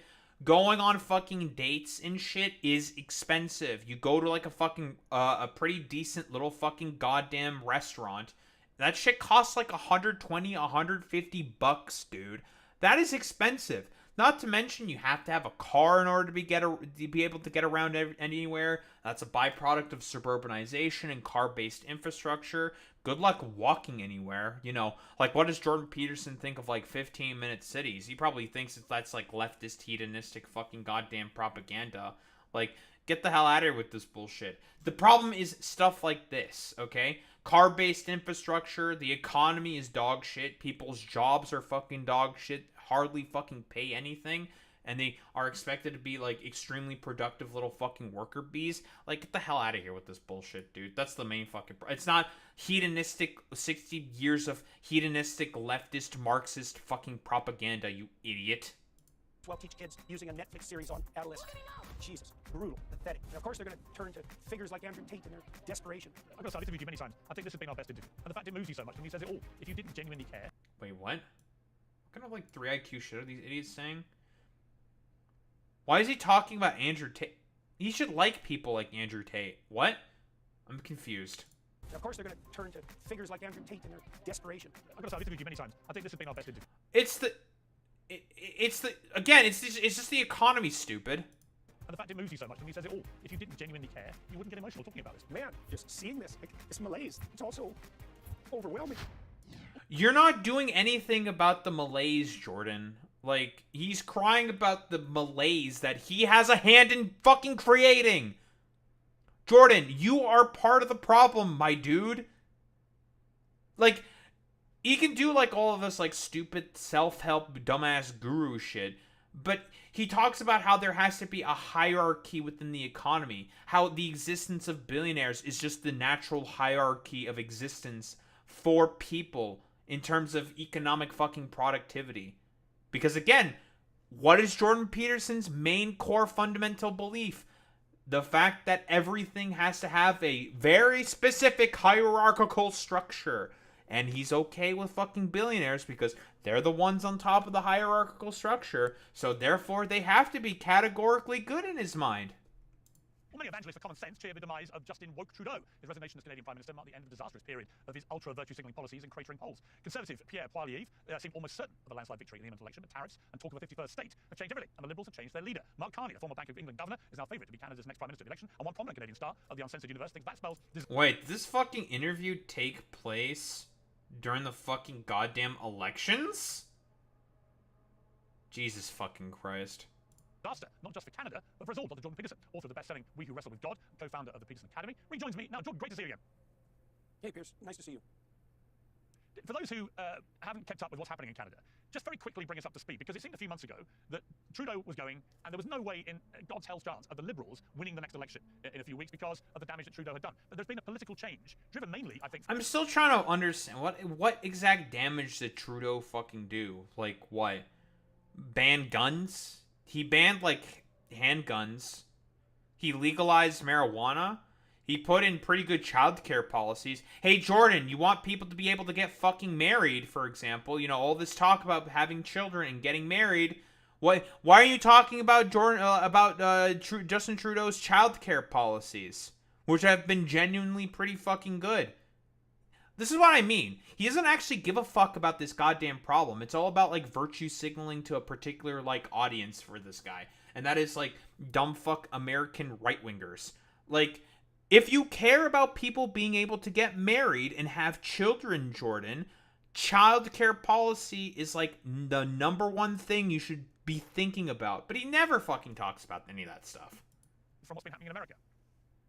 Yeah, well, it's two factors, I would say. I mean, it's certainly the case that Canadians had decided after 10 years of Trudeau and absolutely dismal economic performance and an increasingly fractious and uncertain country that the sunny days globalist liberals had their run and deserved to be annihilated. And that's exactly what was going to happen. They were facing an electoral defeat so profound that they might have lost their official party status. And that was necessary. The West is divided against the East because of the West's dependence on fossil fuel, while the whole Canadian economy's dependence on fossil fuel, and the green liberal... Not so much the case with West versus the East. It's only the central prairie provinces that have it's mostly like the center of Canada that tends to be way more fucking conservative, right? The more liberal parts of Canada are what? The cities, obviously. The maritime provinces. And, well, BC tends to be very NDP because they tend to be more left. That's not like what are you talking about? Okay, whatever. Liberals' insistence that that can't proceed and that somehow some new magical economy is going to emerge that will make everyone twice as rich and the air is stellar and clean. And, well, and then two things happen. Dude, Justin Trudeau constantly talked about how, as a part of green policy, that Canada would need to pump oil and ship out fucking oil. What are you talking about? What green policy? Green liberal policy? Yeah, fucking nonsense. Trudeau resigned, and Trump started his saber rattling in the United States, particularly in relationship to Canada, although not uniquely. And Canadians have often united in the face of American expansionism. It's a historical trend, and it's also the case that Canadians have a proclivity to pride themselves on being morally superior to the United States, and any excuse is good enough. He's not wrong there. And then the Liberals, also being relatively instrumental and canny, decided that they would install a new leader, coronate him, and now we have a prime minister who's only being selected by about 130,000 Canadians. And the real issue here is, Piers, I think that older Canadians who are likely to prefer Carney. What do you mean by only 130,000 Canadians? The fuck are you talking? Hey, I'm sorry that you don't like our current electoral system. You want to do something to fucking... Listen, Jordan, I have no problem with wanting to change our first past the post system that we currently have here in Canada, eh? I ain't got no problem with that, bud. We can do that. But that would mean conservatives would have a much harder time being able to get into power. I don't know about that one. Believe that he's a return to the stability, let's say, of the period between, well, even the post-war period, but particularly between 1990 and 2010. You know, Carney's a banker. Canadians think he's pro-free market. They think that he's pro-industry. They think that he's a genuine, old-style, stable, conservative, liberal type. And he looks the part, and he plays that, and that's how he puts himself forward. But the problem with that... I have news for you. He's currently playing that part. We've taken a look at some of Mark Carney's bills. Our own sort of Canadian Patriot Act, Bill C-5, where you can just claim any territory in terms of the national fucking interest for, like, potential economic fucking productivity or, you know, what have you. Yeah, that's an accurate assessment so far, Jordan. I mean, to be fair, this was about 3 months ago. So, so far, yeah, I would say that Mark Carney's playing that part pretty well. Sir, is that Carney is seriously bad news. Despite his international cachet and his lengthy CV and his term as Bank of England governor, that's all impressed Canadians and made them believe on the face of his CV that he's a competent person. But a little bit of investigation into what he believes and the scope of the oncoming disaster makes itself clear. And Carney believes that 75% of the world's fossil fuels have to remain in the ground. He believes that every single financial decision that every individual makes in every company should prioritize decarbonization over every other consideration. Right? He was UN climate envoy, and he started a consortium of businesses that agreed really to be under the aegis of central planning because he believes the climate apocalypse narrative. And my sense is that it's not a narrative. Jordan, there's been constant studies talking about how climate change is real, is fucking happening. Are we gonna do like the whole, like, I don't know, Joe Rogan, like 3 IQ conspiracism now or some shit? Talk about like, oh yeah, bro, that's totally not happening because of, I don't know, some pimbly-wimbly shit. Or because, like, liberals are, like, loser namby-pambies or some shit. Yeah, bro. But, like, that's just, like, totally not alpha or something. Like, is this what we're going with, Jordan? We're just going to do climate change denialism because, again, you don't seem to understand the difference between, like, what climate is and climate change is. Because you just do the whole, like, conflationary wordplay game because you don't actually, like, have really much understanding of anything. Like, seriously, if you listen to this man talking about climate change, he genuinely has, like, no idea what the fuck he's talking about. Entire narrative, and I mean entire, is nothing but the use of provocative and ill-founded fear to exercise a level of control over people that, well, we'll find unimaginable if it ever manages to manifest itself. And it's economically devastating. I mean, Okay, how about we get some studies on climate change? Fuck it. Studies on climate change. Just random study. It doesn't matter. Who cares? Scientific consensus? What? Jordan, what's going on here? Seems like it's from NASA. And they're saying NASA Goddard Institute for Space Studies, Hadley Center Climate Research Unit, NOAA, which also got recently defunded, National Center for Environmental Information, and Berkeley Earth. So that'll be the university, right? Well, what's this? What's going on here? The climate seems to be changing. And it's because of a lot of general sort of, human activity. Statement on climate change from 18 scientific associations. Observations throughout the world make it clear that climate change is occurring, and rigorous scientific research demonstrates that the greenhouse gases emitted by human activities are the primary driver. And this is from 2009. So this is a statement from 2014, the American Association for the Advancement of Science, the American Chemical Society, 2016 to 2019, the American Geophysical Union, American Medical Association, the American Meteorological Study, the American Physical Society, the Geological Study of America. Man, there's a lot of scientific institutions saying this. But again, like, we knew that climate change was happening since, like, what, the 70s, right? Because ExxonMobil, reporting climate change was real in the 70s? Like, ExxonMobil literally knew back in the fucking 70s, dude. Exxon scientists were uncannily accurate in their projections from the 1970s onwards, predicting an upward curve of global temperatures and carbon dioxide emissions that is close to matching what actually occurred as the world heated up at a pace not seen in a million years. Hey, Jordan, what's this? This is from ExxonMobil, dude. If you don't care about scientific institutions, what about Exxon? It's a fossil fuel company. They wouldn't benefit from this stuff, yet they've been saying the same thing. That's a little interesting. Their country's being devastated by the net zero idiocy, and one glance at Germany should convince anyone that that's a really bad path to walk down. And so Canadians are looking. The thing that specifically happened with Germany in terms of why they ended up getting rid of their nuclear fucking power plants, you fucking dumbass, was because of corruption.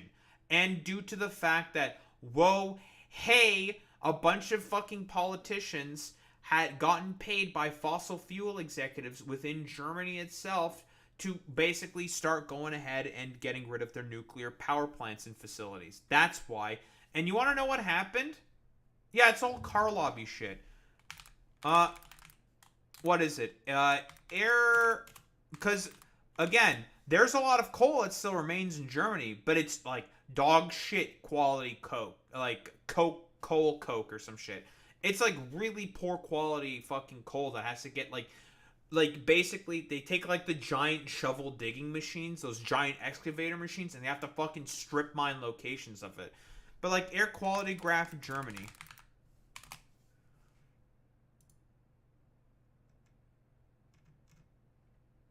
It's been getting a lot worse.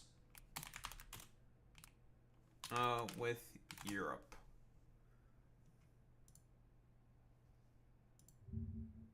Well, what's going on here? Why is it, damn, in comparison to a lot of the rest of Europe, Germany's not doing great in terms of air quality index. Huh.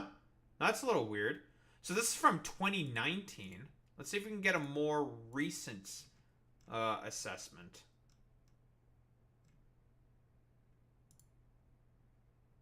Exposure to air pollution by particles smaller than 2.5 micrograms. Health Policy Watch. Seems to be going pretty poorly for the Germans. They seem to be doing worse in terms of a lot of their counterparts. Oh, that's interesting. Wonder why that is. Could it be because of all that really dirty coal that they're extracting constantly with a bunch of strip mining machines? Nah. Looking for security. They think that Carney's a 1990s guy like leaders that we have had before. And they really don't, they haven't done the investigative work necessary to actually understand who this guy is. So, John, like I said at the start, the big issue... Well, so far he's like the exact 1990s guy that people thought he was. Yeah, yeah. It seems to me, in terms of why Carney's getting more popular and why Polyev is not, is because of what's happening in America, in particular, Donald Trump basically taking on Canada in a very aggressive way that many people think is completely ill-suited to the fact that Canada... That's not wrong. That it was part of the reason, but also because Pierre Polyev was just not a very likable human being. He was incredible. He was one of the technically three leaders who basically lost their fucking seat. You know, Justin Trudeau, through resigning, technically lost his seat. Pierre Polyev lost his own seat, even though they basically tried to do everything possible by combining particular ridings together that were thought to be more fucking conservative. And like I said before, the Carleton riding that they added, which I worked in as a fucking election worker in the election in 2019, not as fucking conservative as those dumbasses really thought, because it's mostly a suburban area, tech suburban area, and those guys tend to vote more liberal. So that was a complete disaster there for Polyev, and he ended up losing his seat, and then so did Jagmeet Singh. But that's because of a lot of just weak, ineffective leadership that exists within the NDP. That's a complete different story. Canada's always been a supportive neighbour. Just on that point, what do you think of what Trump has been saying about Canada in the last few weeks? Well, it seems like it's part of whatever his broader strategy is on the tariff side, but it couldn't have possibly been more ill-timed from a Canadian perspective, because, as you pointed out in your introduction, the Trudeau Liberals were headed for utter catastrophe, which was a fate they richly deserved. And now Canadians have united, and at least to some degree, and actually have started to understand, and maybe this is a salutary consequence of Trump's saber-rattling, that maybe they have a country worth protecting, and that maybe our absolute dependence on the United States, which we've really fallen into, let's say, in the last 30 years in particular, was a strategic error because it left us with no cards on the table. But at the same time, what's happened is that Canadians have decided that because of how Mark Carney presents himself... and that's not really true. The U.S. relies a lot more on us. They have a trade deficit with us. Without us, where do you think the U.S. is getting their lumber? Like, they're not getting their own fucking lumber. They get that shit from us. There's quite a few raw resources. Potash, for example, for fertilizers. That comes from us. Nickel? That's from us, okay? Like, you guys are not building houses without our lumber. So, are we really dependent on the United States? In certain respects, sure. But in a lot of others, not really. Because of his CV, his record, such as it is, that he's really the guy to deal with Trump. Now, Trump has already said publicly that he'd rather deal with a weak liberal than a strong conservative, speaking from his pro-American stance. But Canadians really haven't taken that to heart. You know, you can't overestimate the utility of looking the part. And Carney really is a master at that. And the liberals, the Canadian liberals, are a treacherous bunch. And they will say anything to get elected. Like, I mean, Carney has convinced Canadians that he's going to put together an effective industrial policy. And this is something that I just can't understand. Like, I read his book, Values, twice. I really tried to understand it. And there isn't anything that Carney believes more deeply than that carbon dioxide is going to destroy the world. He staked his entire soul on that. He still thinks that, like, dude, you can make industrial policy that's green, dude. What the fuck are you talking about? Putting up solar panels, maintaining the solar that is industrial policy. That's how that works. Like, what? Okay, whatever. As expected from Jordan Peterson, he has, like, no idea what the fuck he's talking about. Proposition. And now he's telling Canadians that he's going to be the leader to turn us back into an industrial dynamo, which is kind of a 1970s vision anyways. And Canadians are desperate to believe that. And then the Liberals have been extremely canny in leveraging that anti-American sentiment. And the Americans, insofar as they care about Canada, have been extremely blind and foolish in relationship to the consequences of their utterances. Like, I've used my connection network to find out what the hell is going on behind the scenes in D.C. And it's pretty clear that the demolition of the Canadian Conservatives is an unintended consequence of Trump's broader strategy. And so if he would have just held off for a couple of months, and, you know, that's obviously his decision, then... I mean, it's also because Pierre Poilievre is, like, he's just extremely fucking unlikable. There's been, like, reports from, like, conservative strategists and fucking podcasts from Canada themselves saying, like, yeah, people who, like, went around knocking doors for Poilievre, the one thing that they consistently got was just like, oh, he's like really just like an asshole. That's not a good fucking look, okay? There's a reason why he lost his fucking seat, because he's just like an unlikable, smarmy little fucking freak. There's a reason why the joke is like he's basically our version of Ron DeSantis, and Ron DeSantis is, again, a really smarmy, unlikable fucking loser. Would have had a much more stable, reliable, productive, and intelligent country to the north. And now I'm not only afraid that Carney will win Piers, and the polls, especially Polymarket, seem to indicate that at the moment. I don't actually believe that the country will stay intact. Polymarket's a really good indicator for who wins elections. Sure. With another 4 to 8 years of Liberal governance, I think the West the West of Canada will decide that it's had enough. And certainly the Premier of Alberta, which is our oil-rich province, has been very, very forthright in her objection to everything Carney does. And, you know, the minister who was responsible for energy policy under Trudeau was literally a climate activist from the time he was 5. And Carney, with his emphasis on decarbonization, couldn't be a worse enemy of really Canada's fundamental economic engine. And, of course, now he's rebranded himself. Well, so far that's not the case. But, okay. Evidence? Entirely. And as I said, he looks the part. He looks every inch the part, you know, and Canadians would like some stability and to move away from the narcissistic pretender who was our last leader, but they're not going to get what they bargained for. The IRS is the biggest collection. Wait, narcissistic pretender? Bro, fucking Piers Morgan does the fucking gold fucking... Are you fucking for real? That's so funny that Piers Morgan does the America gold fucking dog shit. I mean, it pretty much tells you everything about him as like a fucking political commentator or whatever. There's a reason why I don't really cover Piers Morgan videos, because most of them are fucking stupid. But what was he even saying before?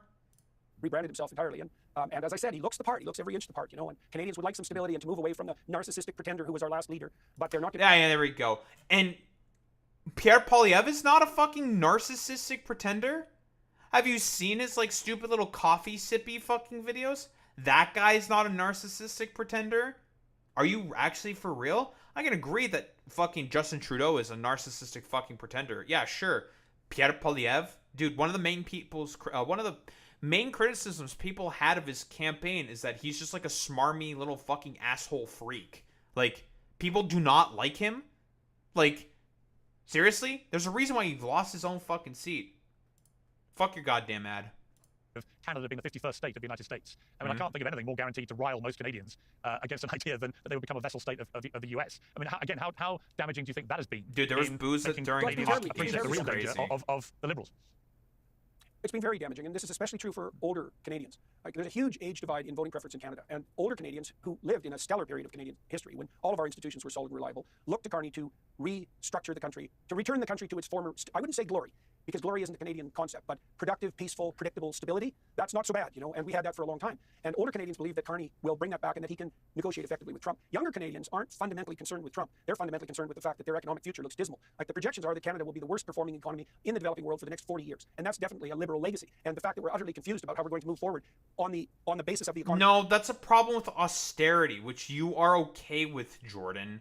Like, you don't have a problem with billionaires being on top of the fucking hierarchy. That's your basic economic philosophy in a nutshell, okay?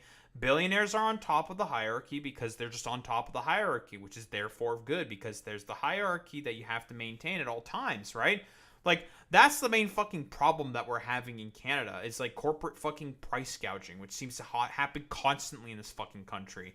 Incredibly fucking corrupt bullshit, because again, we have leaders that aren't going to fundamentally do anything about, well, the fact that we keep getting our eyes gouged out by a bunch of price gouging ghouls at the top. That and housing, okay? Pierre Poilievre was one of the main problems in terms of our housing market problem. Like, quite literally. Most of the homes that he fucking approved was all luxury condo bullshit. Generally speaking, he hardly approved any low price housing for new families to be able to live in. And then the immigration policy happened, and that bubble that's been there for, at this point, over a decade burst. And whoa, we had probably the biggest housing crisis since the Great Recession of 2008, dude. Economy that we have, which is not entirely a fossil fuel economy or resource economy, but in large part that means that there's no reason to assume that sunnier ways are coming our way. And young people are really concerned about that. That's their fundamental issue. Housing price acceleration, for example, which has made many Canadians under 40, let's say, despair of ever owning a house in a country that's got nothing but land to spare. And so the younger people aren't concerned about Trump and his saber rattling, but the older people are. And at the moment, that's enough to tilt the election quite heavily in Carney's favor. We're looking at a majority Liberal government at the moment, which is an absolute and utter reversal over the situation, even a month and a half ago. And so Trump made at least from a Canadian perspective, he made a... Go ahead, sir. Well, I was going to ask you about, because you've been pretty supportive of Donald Trump. This, though, has been a very damaging thing, I think, for what you would have preferred to happen in Canada. Looking at Trump's wider tariff war that he's now waging on, it seems, the entire planet. Some people, depending who you talk to, some people think, well, obviously this has to be done. It needs a radical new rethink. America's $37 trillion in debt. It's been losing manufacturing hand over fist, wiping out the middle class, and so on. I can get the big picture. Joe Biden brought back he had a net gain in manufacturing jobs during his administration. Turns out, if you do very hyper-specific tariff policy with subsidization, it brings back jobs. Argument Trump has been putting forward. But the way he's going about trying to achieve what he says he wants to achieve is being seen by many as incredibly disruptive, almost certainly destined to fail. What do you think of it, Jordan? We've never seen anything quite like it, but what do you think of it? Well, we haven't seen anything quite like Trump, and so this is par for the course as far as I'm concerned. My suspicions are that he's doing what he tends to do, which is to set the cat among the pigeons and see what the consequence is. He's certainly put the world, and not only Canada, the world on notice that things need to shift radically. And my suspicion is that what Trump is doing, I read an interesting article yesterday in Newsweek by Mark Joseph, and he claims, and he's reasonably well informed, that Trump does in fact want to shift the tax burden away from income tax to tariffs. And I don't know enough about economic history to be a judge of that policy. In principle, that worked 100 years ago. Does that mean it'll work again? I have no idea. I don't think income tax is a great strategy. No, it's not going to work. Now, of course, Jordan Peterson comes out against income tax because, again, what's Jordan Peterson's net worth? Wonder why Jordan Peterson is against income tax. Also, it's not a fucking video game, alright? $8 million? It's from Reddit. Celebrity net worth, $8 million. You're not going to get anything too reliable in this, but I'm seeing $8 million. How Jordan Peterson made $89 million with 11, what? It's a Medium article. With 11 income streams. Interesting. Interesting. Yeah, lots of book sales and shit like that. I wonder why this millionaire has a potential problem with income taxes. I couldn't really possibly think of anything. Also, it's not like, again, I've said this before. There's a reason why tariffs don't fucking work in a globalized economy. The corporations, when they, are forced to have to pay the goddamn income taxes, alright? This is really simple, really fucking easy, Jordan, okay? This is the simplest thing on the fucking goddamn planet, alright? You have to import a bunch of stuff, you have to pay a tax on that shit, right? Effectively. Same with consumers who have to import stuff from other fucking countries, okay? They're the ones who get the price foreload on them. It's the consumers, right? Because the corporations, they're going to raise their prices in order to compensate for lost profits. That happens every single time with tariff policy. That's why just doing forehead tariffs doesn't fucking work. It's stupid.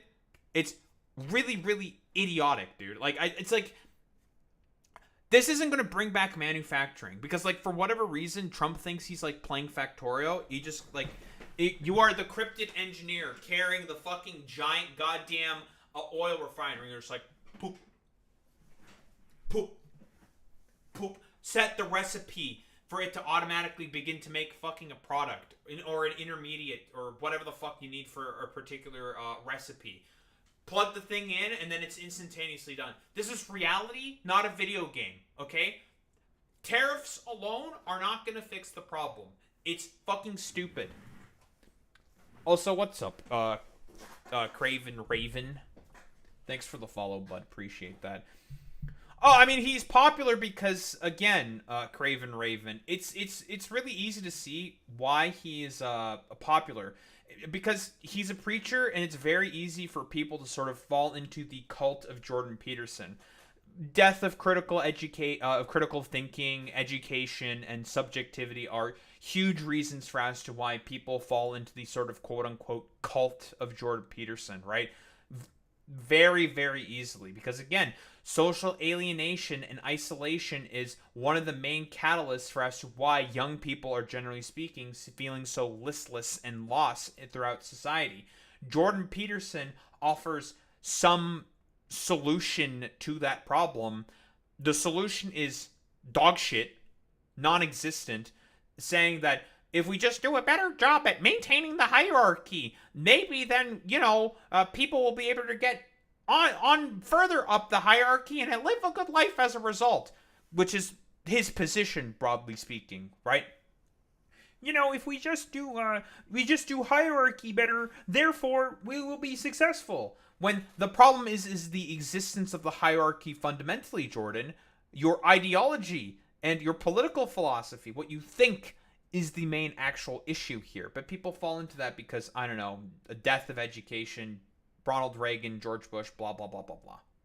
For funding a country, and so, but that's a casual and idiotic opinion from someone who isn't informed in such matters. But it's certainly possible that that's part of what Trump is pursuing. Another real possibility is that he's doing his art of the deal work, and he's terrifying everyone into returning to the negotiating table so that he can make a better deal for the United States, and maybe particularly for the working and middle class that he really does seem to care about. And he's putting everyone on notice that I have no idea. I don't think income tax is a great strategy for funding a country, and so, but that possibility is that he's doing his art of the deal work, and he's terrifying everyone into returning to the negotiating table so that he can make a better deal for the United States, and maybe particularly for the working and middle class that he really does seem to care about. And he's putting everyone on notice that the old order is done, and we're going to make some new negotiations. And well, I mean, this was 3 months ago.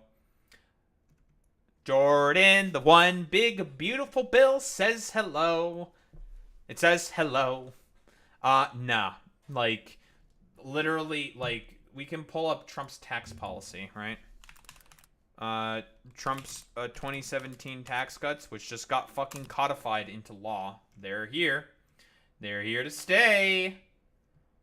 Center of Budget and Priority Policies. Trump tax law. Whoa. was skewed to the rich, was expensive and eroded the U.S. revenue base. Whoa. Crazy. It didn't work. Who would have thought of such things? There's a very specific line. Here we go. New research shows that workers who earned less than about $114,000 on average in 2016 saw no change in earnings from the corporate tax rate cut, while top executive salaries increased sharply. These tax laws were just codified. Interesting. Again, I don't think I'm qualified enough on the political and economic front to judge the suitability of that approach. It certainly seems to have woken up Europe, and that's something to say because Europe's been asleep for a long time, and I can't say that I'm unhappy about that because Europe deserves to be woken up. And it is the case that the working class and the middle class in the United States hold out some substantive degree, and people are unhappy about that. And it's going to take months or years to evaluate this particular strategy. Yeah, Europe's it's part of the art of the deal issue, though, as far as I'm concerned, is that Trump is thumping his chest and saying, we're going to take a new look at things, and I'm going to bloody well make sure that the U.S. comes out on top. That's actually his job, and it's something, by the way, that we have been... Well, the debt and the deficit are blowing up. The economy's in shambles. For the first time, I think, in, at least a decade, the dollar's beginning to lose strength within the United States. Are you sure this is going to work out as well as you think it is, Jordan? Again, 3 months ago, but not looking good. Spectacularly bad at in Canada. Our industrial policy for the last 30 years, particularly the last 10, has been backward-looking to a degree that's almost unimaginable. We've got no strategy for dealing with IP or data ownership, even though that's the entire new economy. And even if we turn back to an intelligent resource policy, that'll still mean that we're stuck in the 1970s. And so, well, that's a lot of complication. But I understand Trump's motivation, and he's certainly taken a radically pro-American stance, which is kind of what you'd want to see from a national leader. Now, I'm not very happy that it was ill-timed from a Canadian perspective. Not really. What the fuck are you talking about? It's silly, dude. Like, we live in a globalized fucking economy. You don't want to take a nationalistic stance because, listen, a rising tide raises all fucking ships. That's the kind of economy that we're living in right now. But, being just like a belligerent idiot fucking nationalist is just like, all right, dude, yeah. If we just do like 3 IQ idiot random bullshit, it's totally gonna work out for us. Totally. Yeah. It's going real well right now. And the collateral damage is going to be immense. I also think, and I've tried to use my DC contacts to make this known, that the last thing Trump really needs is an international banker with WEF connections who is the UN Special Climate Envoy and who led 400 international companies down the primrose path to idiot net zero policies, maneuvering behind his back and trying to undo everything Trump's done, and trying to do, say, even on the climate. What is this fucking, like, schizophrenic conspiracy rambling that fucking Jordan Peterson is engaging with? Like, he's mentioning like all the like stupid like conservative dog whistle points in order to get his like audience like ginned up as being like, oh, Mark Carney's doing the work of them. They're the ones that are doing this. Industry side behind his back with his international connections. That was not well thought through, and certainly Pierre Poilievre is the person who's paying the price for that at the moment. American homeowners are at risk of a growing real estate scam, which yet... The fuck is this? Field of Greens? Fuck your stupid dumbass ad.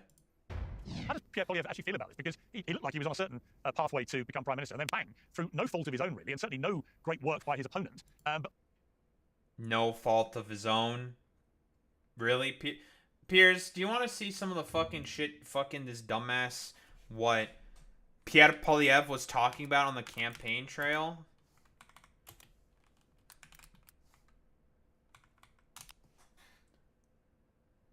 Like... Bro is talking about women's biological clocks, man. This is what Pierre Poilievre was We will talking not about. forget that young 36-year-old couple whose biological clock is running out faster than... This was what this man was campaigning on during the election. No fault of his own? Okay, Piers. Nice fucking meme. All because of what's been happening in the US. Everything has completely changed. I would imagine he's feeling very frustrated, isn't he? Well, I have had the opportunity to speak to Mr. Poilievre on multiple occasions, and, he never took his victory for granted. Oh, yeah! He did do a fucking podcast with you. I think that might be another reason for as to why he's generally seen as, like, an ostensible, like, loser freak weirdo. Didn't he also bring up biological clocks and shit with, like, Jordan Peterson on his fucking podcast? He did with some person's fucking podcast, and it's just like, dude, you're a weirdo. And like fucking whatever social media intern at the Liberal Party decided to make a compilation out of all that, and bang, it was really effective at making Pierre Poilievre seem like an ostensible fucking weirdo. One of the things he insisted upon when he was speaking with me was that he was going to campaign continually until the election on the assumption that things could shift radically in a sideways direction, and that his apparent lead was not something he would rely on. And I think he has done that. And he's certainly not happy with what's happened on the Trump side, and that is a. But I mean, if you're going to be the leader of a country, then you're going to have to deal with the unexpected. And I think he's done a credible job of that. Part of Poilievre's problem too is that communication problem. Let's say is that the Canadian legacy media. You want to know like what Pierre Poilievre's initial response to the Trump tariffs being announced was nothing, basically. Everyone else had something prepared, and you want to know what Pierre Poilievre said? Nothing for about like a week or two, and then he came up with this like intra-trade like Canada policy. It was the most like stupid, ineffective bullshit on the fucking planet. It's like, what the fuck are you talking about, bro? Like, what? Dude, everyone thought he was gonna be like extremely fucking weak on Trump.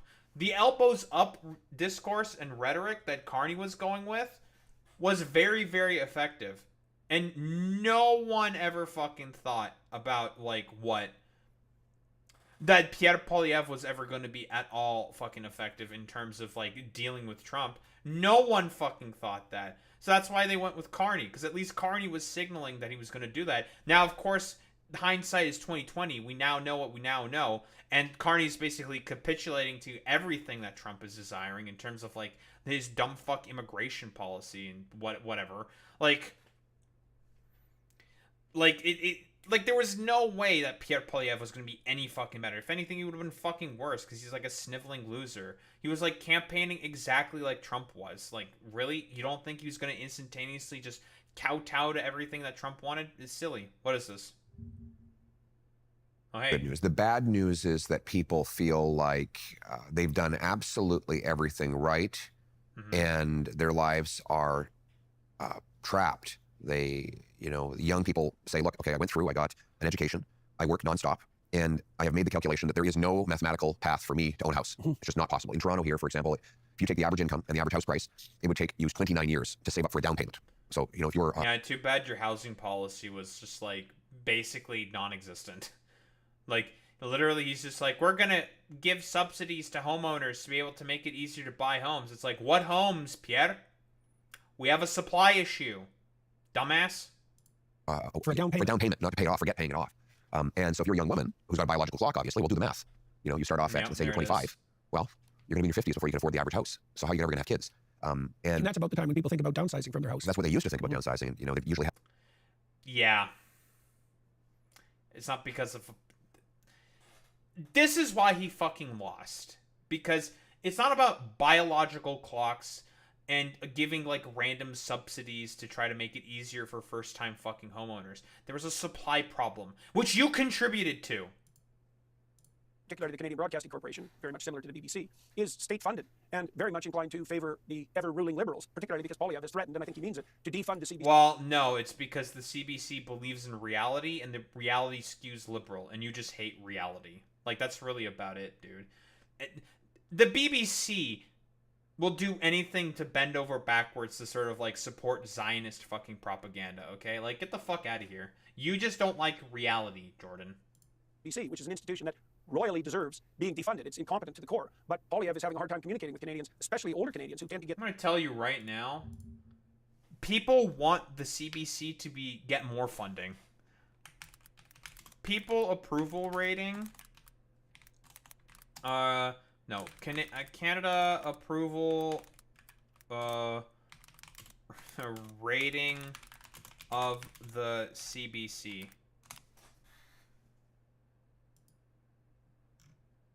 That's if the election was held today.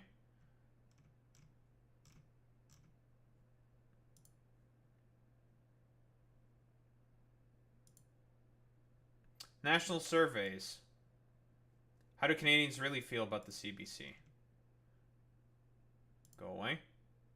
So the vast majority of Canadians would like to see the CBC continue if it addresses its major criticisms. Canadians are not aligned on what their major criticisms are of the CBC. Sure.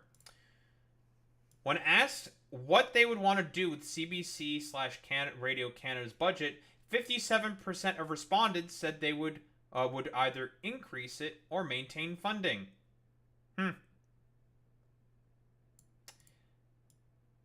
And then conservative supporters when it comes to more funding, but would prefer to increase and maintain. Well, that's interesting. Conservatives wanted to increase/maintain funding instead of reduce and eliminate it. Like, people wanted to increase the funding of CBC. Yeah, it does do great investigative journalism. How do you think we know about the, Loblaw's price gouging bullshit? It was CBC who did that. Because the problem is with the profit motive that, exists within, within media. Do you really, really think that they are going to basically, want to do investigative reporting on corporate crimes and stuff like that? No. So get the hell out of here. They're never gonna fucking do any of that shit, because again, that's not efficacious in terms of the wanting to make a fucking profit, in terms of getting good ratings, because investigative journalism doesn't get fucking good ratings. Hi Cronjo, you're back for the third time? You want to be a little fucking freak loser? Everyone, point and laugh at the Zionist in YouTube chat. Point and laugh at this loser. Listen, we get it, you fucking Cronjo Internacional, okay? You are okay with, murdering babies and children within Palestine, okay? That's what you want to do. You just want to kill babies. I get it, okay? You're just like an unrepentant little fucking freak who just wants to see people die, okay? We get it. You are supporting the fucking genociders. We get it. We get it. We know. We see you. You won't be remembered well in fucking history.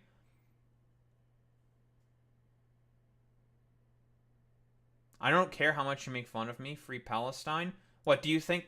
Why are you even saying Free Palestine? What the fuck are you talking about? Are you fucking brain dead?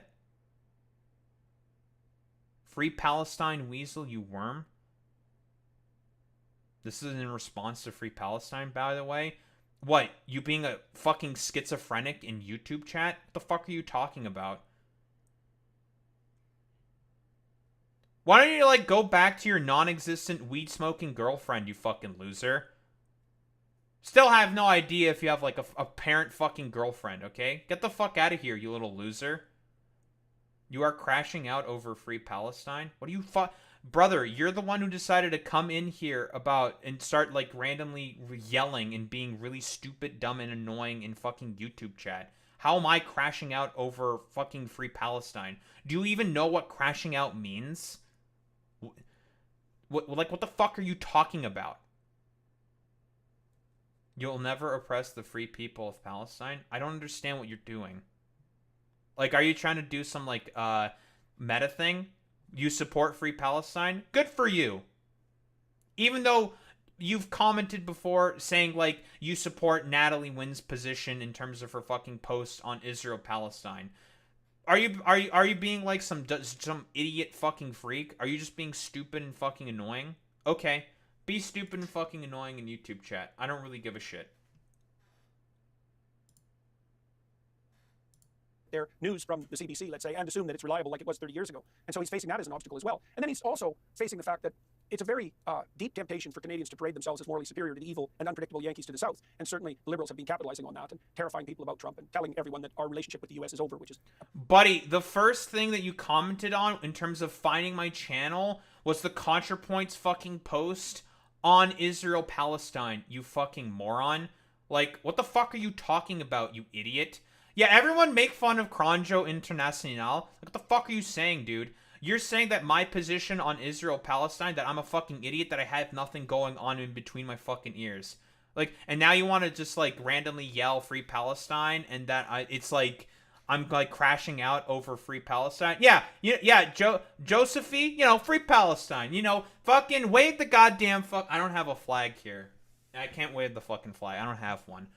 Yeah, fucking, pretend I'm waving, one of those mini flags or some shit. Yeah, Free Palestine, dude. Yeah, El Crongo Puto Internacional. Crongo Puto. Everyone point and laugh at the Puto Cronjo Internacional, alright? Loser. He's a fucking loser. Imagine coming back in here for the third time in order to just be made fun of for the fucking dumbass that you are. I like Palestine. I don't have a problem with Palestine. Don't listen to this dumbass Cronjo Internacional, okay? I'm in support of Palestinian emancipation. I constantly talk about what? I'm constantly talking about what? Like Palestinian emancipation. I literally just criticized Trump's position. You can like look through my fucking channel. And what? Now do we have like 2 stupid fucking goddamn trolls? What are you even fucking talking about? Just because I'm yelling about free Palestine? I don't know. What the fuck are you even talking about? Oh, okay. Never mind. We have 2 retards in fucking YouTube chat. Yeah, dude, I'm totally pro-Israel.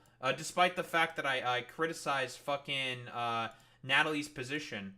Very cool and very good. We got 3 IQ morons in YouTube chat. Literally, I just criticized... The most recent video that I have is criticizing Destiny's position on Israel-Palestine. But okay. No, the fuck you didn't, you liar. Get the fuck out of here, dumbass. You're just a fucking dumbass little troll. Yeah, because you're being fucking stupid. Like, cope, seethe, mauled about it? Get out of here, you stupid idiots. Yeah, totally, Just keep saying I'm crashing out over free Palestine. Even though, like, half of the videos I have on my channel are talking about, whoa, free Palestinian emancipation. Yeah, I don't know. You guys are just both schizophrenic freaks. You have fun in YouTube chat. A preposterous claim in many ways, although Canada definitely needs to differentiate and make more sophisticated its economic structures. We're far too dependent on the Americans, and Trump is also in some ways, to give the devil his due, pointing that out to Canadians. So one thing he said, and he said this to other countries in the world too, is that if you can't really bring anything to the negotiating table, if you have no real power, then why should we pay any attention to what it is that you are asking for or claiming? And I would also put that absolutely 100% firmly at the feet of the Liberals, who are hypothetically likely to rectify this now, because their policies have been, for example, there's no east-to-west pipelines in Canada to speak of, and that's definitely a Liberal, that's Liberal doing. And Carney says he'll rectify that, but he was the author of those policies to begin with. And the other thing he's done that's so treacherous, like truly treacherous, is to present himself as an outsider. And what he means by that, I suppose, technically, is that he's never been elected, which, is a dangerous thing for an actual prime minister of a country. But he's been a key economic... I mean, it's pretty difficult for... I mean, I've also criticized Carney's position for saying that. That's like, it's going to be hard for you to make the case that you're an outsider, considering the fact that you've been, the governor banker... for England during the time of the Great Recession. It's gonna be kind of hard for you to make that argument, but yeah. Advisor operating both in front of and behind the scenes in Canada for the last decade, and he's a man that's responsible in large part for the policies that have made Trump able to do exactly what he has done to Canada over the last month and a half. If you're so damn daft that you've got no power when you come to the negotiating table, especially when you're dealing with the superpower Americans and madman deal-making Trump, then it's not surprising that you're going to find yourself at a loss and not... Yeah, deal-making Trump. He's made basically no fucking deals whatsoever. He's 0 for 4 on the ceasefire attempts that he was trying to go for with the Russians and the Ukrainians. 0 for fucking 7 with constant Iran nuclear talks. I think the only trade deals that he was able to get at this point, because when we're talking about, which was about 3 months ago, was none, right? And he just did Liberation Day, or he's about to do it, right? 3 months ago. No, it would have been Liberation Day. Would have just happened, basically, with this global trade war, right? And basically, no one came to the table. Only just recently, they just started to get just recently started to just get some negotiation deals, and with the United Kingdom and Vietnam, which are already longtime allies with the United States. So okay, cool, whatever. It wasn't going to fucking happen, dude. Holding the appropriate cards. And maybe Canadians have woken up to that to some degree, but they're definitely turning to the wrong man to solve the problem. So what's Poilievre is attempting to put forward his pro-working class policies, and he's very popular among young Canadians who should have a say in their future, but the saber-rattling by the Americans has definitely worked to a staggering degree in favor of Mark Carney and the Liberals. And Canadians are deluded enough to think that he's a new guy, and he's not. He's the worst of the old, that's for sure, And I mean, he is technically new because people have never heard about him. Let's be honest here. Dude, if I were to give you a reason to say free Palestine, you people are just 2 stupid, dumb fucking trolls. I believe in Palestinian fucking emancipation. You guys are just stupid and fucking annoying trolls that are trying to get a rise out of me, okay? I'm not yelling at you over free Palestine, you fucking morons. You literally came in to defend Natalie's fucking Reddit post about being pro-Israel, you fucking idiot. So, whatever. Yeah, imagine using free Palestine as a way to troll. That's kind of messed up. Personally, I think you both are Hitler supporters, and you can't prove to me otherwise. So, cope and seethe. The interesting thing about America at the moment is it's run by two people in terms of Donald Trump and Elon Musk, who I would imagine from a psychoanalysis point of view would be just about as fascinating a subject as you could possibly get. We talked about Trump, but what do you make of Elon Musk and the whole Doge thing, but also the vicious reaction from the woke left, who of course originally had him as their green energy savior? Well, it wouldn't surprise me in the least if half the money that the American government spent, the Canadian government as well, the British government, governments as such, is like utter waste. And worse than that, like positively counterproductive. And it's certainly the case that Musk is the kind of managerial businessman who's very detail-oriented. He's an engineer. Engineers know how things work from the atoms upward. I have many engineers as friends, and I've watched them run companies, and the good ones know everything about how their enterprises operate, and they pay attention to every detail. And Musk is definitely one of those people. And we know that because he's done 5 impossible things, at least, and then he bought Twitter, and he cut its staff by 75% and made it work better, despite the fact that his advertising base collapsed. And he did that despite... Dude, Elon Musk is doing such a good job of running his companies. All of his dumbass rockets constantly blow up. When he bought Twitter, it was a complete, like, rank shit show. It barely fucking worked half of the time. The only reason why it works now is because, like, Elon's no longer chewing at the wires and has, like, nothing to do with, like, what's going on in Twitter. Like, what the fuck are you talking about, Jordan? Like, Elon ain't doing shit. Like, what do you mean? He's an active detriment. He has a lot of engineers, to be quite honest. So, meh? You know, eh? He has a lot of engineers that do his work for him. Elon doesn't do anything. He's just a hype man. That's literally his point.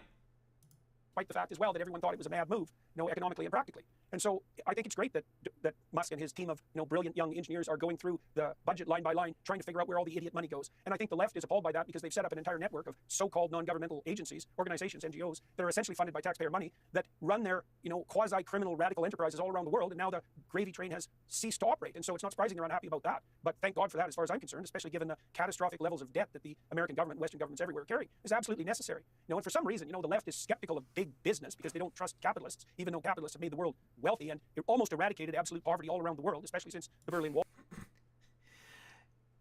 Eradicated absolute poverty.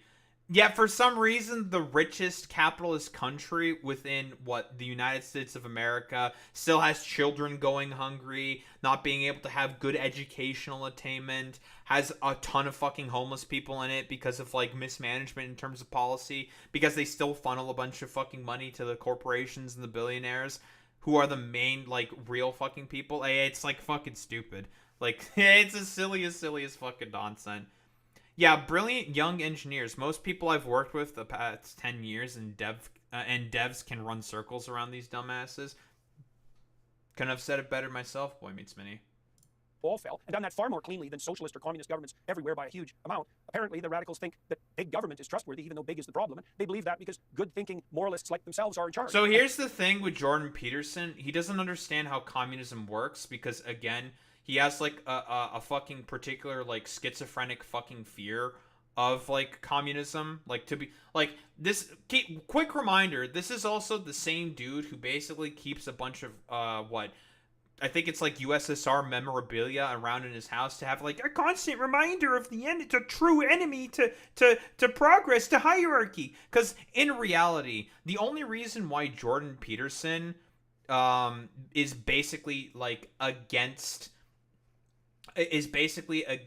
communism is because of the fact it is quite literally against fucking hierarchy. So that's cool. That's pretty great. Oh yeah, exactly. Boy Meets Mini. Yeah, he does have constant references to Solzhenitsyn. That's pretty great. Very cool. We love Jordan Peterson. Oh, Kronjo, you had to get like your little butt buddy with you in order to try to fucking brigade me? Alright, cool. You guys can fuck right off. Even though I didn't fucking do anything. You reported my stream instead of trying to say in case I say anything too crazy. Alright, how about I fucking report you for fucking brigading, you stupid dumbasses? Alright, goodbye. You guys can fuck right off with your stupid bullshit. Get fucking reported. What, you want to try to fucking brigade me, you little fucking freaks? Get the fuck out of here, you dumbasses. Bye. Bye, you fucking losers. Get the fuck out of here, you stupid little fucking troglodytes.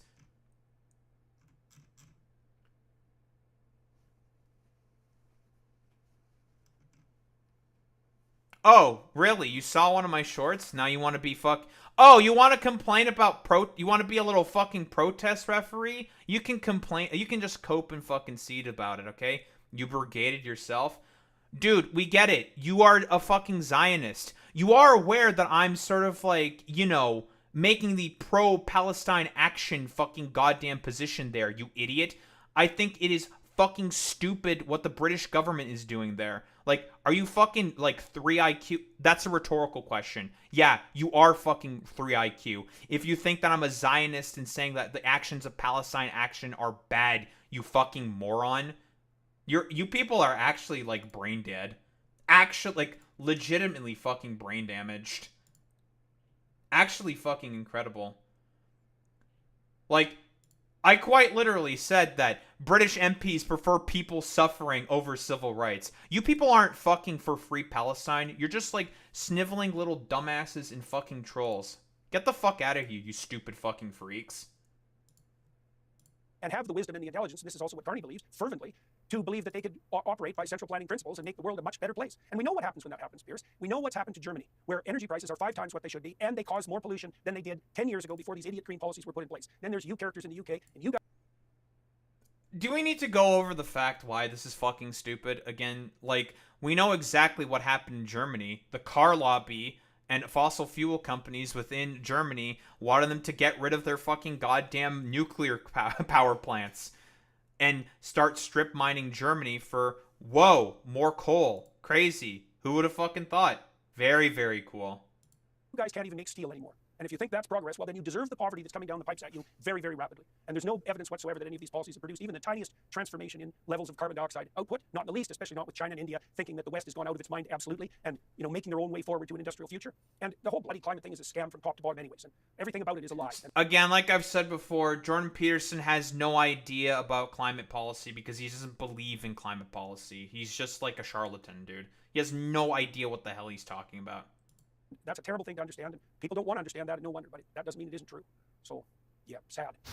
Like, it's really funny how Jordan Peterson will claim, like, this the complete, like, idiotic nonsense, saying, like, oh, well, you know, green policy sure hasn't done anything good at all, besides, like, provide, like, a bunch of good-paying jobs in, like, different, like, Republican counties before with the subsidies. So, that's really, really cool. What are you talking about, dude? Like, you're saying free Palestine incredulously. You came in here initially to defend Zionism and just call me a fucking rat. What are you fucking talking about? You're a fucking clown, dude. Like, Jesus Christ. The way India is doing industrial growth, don't be surprised if a massive general strike happens. Workers are really underpaid and toil in dangerous conditions. That's true. That's true. If you've ever felt like you're being for free, to scan the QR code. I don't care about your VPN. In relation to the way, like I said, the woke left has now turned on Elon Musk, it's purely because he flipped sides and decided to support Trump because he found he had nothing in common with the woke left. I completely agree with it. I have nothing in common with them either. But his punishment is that all these people who have hashtags on their bios on social media promptly went out and started torching Tesla dealerships and attacking people in Tesla cars and so on. You know, reacting with violence. We're gonna do stupid, like, hand-wringing fucking shit, dude. Like, it's gonna be the dumbest shit on the planet. If you think that this looks like a fucking rat, then you're just, like, fucking stupid. Like, you're just brain damaged. Like, you're just fucking dumb. Like, what else am I supposed to, like, think about you? Yeah, I'm Rat Jesus. Let's go. I love the rats. Rats. We are the rats. You know, listen, I think Skaven are pretty cool, you know? Skaven, Warhammer. I think these guys are pretty cool. I think they're one of my favorite factions in Warhammer. Look at these guys. Look at this. That's pretty fucking cool. I'll be honest. I don't even know what the hell this is. It's like a drill? Hell yeah. I don't care. Like, you're not offering any arguments. You're not saying anything interesting. You're the one who decided to come in here and say that there's a rat on my fucking chin. You're the one who started with these stupid ad hominem attacks. Like, what are you talking about? Look at these guys. They got a chain gun? They got a chain gun? Hell yeah, dude. That's fucking epic, bro. you probably can't even fucking grow anything on your chin because you're both like ugly, ostensible weirdos who, I don't know, seem to want to soy out about like free Palestine, even though both of you ostensibly do not believe in free Palestine, okay? You don't fucking believe in any of that shit. Most of the videos on my channel is talking about Palestinian emancipation, and you people are too stupid to fucking recognize that. So, like, I don't know, like, get bent, cope, seethe, mauled. Against somebody for political reasons. What do you think of that?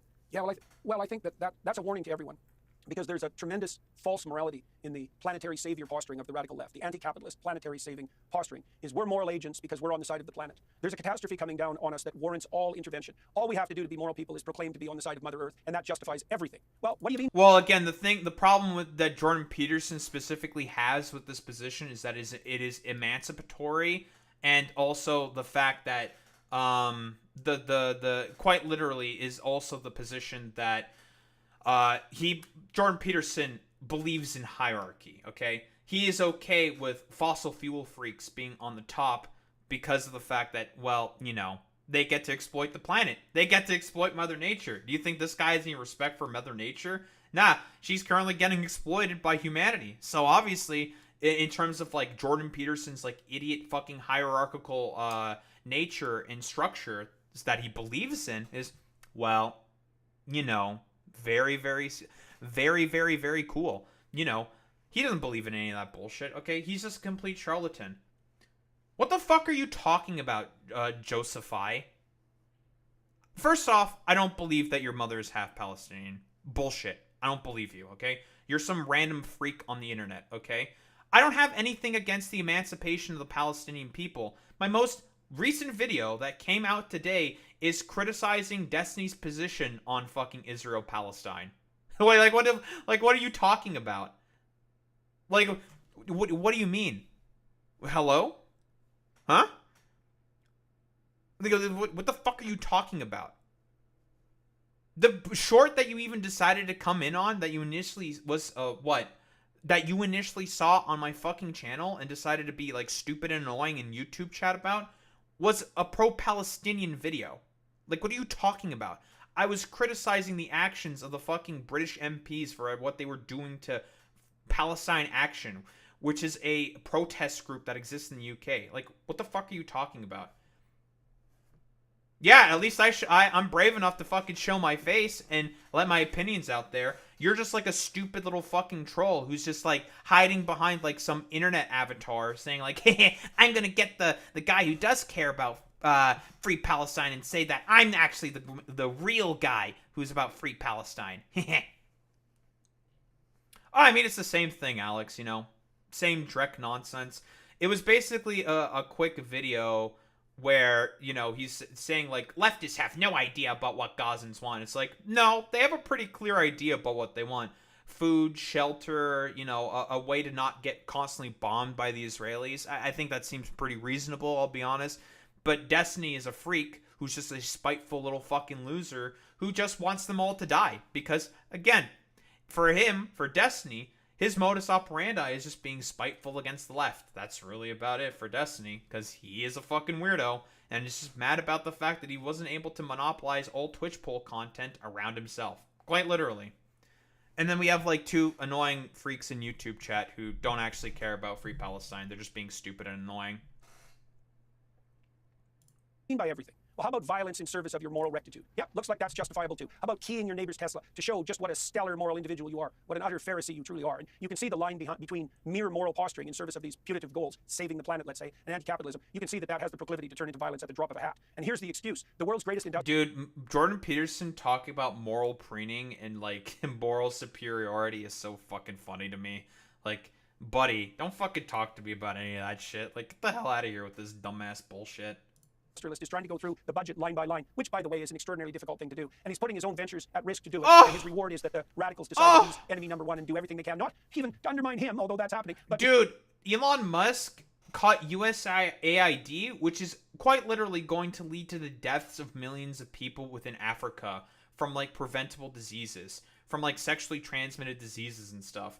And was just, like, complete, like, rank destruction of American soft power for the express purpose of, like, what exactly? I don't know, some, like, stupid LARP bullshit that they have in their head saying, like, we're gonna make these systems more efficient by, like, I don't know, getting rid of the old system that they used to use and all these manila envelopes. And it's just like, what are you doing, dude?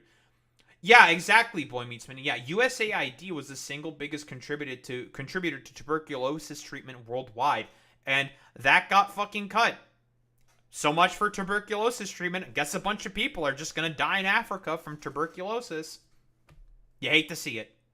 To target people who bought green vehicles from the most effective electric car manufacturer in the world. Yeah, and that's what? That's progressive logic. Progressive, right? You know, Piers, one of the things I figured out, there's this finding, you know, in the psychological literature that people become more conservative as they get older. And that's actually not the right way to read that data. The right way to read that data is that progressive policy, that infantile, hedonistic, self-centered progressive policy, is nothing but the political expression of radical immaturity. And that, like, classical liberalism and classic small c conservatism is something that you have to learn how to manage painfully as you get older. And so the reason that those Marxist doctrines and the socialist, hedonistic, we're going to take care of you for the rest of your life doctrines don't go... Is there even any evidence to really suggest that people, like, do people get more conservative when they age? I thought that was, like, some bullshit. Do people get more conservative when they age? Like, does that really happen? I feel like that just depends, right? It's like a folk wisdom. Well, this is just the abstract.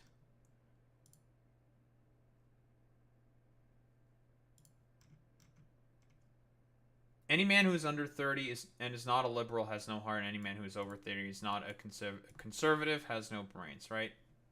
So this is some old mantra. Churchill, Benjamin Disraeli, and Victor Hugo.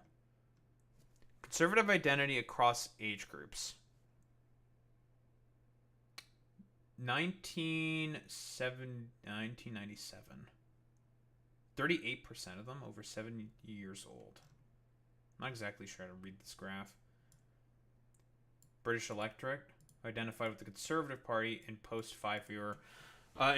five post-war elections. Age patterns of political support have been remarkably consistent over the post-war period, but exactly what causes these patterns is less clear. There are two main possibilities. The first is that, as the quote above suggests, people become more likely to vote conservative as they vote older. This could be because of the aging process making people more conservative with a small c, or because older people have different lifestyles, and therefore different priorities when voting. That's probably more what it is. Just different priorities when voting. It's not like a thing that's like necessarily set in stone, right? I'm a little curious about this. About 35% of 30-year-olds have a degree compared to 10% of 70-year-olds. Higher education tends to make people more socially liberal on issues such as immigration and crime. That's true. That is true. It is also partially due to the fact that younger generations have been brought up in a more socially liberal world. When my parents first voted in the 1960s, homosexuality was illegal, abortion was largely illegal, and the death penalty was still in force, and openly racist attitudes were widely acceptable. Now, when my students voted this time for the first year, the death penalty is a distant memory. I mean, it still exists, the death penalty. It just kind of depends. There's like a lot of state jurisdictions. It depends on the state and the federal government kind of a deal. Whatever. Well, I mean, the thing with the manspherification is that's mostly affecting, I think, that's like mostly just young white Gen Z men. That's really about it. Millennials are significantly more progressive, broadly speaking. Like, those people are very, very, very progressive.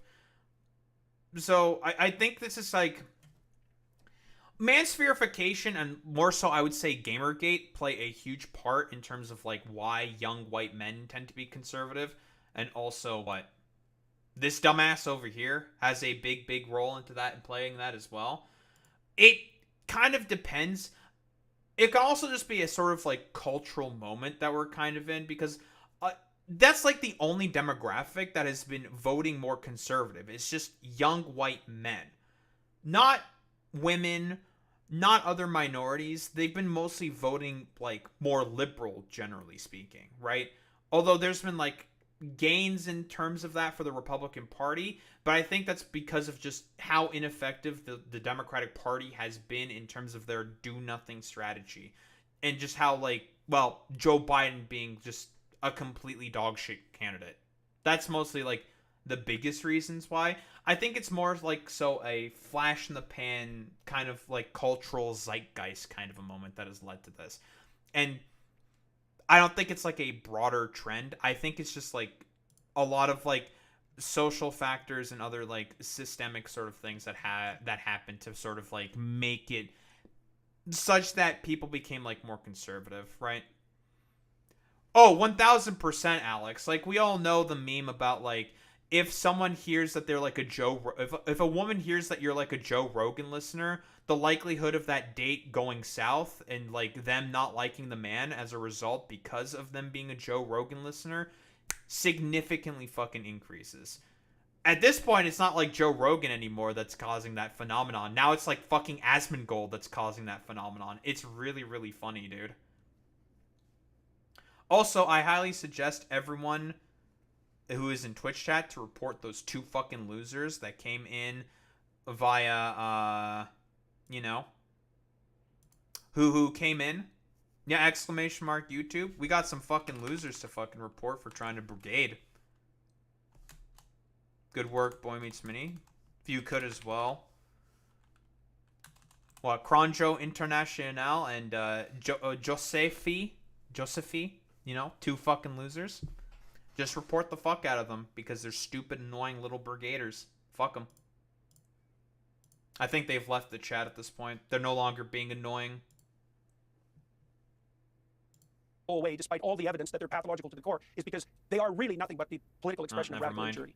And so that's a much better way of looking at it psychologically. Because otherwise it's a mystery. Like, why do these ideas never go away, despite the fact that they've been demonstrated time and time again to be utterly counterproductive? Why does Eastern Europe think that the West has lost its mind turning to these policies that destroyed them for 70 years? Well, the answer is that if you haven't grown up, you look to progressive hedonism as the expression of... Well, fucking Romania just voted into power a dude who is very pro-Europe, anti-Euroscepticism, and is pretty pro-Ukrainian. Like... Is that so? Are you sure about that? You sure about that? Of your failure to develop, and that's what we're seeing playing out in the West. It's probably a pathology of wealth, because it's easy to be over-coddled and turn to irresponsible hedonism and to presume that that's the appropriate political stance. And the leftists, well, we can see where that leads. And I think the Tesla example is a great one. It's like the border between that holier-than-thou radicalism and the idiot violence that's actually merely targeting people who bought a Tesla. There's no line at all, and we should pay very, very careful attention to that. I don't think was anyone targeting people specifically because they bought a Tesla? Dude, at this point, what? Elon Musk did 2 fucking Nazi salutes at the Republican inauguration. Like, what are you talking about, Jordan Peterson? What, are you okay with the 2 Nazi soylutes that fucking Elon Musk was doing? Like, what are you talking about, dude? Like, what? Are you for real? Like, maybe a few people, but leftists aren't out here keying cars out in public. Generally speaking, yeah, it's not really like left-leaning people who are doing that. Like what do you mean?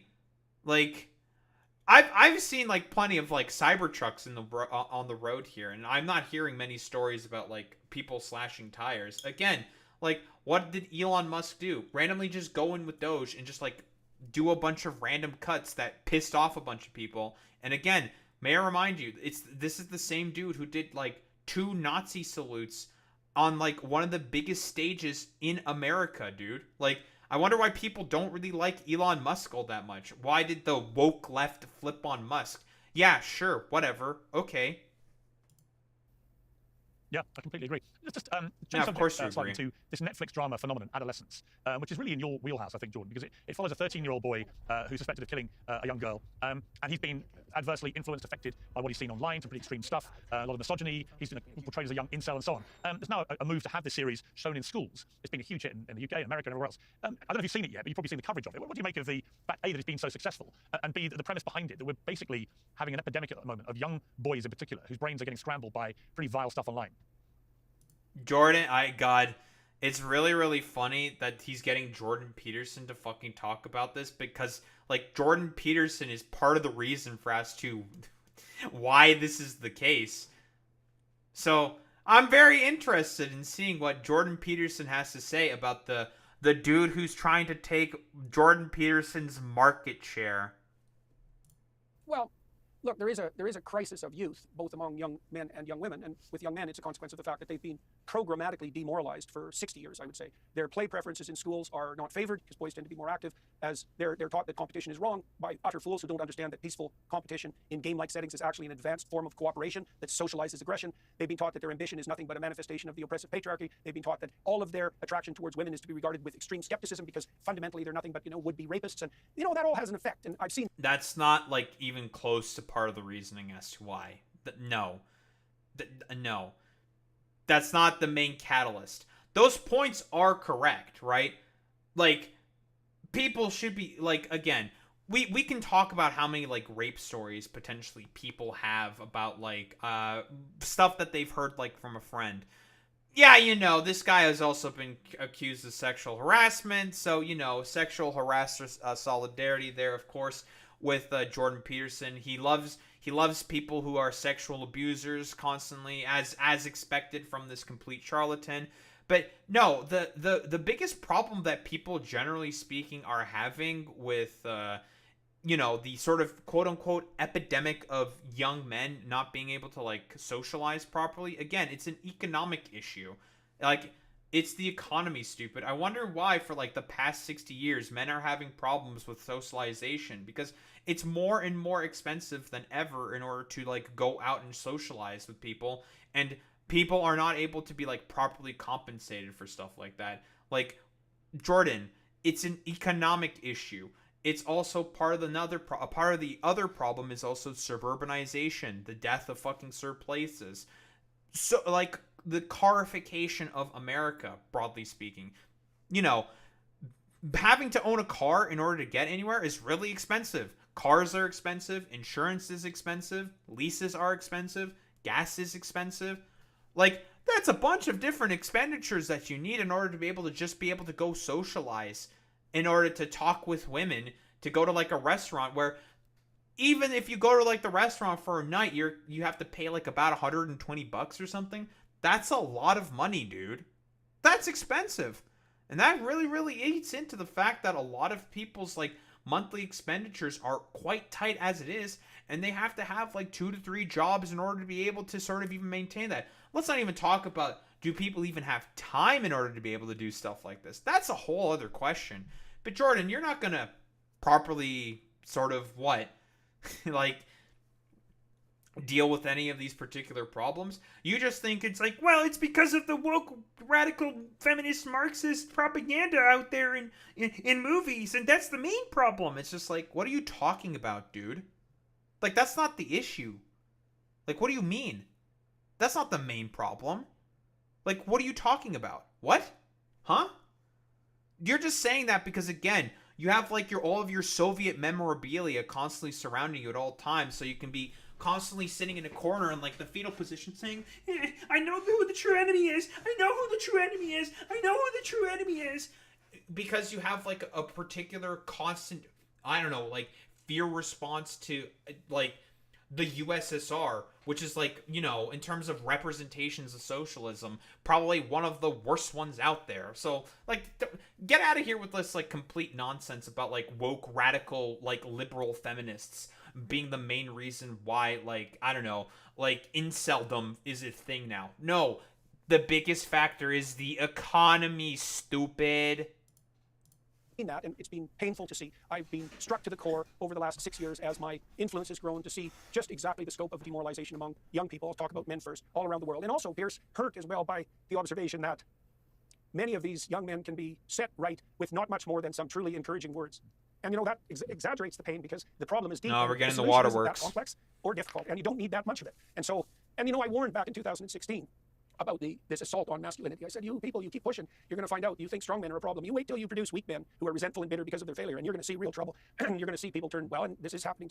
Jordan, it's an economics problem. It's not a social, it's a societal problem. It's an economics problem.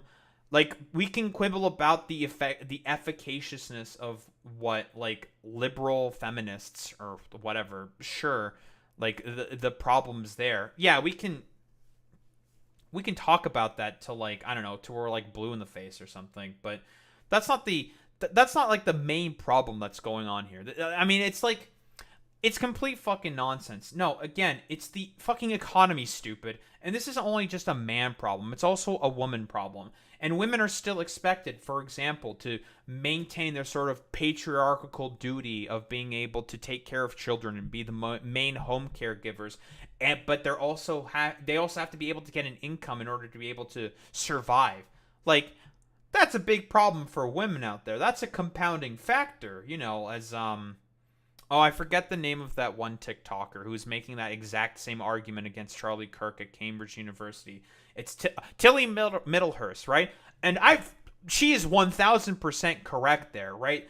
That's hitting the fucking nail on the head. It's like a double compounding factor for a lot of young women, and we're supposed to, like, you know, hyper specifically focus on the, I don't know, the woke, radical, liberal, feminist propaganda that's like affecting like young men. No. This is a complete fucking farce. It's stupid. Some degree, because one of the most popular influencers in the world among young men is Andrew Tate. And I wouldn't hold out much hope for the West if Andrew Tate is the direction that young men go in, because he's a bad actor right to the core. But the thing about someone like him is that if you're Jordan's not wrong there by your culture, let's say, and you've fallen into that isolated trap, someone blustery and successful on the surface and aggressive, you know, and dominating in the power mad way that Andrew Tate is going to look pretty damn attractive compared to your infantile dependency. And the other thing about that, Piers, is there's some truth in it, because it's actually better to be a bit of a monster than a complete bloody lamb and, you know, a passive lamb. And this is why there's, you know, I'll give you an example. So in The Lord of the Rings, for example, when the Hobbit, Bilbo, decides that he's going to stop being, you know, hyper protected, the first thing he has to do is join this band of miscreants and become a bit of a thief.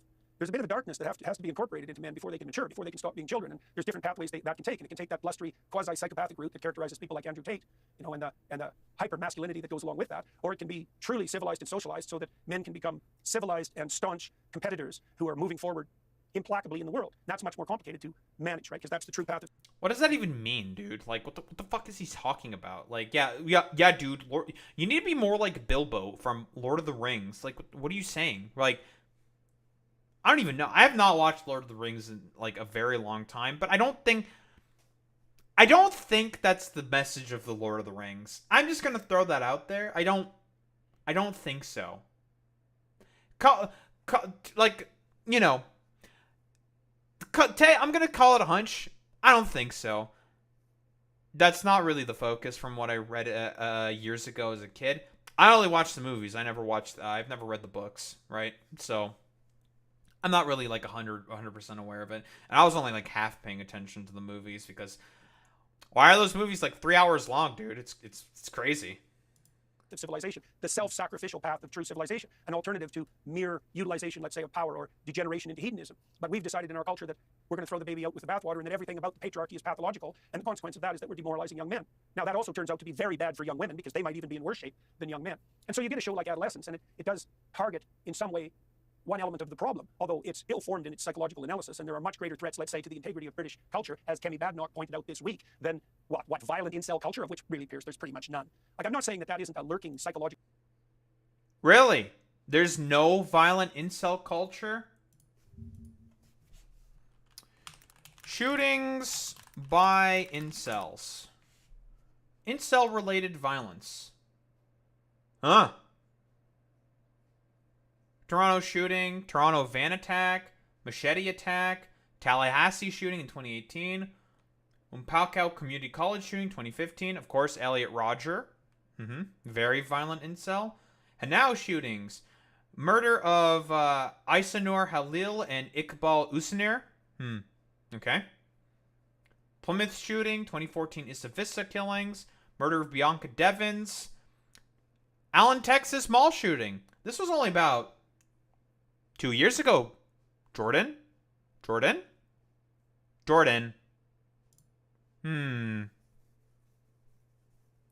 a little interesting. Plymouth shooting was in the UK. I figured. So, wait, are you sure there's not been a lot of violent tendencies from incels? These are only from about what? The lists are on Wikipedia here, I would say. From the past about 11 years? 11 years? When did Elliot Rodger do his attack, right? 2014? Yep. I don't know. This seems to be like a pretty recent phenomenon in my personal opinion, Jordan. Wonder what helped catalyze it. I wonder what particular sort of movement helped catalyze a lot of this potential incel-related violence during 2014. What was going on then? I have no idea. What could it possibly be? Who knows? Danger, and I think the Andrew Tate phenomenon points to that. But you guys in the UK, and maybe everyone in the West more broadly, we have more serious things to consider than, what, conspiratorial incels. Even let's take the Muslim extremist front, shall we? Even countries like the UAE and Saudi Arabia have been insistently warning the West that the true danger from Islamism is going to come from Europe and the UK in the future, and not from places like the UAE and Saudi Arabia, which have already become... What the hell are you talking about?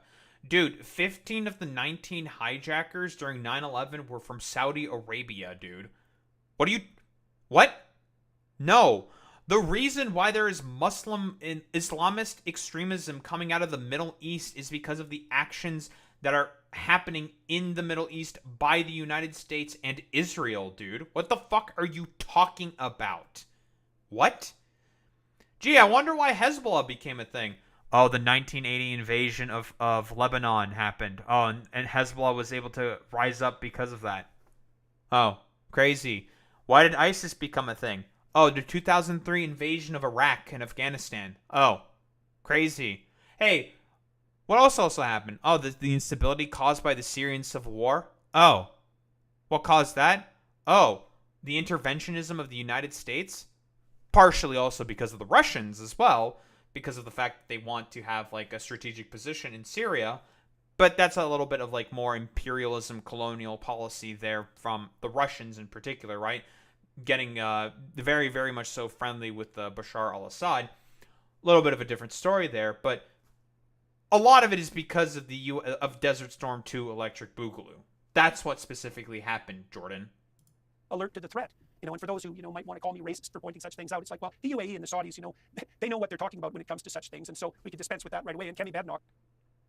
Do they really know what they're talking about when it comes to such things? Jordan, you just decided to completely just excuse the actions of the U.S. in terms of Middle East policy for the past 40 years, dude. Like, what are you talking about? I would say put her finger on the true problem, or at least one of the true problems. Keir Starmer, he's just playing that typical leftist game, that it's toxic young masculinity, particularly of the Caucasian version, which is really quite the insane claim. That's the thing that young people should be taught more about because... Yeah, leftist Keir Starmer, who, goes after, like, trans people constantly. I thought you would like that, Jordan. Like, what are you... Silly. Obviously, they're not demoralized enough yet. So, that's what I think of adolescence. Jesus, talk about putting the cart before the horse. And it's exactly what you'd expect from the progressive playbook. It's like, we're going to double down on the incels. Well, why don't you give some thought to trying to figure out why they're so bloody isolated, why young men and women are so isolated from one another now that they don't even date, they don't drive, they don't drink, they don't go out, they don't date, they don't marry. Why is that? Well, how about 60 years of radically demoralizing, quasi-feminist, dimwit, hedonistic, leftist propaganda shoveled at them from grade 1 all the way through university. And of course they're...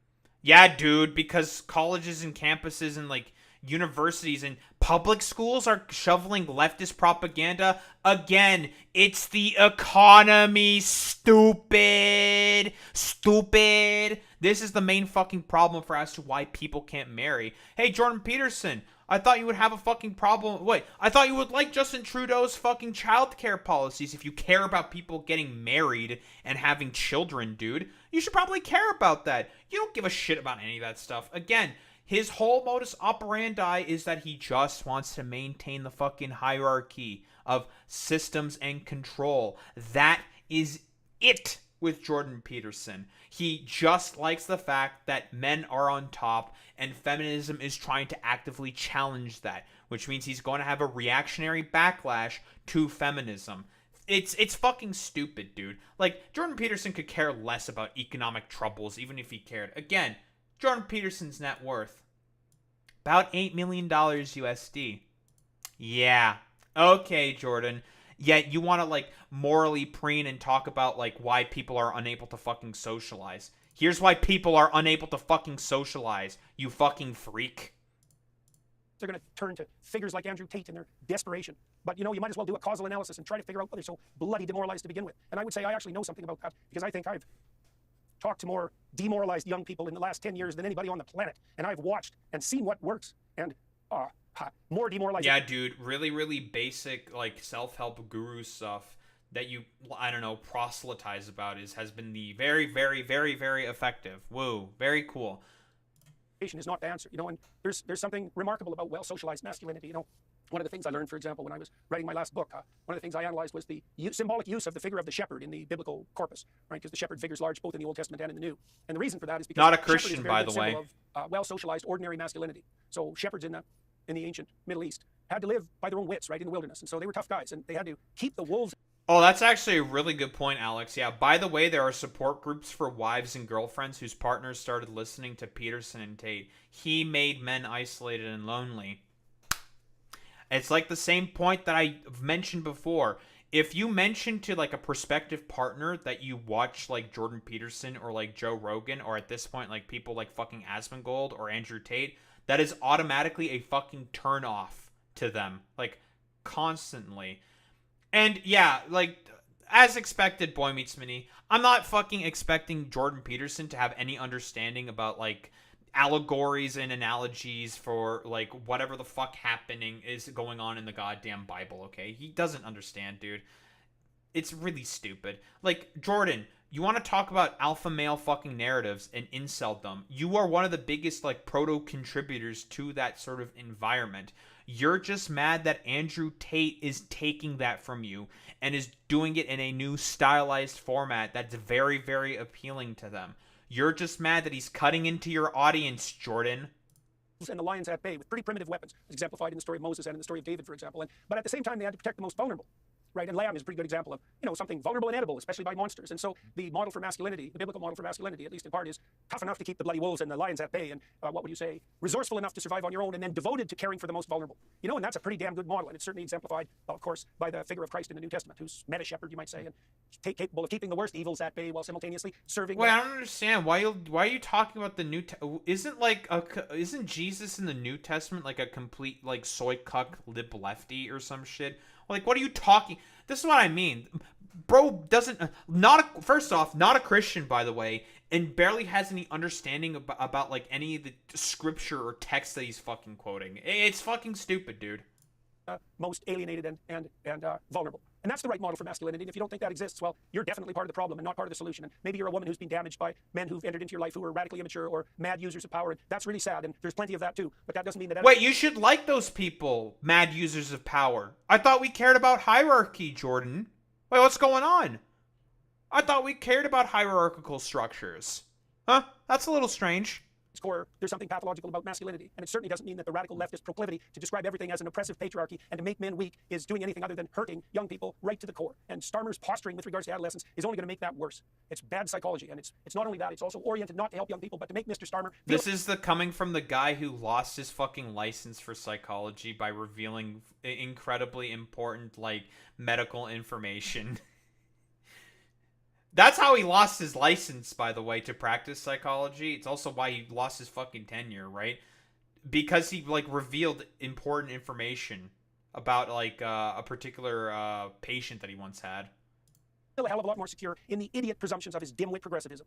So, and that's really the fundamental aim. Yeah, Keir Starmer, very, very progressive. Burn some young people on the pyre to make sure that our moral presuppositions can remain intact and our faith in our idiocy remains unchallenged. Then we might as well teach kids using a Netflix series on adolescence. Jesus, brutal, pathetic. To the core, this terrible moral posturing, you know, that's, I think, the most pathological element of our age, you know. As this guy, you know, hates moral posturing, does nothing but morally posture. Okay, dude. How can we garner as much undeserved moral credit as we possibly can? Well, we'll stand up against toxic masculinity and we'll worship the planet. You know, God, it's so appalling, so destructive. And the evidence is also in Piers. It's like, look at Germany, for God's sake, what a mess. And you guys in the UK, you're not much better. That's not the. We already talked about Germany. He just doesn't know what he's talking about, dude. And we're walking down the same road in Canada. So Western Europe as a whole, you know. I've gone through Eastern Europe, and, you know, many times now. I've talked to many Eastern Europeans there, and they're appalled at what's happening in the West, and they're rightly so. It's all part of the same mess that Starmer's still pushing. You know, race to the bottom. Christ. Yeah. Jordan, I'm always struck by how emotional you get. Just specifically. bloviating nonsense. I think when your mind takes you specifically to young men who've come and told you what they've been going through. And it's almost like you've become a surrogate dad to just, I don't know, hundreds of thousands, maybe millions of young men who, for whatever reason, have been lost and feel abandoned and feel confused and don't have anyone to try and steer them to, you know, some better place. Why does it affect you so emotionally, that? Well, you know, Piers, before my public presence emerged, let's say, or developed, I worked as a clinical psychologist, and that was pretty intense. I spent about 13 hours a week, maybe more than that, listening to people at a very deep level. I really liked that. It was unbelievably interesting. It was like one Dostoevskian novel after another, hour by hour, and I really learned to listen. And people are so fascinating if you listen to them and they actually start to tell you what they think. They're unbearably interesting. It's just partly why people keep the conversations at a shallow, and polite level. And it's not surprising. But I like to go deeper than that. And that was kind of bounded when I was doing my clinical practice. It was a set number of hours a week, and I have many other things to occupy myself with. But then when the work I was doing started to explode, I was in contact with thousands of people, not individuals. And by the way, what he probably means by the work he was doing is him just like having like a conniption about Bill C-16, which, by the way, no one still has been arrested for. Okay. Like the complete, like, I don't know, conspiracy theory that he ginned up, saying like you're gonna go to jail. You're gonna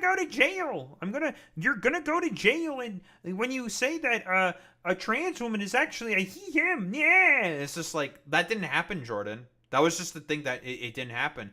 All it was just to enshrine those rights within the Charters of Rights and Freedom within Canada, within our Constitution, which, I don't know, you had a problem with for some reason. Well, what happened to rights and freedoms, Jordan? I thought you really cared about rights and freedoms. Yeah. He talked to me, and I could see this demoralization. It's part of fatherlessness, broadly speaking, and sometimes specifically. Here and comes the I could see waterworks. the pathway to rectifying that. Like, the pathway to rectifying that, as far as I've been able to understand, and I've understood this more deeply as the years have gone by, is that we're built for adventure, Pierce, and you take on adventure by taking on maximal responsibility, and that's the symbol of hoisting your cross voluntarily and trudging up the hill, right? And that's the symbol upon which our society is founded. And the adventure of life justifies its suffering, and it's maximized with maximal responsibility, and it's maximized with truth, because if you tell the Not truth, a Christian, by the way, talking about the adventurism of life justifies the fucking suffering. Isn't that the exact same way fucking Christians think? Not a Christian, by the way. what should happen as a consequence of the truth makes itself manifest in the world. And that's the best possible outcome. But it's also the most adventurous thing that you can do, the most exciting thing you can do, hands down. There's nothing that compares to it. That pathway of maximal responsibility, voluntary responsibility, and truth. And I understand that deeply at a religious level. I understand that that's the symbolic world on which our productive and peaceful culture was properly founded. And I've seen the effect of communicating that to people, thousands of people. And it's a great privilege to serve that role. But it's also... Jordan, why can't you explain the fact that there are now support groups for wives and girlfriends whose partners started listening to you, and that they became like stupid, like idiotic, unrepentant little shitheads because of because again, he's just bloviating right here. It's just complete fucking nonsense. Like, I don't even know what the fuck he's saying. What point is he even trying to get at? Like, just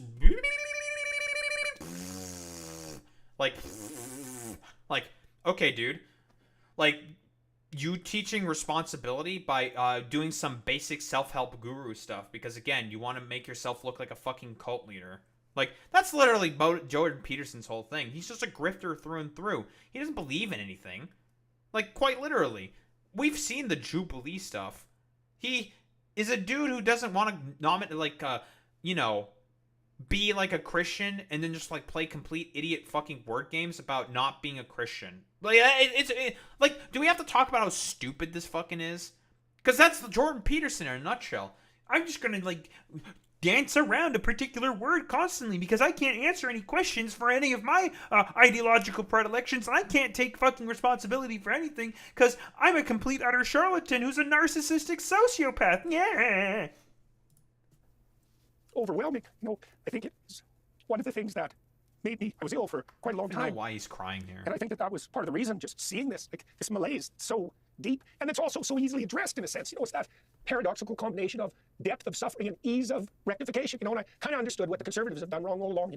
They tend to moralize in a finger-wagging way. You should do this, you should do that. And there's truth in that. That imposition of mature structure on immature hedonism and disunion and disorientation. But it's much better to talk to young people about morality and truth as an adventure than as a moral burden, as something that enlightens and offers opportunity, which it absolutely 100% does. I've had so many young men come to me, I don't know how many, but there's thousands of them, like it's continual, who say, I was completely disoriented and lost 5 years ago. I started putting my world in order a little bit, making my bed, in that cliched way. At least it's a gesture in the right bloody direction, trying to tell the truth, because now I understand that that's necessary, trying to act responsibly, and like my life is completely turned around. And these are guys who are usually standing up straight. And all right, guys, here's what we're gonna do. Okay, I'm gonna make my bed. All right, I'm making my bed. You see my bed? I didn't make it today. All right, just for the express purpose of Jordan Peterson. I'm gonna turn my life around. All right, let's go. All right, I'm turning my life around.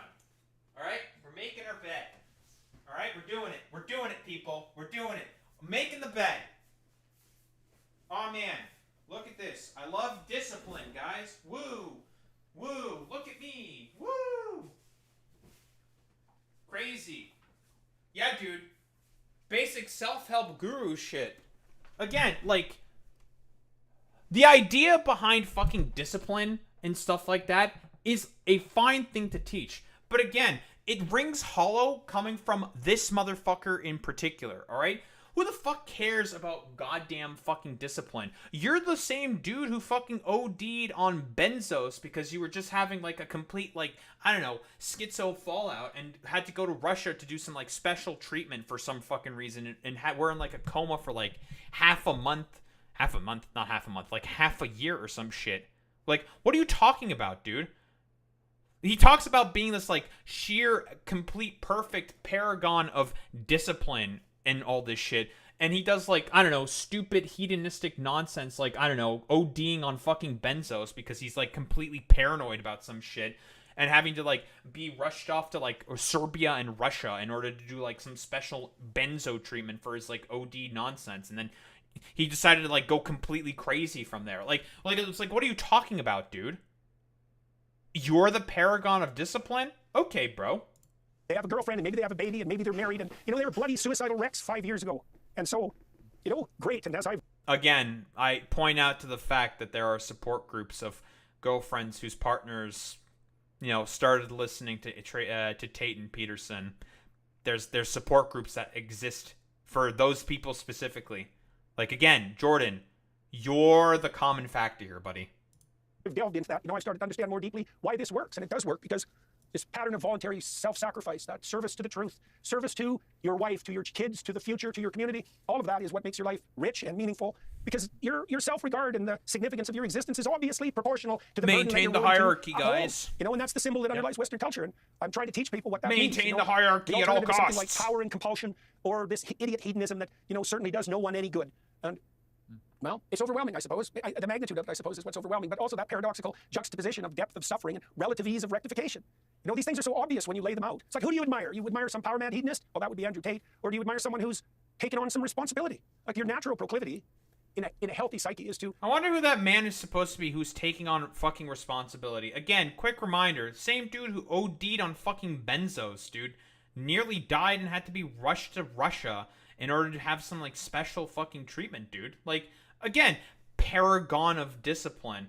Like, do we have to talk about this is what I hate specifically about the left, quite literally. Like, the fact that they let these complete hedonists and morons, all the fucking conservatives, take the mantra of discipline for themselves, when it's complete, like, nonsense, dude. These people are not disciplined at all. They're all a bunch of, like, hedonistic fucking freaks. How many stories are there of, like, I don't know, like, weird conservative sex orgy parties, or, like, pips on Grindr going up significantly when the RNC fucking happens? Like, get the hell out of here with this nonsense. They just cover it up because they know it would make them look bad politically. Like, it's complete fucking nonsense, dude.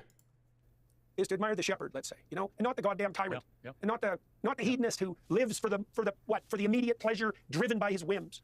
No one. It's hard for me to imagine to understand how we've forgotten these things. I guess that's part of the religious, the degeneration of the religious substrate in the West. We've forgotten what our symbols mean. And the thing is, Piers, they mean something. Not a Christian, by the way. Figured out. We put the crucifix, for example, at the center of our churches, and we put the churches at the centers of our towns. Particularly, that's a European thing. And the reason for that is because we long ago understood that the proper foundation of the world is voluntary self-sacrifice upward. And that's true. It's absolutely true. And if you understand that truth, your life becomes meaningful, even in its suffering, and you set things right around. Man, Piers Morgan is such a perfect platform for fucking Jordan Peterson, because he can just, like, sit here and just, like, bloviate and just, like, say words, and they mean things. They mean stuff.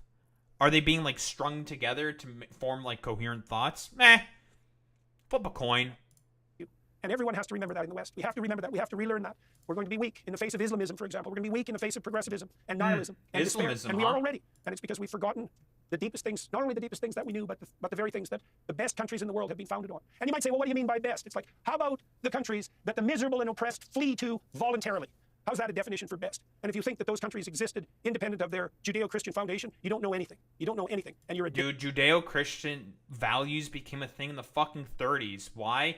Because of Zionism, you idiot. Like, what the fuck are you talking about? There's no such thing as the Judeo-Christian fucking tradition that used to exist during the time of the fucking settlers, okay?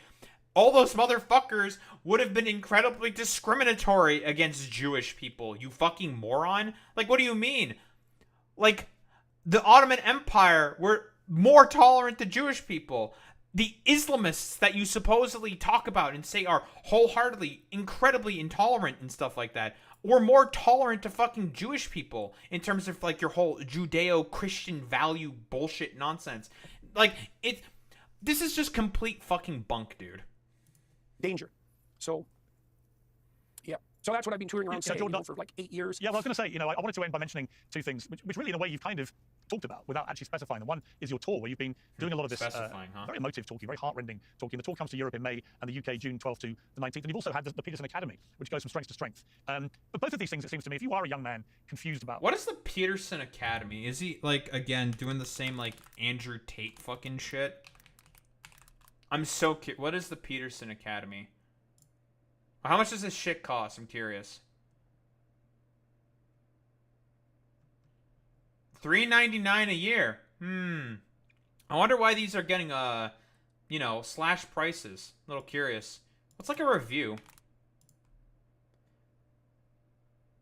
The Peterson Academy is uncredited and exists in cyberspace. That's a little interesting. Sign up fee is $4.99. Well, this was written about a year ago. About a year ago. On r/Jordan Peterson. Peterson Academy looks grifty right now. Well, that's cool. Even his like own fucking supporters think that it's like some fucking grift shit.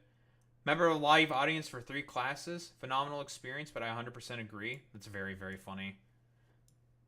PA is a convenience store. Sure, you can find some good lectures on YouTube. Maybe even some great ones, but PA is a one-stop shop for high-quality lessons about important topics from trustworthy speakers. I doubt it'll be accredited ever, and it shouldn't try. What?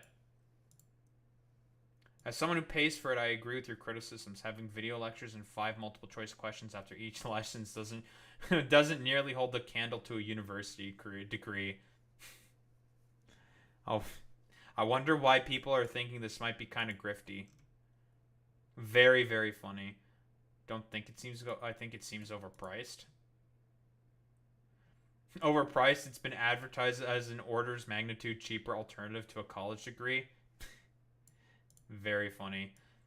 If you're saying that it is actually just an overpriced set of lectures, wait, do you have to pay like the yearly fee thing and then you have to fucking also pay for lectures themselves? Well, that's a little interesting.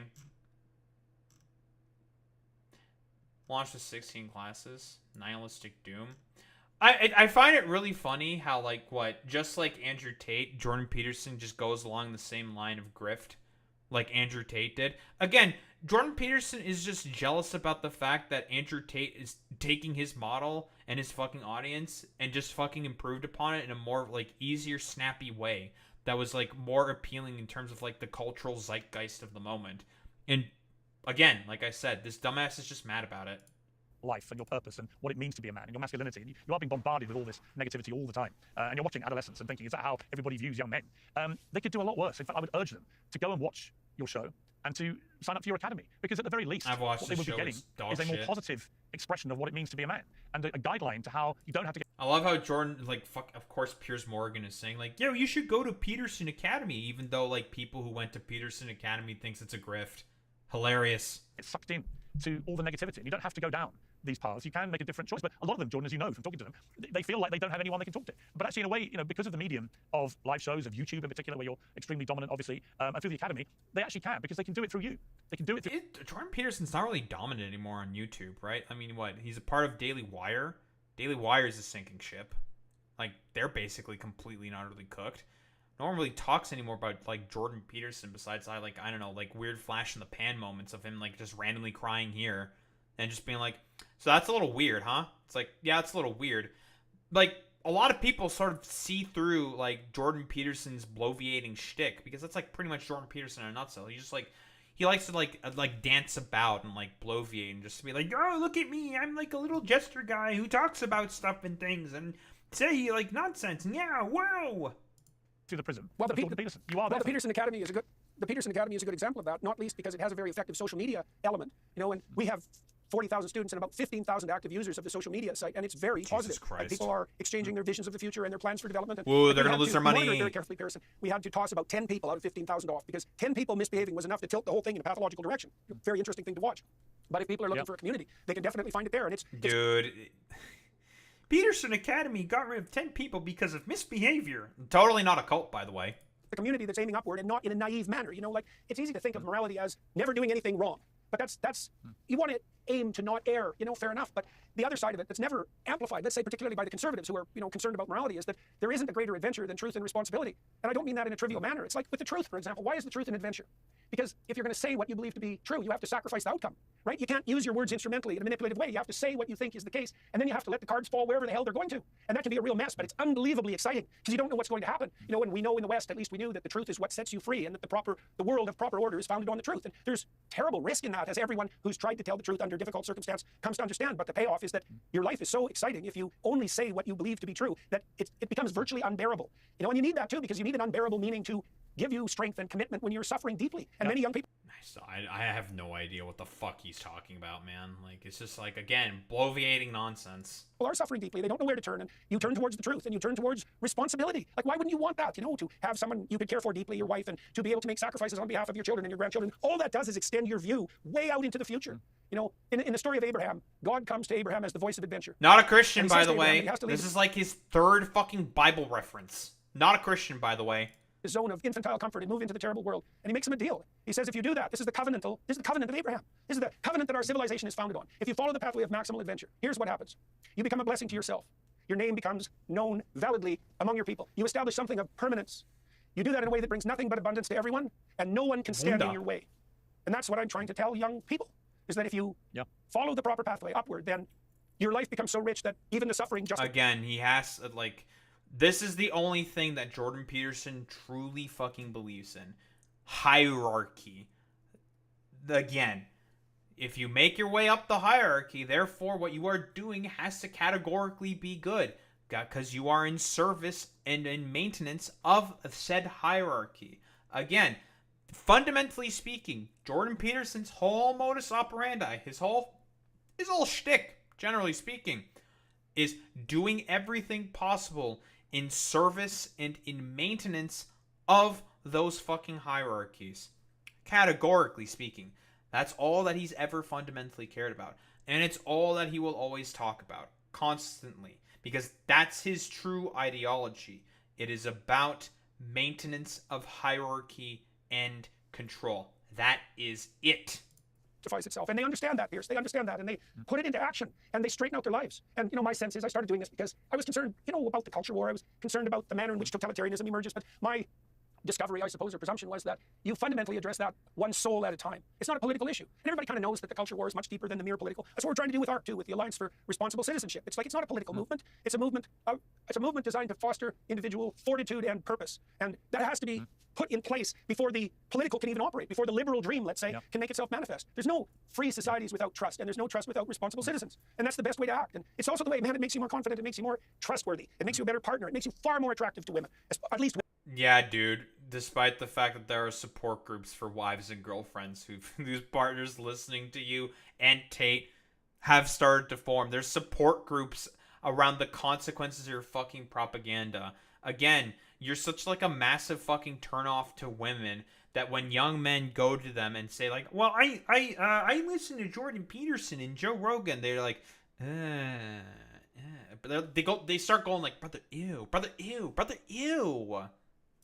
women with any sense, you know, they can be demented by their attraction to exactly, psychopaths. Alex. And you know that because psychopaths are very good at gaming female confidence. But in the final analysis, women are looking for a stalwart shepherd, and that's been true forever. And I'm trying to remind young men. Stalwart shepherd, huh? Is that what women are constantly looking for? Hey, I wonder why women don't like Jordan Peterson. Yeah, you know, let's see. Whatever. Women's opinion on Jordan Peterson. Yeah, sure. Fuck it. We'll find a study. Feminist philosopher makes the case. The feminist case for Jordan Peterson. It's always women's fault. Kiora, as a woman, what do you think about Jordan Peterson? Former agency owner at Allstate. Jordan Peterson's book. Not really finding anything. I want, is there like a study anywhere? Can you provide one, Alex? On Canada Project. Here's why Jordan Peterson is the fucking worst. I just want like a fucking poll.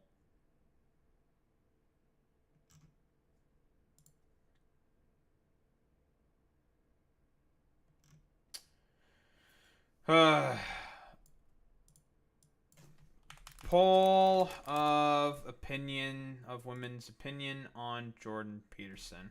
No, I'm saying that we could conduct one in theory. Oh, conduct one in theory. Okay. Don't know of any. Unfortunate. Very, very cool. You baited me, Alex. Damn you. You bastard. You bastard. Men to be that and young women to notice.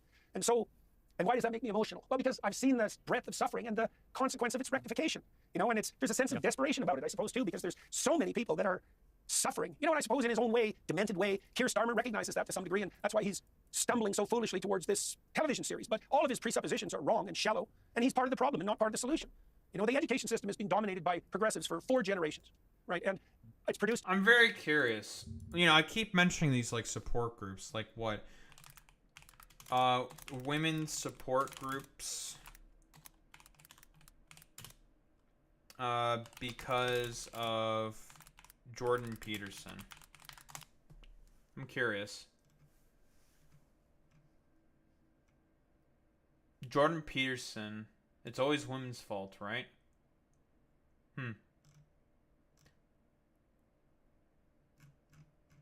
R/men writing women. A sample of how men who create films, book, and TVs and graphic novels characterize women. Well, this seems like a pretty pro-woman area, I would say, here.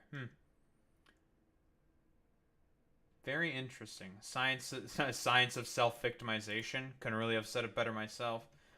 Even refers to women's standards. They're articulable and clear. There's a very much order thing. Yeah, being selective about a mate seems like the exact opposite of chaotic. Shooting seed at anyone who will take it is chaos. I mean, that's not false, you know? That's not a ridiculous fucking thing to say. It's really weird. Women abuse working group. Why don't we take a look? Response to venue hosting Jordan Peterson's event in Hamilton. So, a women's advocacy group. Women Abuse Working Group is a coalition of more than 20 agencies in Hamilton, Ontario, working to end violence against women and their children.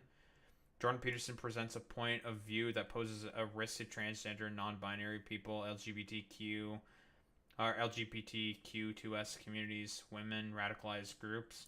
Peterson has publicly expressed that he doesn't acknowledge the human rights of transgender and non-binary people. I wonder why Jordan Peterson doesn't like women's advocacy groups. Couldn't possibly think of anything. Peterson is also on record rationalizing and justifying gender-based murders. For example, when a man drove a van along Yonge Street. So that's the because this is from 2018, right? So that was the 2018 van attack. Peterson, he was angry at God because women were rejecting him. The cure for that is enforced monogamy. That's actually why monogamy emerges. Yeah, dude. That dude was state-mandated girlfriends is the reason why the incel did the attack that he did. Yeah, totally, bro. I wonder why women's advocacy groups and why women don't really like Jordan Peterson all that much. Couldn't think of anything.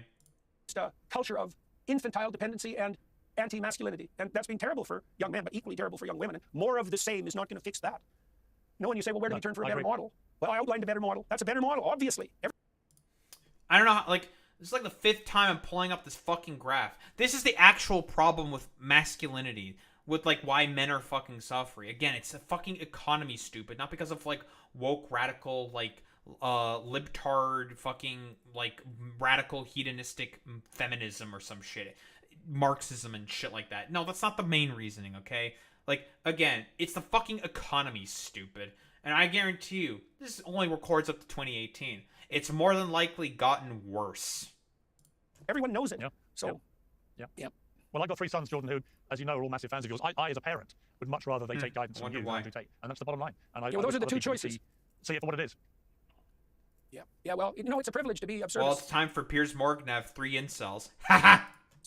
Piers, seriously, like, it's so rewarding that it's almost incomprehensible. It's why my wife and I keep touring, and she's got very good at this too, and has taken these things very seriously, and it's really transformed her life, especially after she just about died a couple of years ago, and she's put herself together so remarkably, and has learned these things deeply, and is trying to provide what salutary service to young women, and we'll see how that goes. They're a hard market to reach, a hard audience to reach, but that doesn't mean it's impossible. I wonder why the wife of Jordan Peterson might be having a hard time reaching women. I couldn't think of anything. So it's hard for Starmer and his crew to rethink their first principles, Yep. Well, they should talk to you. They should talk to you, in my opinion. Just to wrap up. Yeah, Keir Starmer should talk to you many times. I think this has been our best interview. Sure, man. I just think the way you've opened up and the way you've articulated these problems and how best they can be fixed is just so important for people to hear. And the fact it moves you so much to me says it all. If you didn't genuinely care, you wouldn't get emotional talking about this stuff. Why would you? But you genuinely passionately. He gets emotional because, again, he's a fucking cynical grifter who doesn't fucking believe in anything, Piers. Just like you. You're a cipher. Like, you don't fucking believe in anything. You're a propagandist. You're a shill. You're a complete, like, just non-factor in terms of, like, any fucking conversation. You just do this for the fact that you get fucking views. How many views do you get from this? 910,000 views. Not bad. Not bad for a channel of 4 million subscribers. Wonder why you're doing shit like this, Piers. I couldn't think of anything at all. Care that young people are put on the right pathway to adult life, and I think it's as a parent, I thank you. Honestly, I do. I see the impact on my own sons when they listen to you, and I'd much rather they take their guidance from you than someone like Tate, who I think is just a chancer on the make and exploiting people. I don't think you're. God, that's so fucking funny that Piers Morgan is fucking saying that about Jordan Peterson, who's also a complete fucking chancer who's just on the fucking take. Yeah, okay, bro. Totally. Yeah. Jordan Peterson and Andrew Tate are fundamentally 2 of the exact same fucking people. One's just significantly more raunchy and appeals way more to fucking younger people and Gen Zers through the formats that they generally consume. And one is just a complete bloviating pseudo-intellectual who can, like, I don't know, reach across the aisle, I guess, to, like, more sort of, like, divorced dad types who, I don't know, pretend to be, like, smarter than they actually are. It's fucking nonsense. Ever that kind of person. You're doing it because you genuinely care, and there's a massive difference. Sure, dude. Well, thank you, sir. It's like I said, it's a privilege to serve. Like, it truly is. I can't. Look, imagine this. Imagine that wherever you go in the world, people come up to you and tell you that they put themselves together and their life is much better because they've been trying to put into practice what you've been suggesting. Man, like, just you can let yourself. Like, probably people speaking. Like, do they understand? It's just a performance. It's performance. Like. His old colleagues have even talked about how he's just putting on a show, a performance. Like, people who were his colleagues, one of his fucking main colleagues, one of his main sort of, like, supporters went to one of his classes and just said, like, dude, this isn't a fucking psychology professor.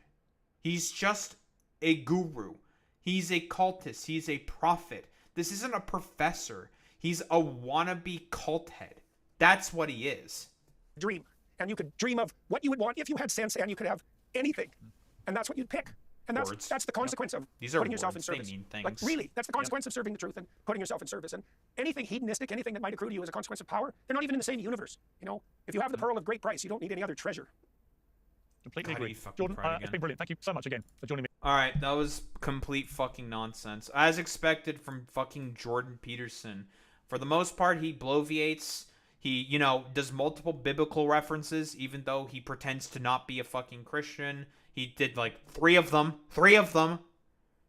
And he also misappropriates most of the stuff in terms of, like, the particular lessons. Again, old Jordan Peterson is a fucking self-help guru who struck it big, got fucking lucky with his dumbass fucking grift, and doesn't actually understand the real plights that men fucking suffer. And it's the economy, stupid.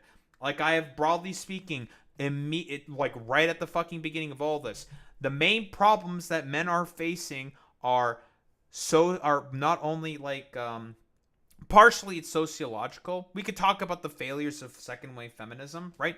I don't disagree with that, right? But a lot of it is because of suburbanization, the fact that it is harder than ever for people to be able to interact with one another. No third places. Cars are expensive and incredibly difficult to fucking maintain in terms of like being able to go out and socialize, because you need a car to go out and socialize.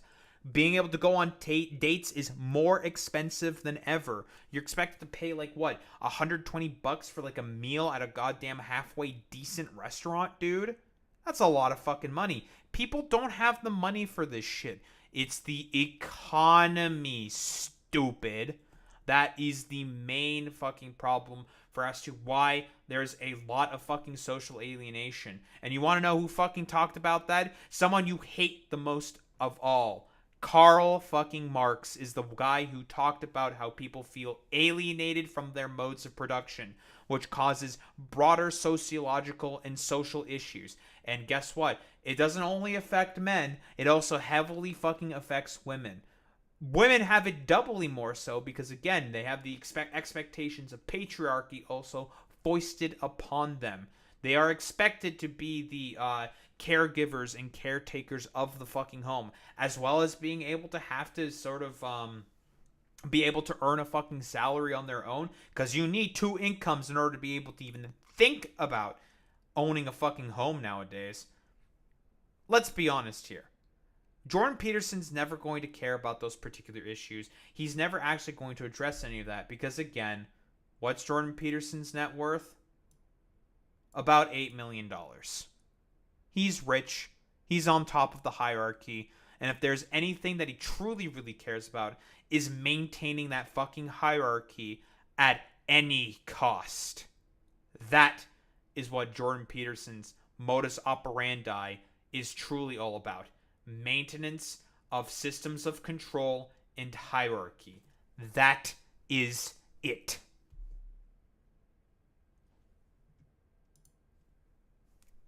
Nice. You guys missed the bit where I made my bed. What a darn shame.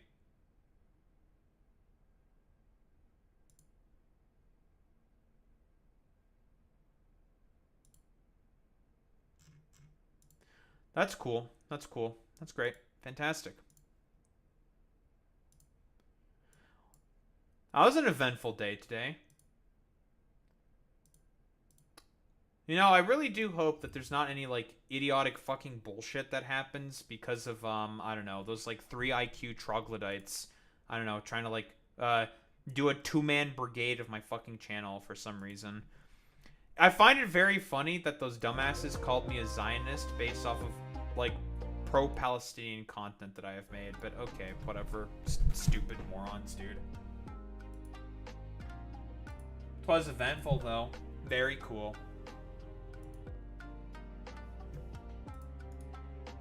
Really need to get started on fucking blue science. But I should be able to get it done tomorrow for sure, now that we have oil. Just need to make the plastic. Just need to make some other shit. We've got the engine units. It's already a third of the way done. And a bunch of other shit. What are we rating out to today?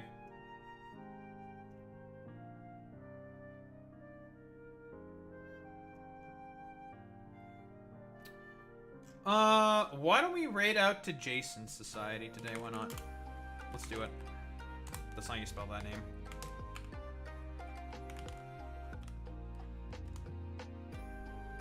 Alright, gamers. Raid messages. You know what to do, you know what to say. As always, Transtride with the Daho raid butt if you're a sub. If you're a non-sub, do the WoWie with Daho raid butts. How we show appreciation. Those are in 20K's gamers. I will be back tomorrow. And we will be continuing with our factorioing adventures and yapping about more shit. Yeah, honestly, just yapping about more fucking nonsense. Well, anywho, in any case, gamers, what are we going to be doing in Factorio, right? Tomorrow it's going to be what? Setting up plastic, red circuits, sulfur production, batteries. Now that we have oil, a lot of shit's about to start happening. You know?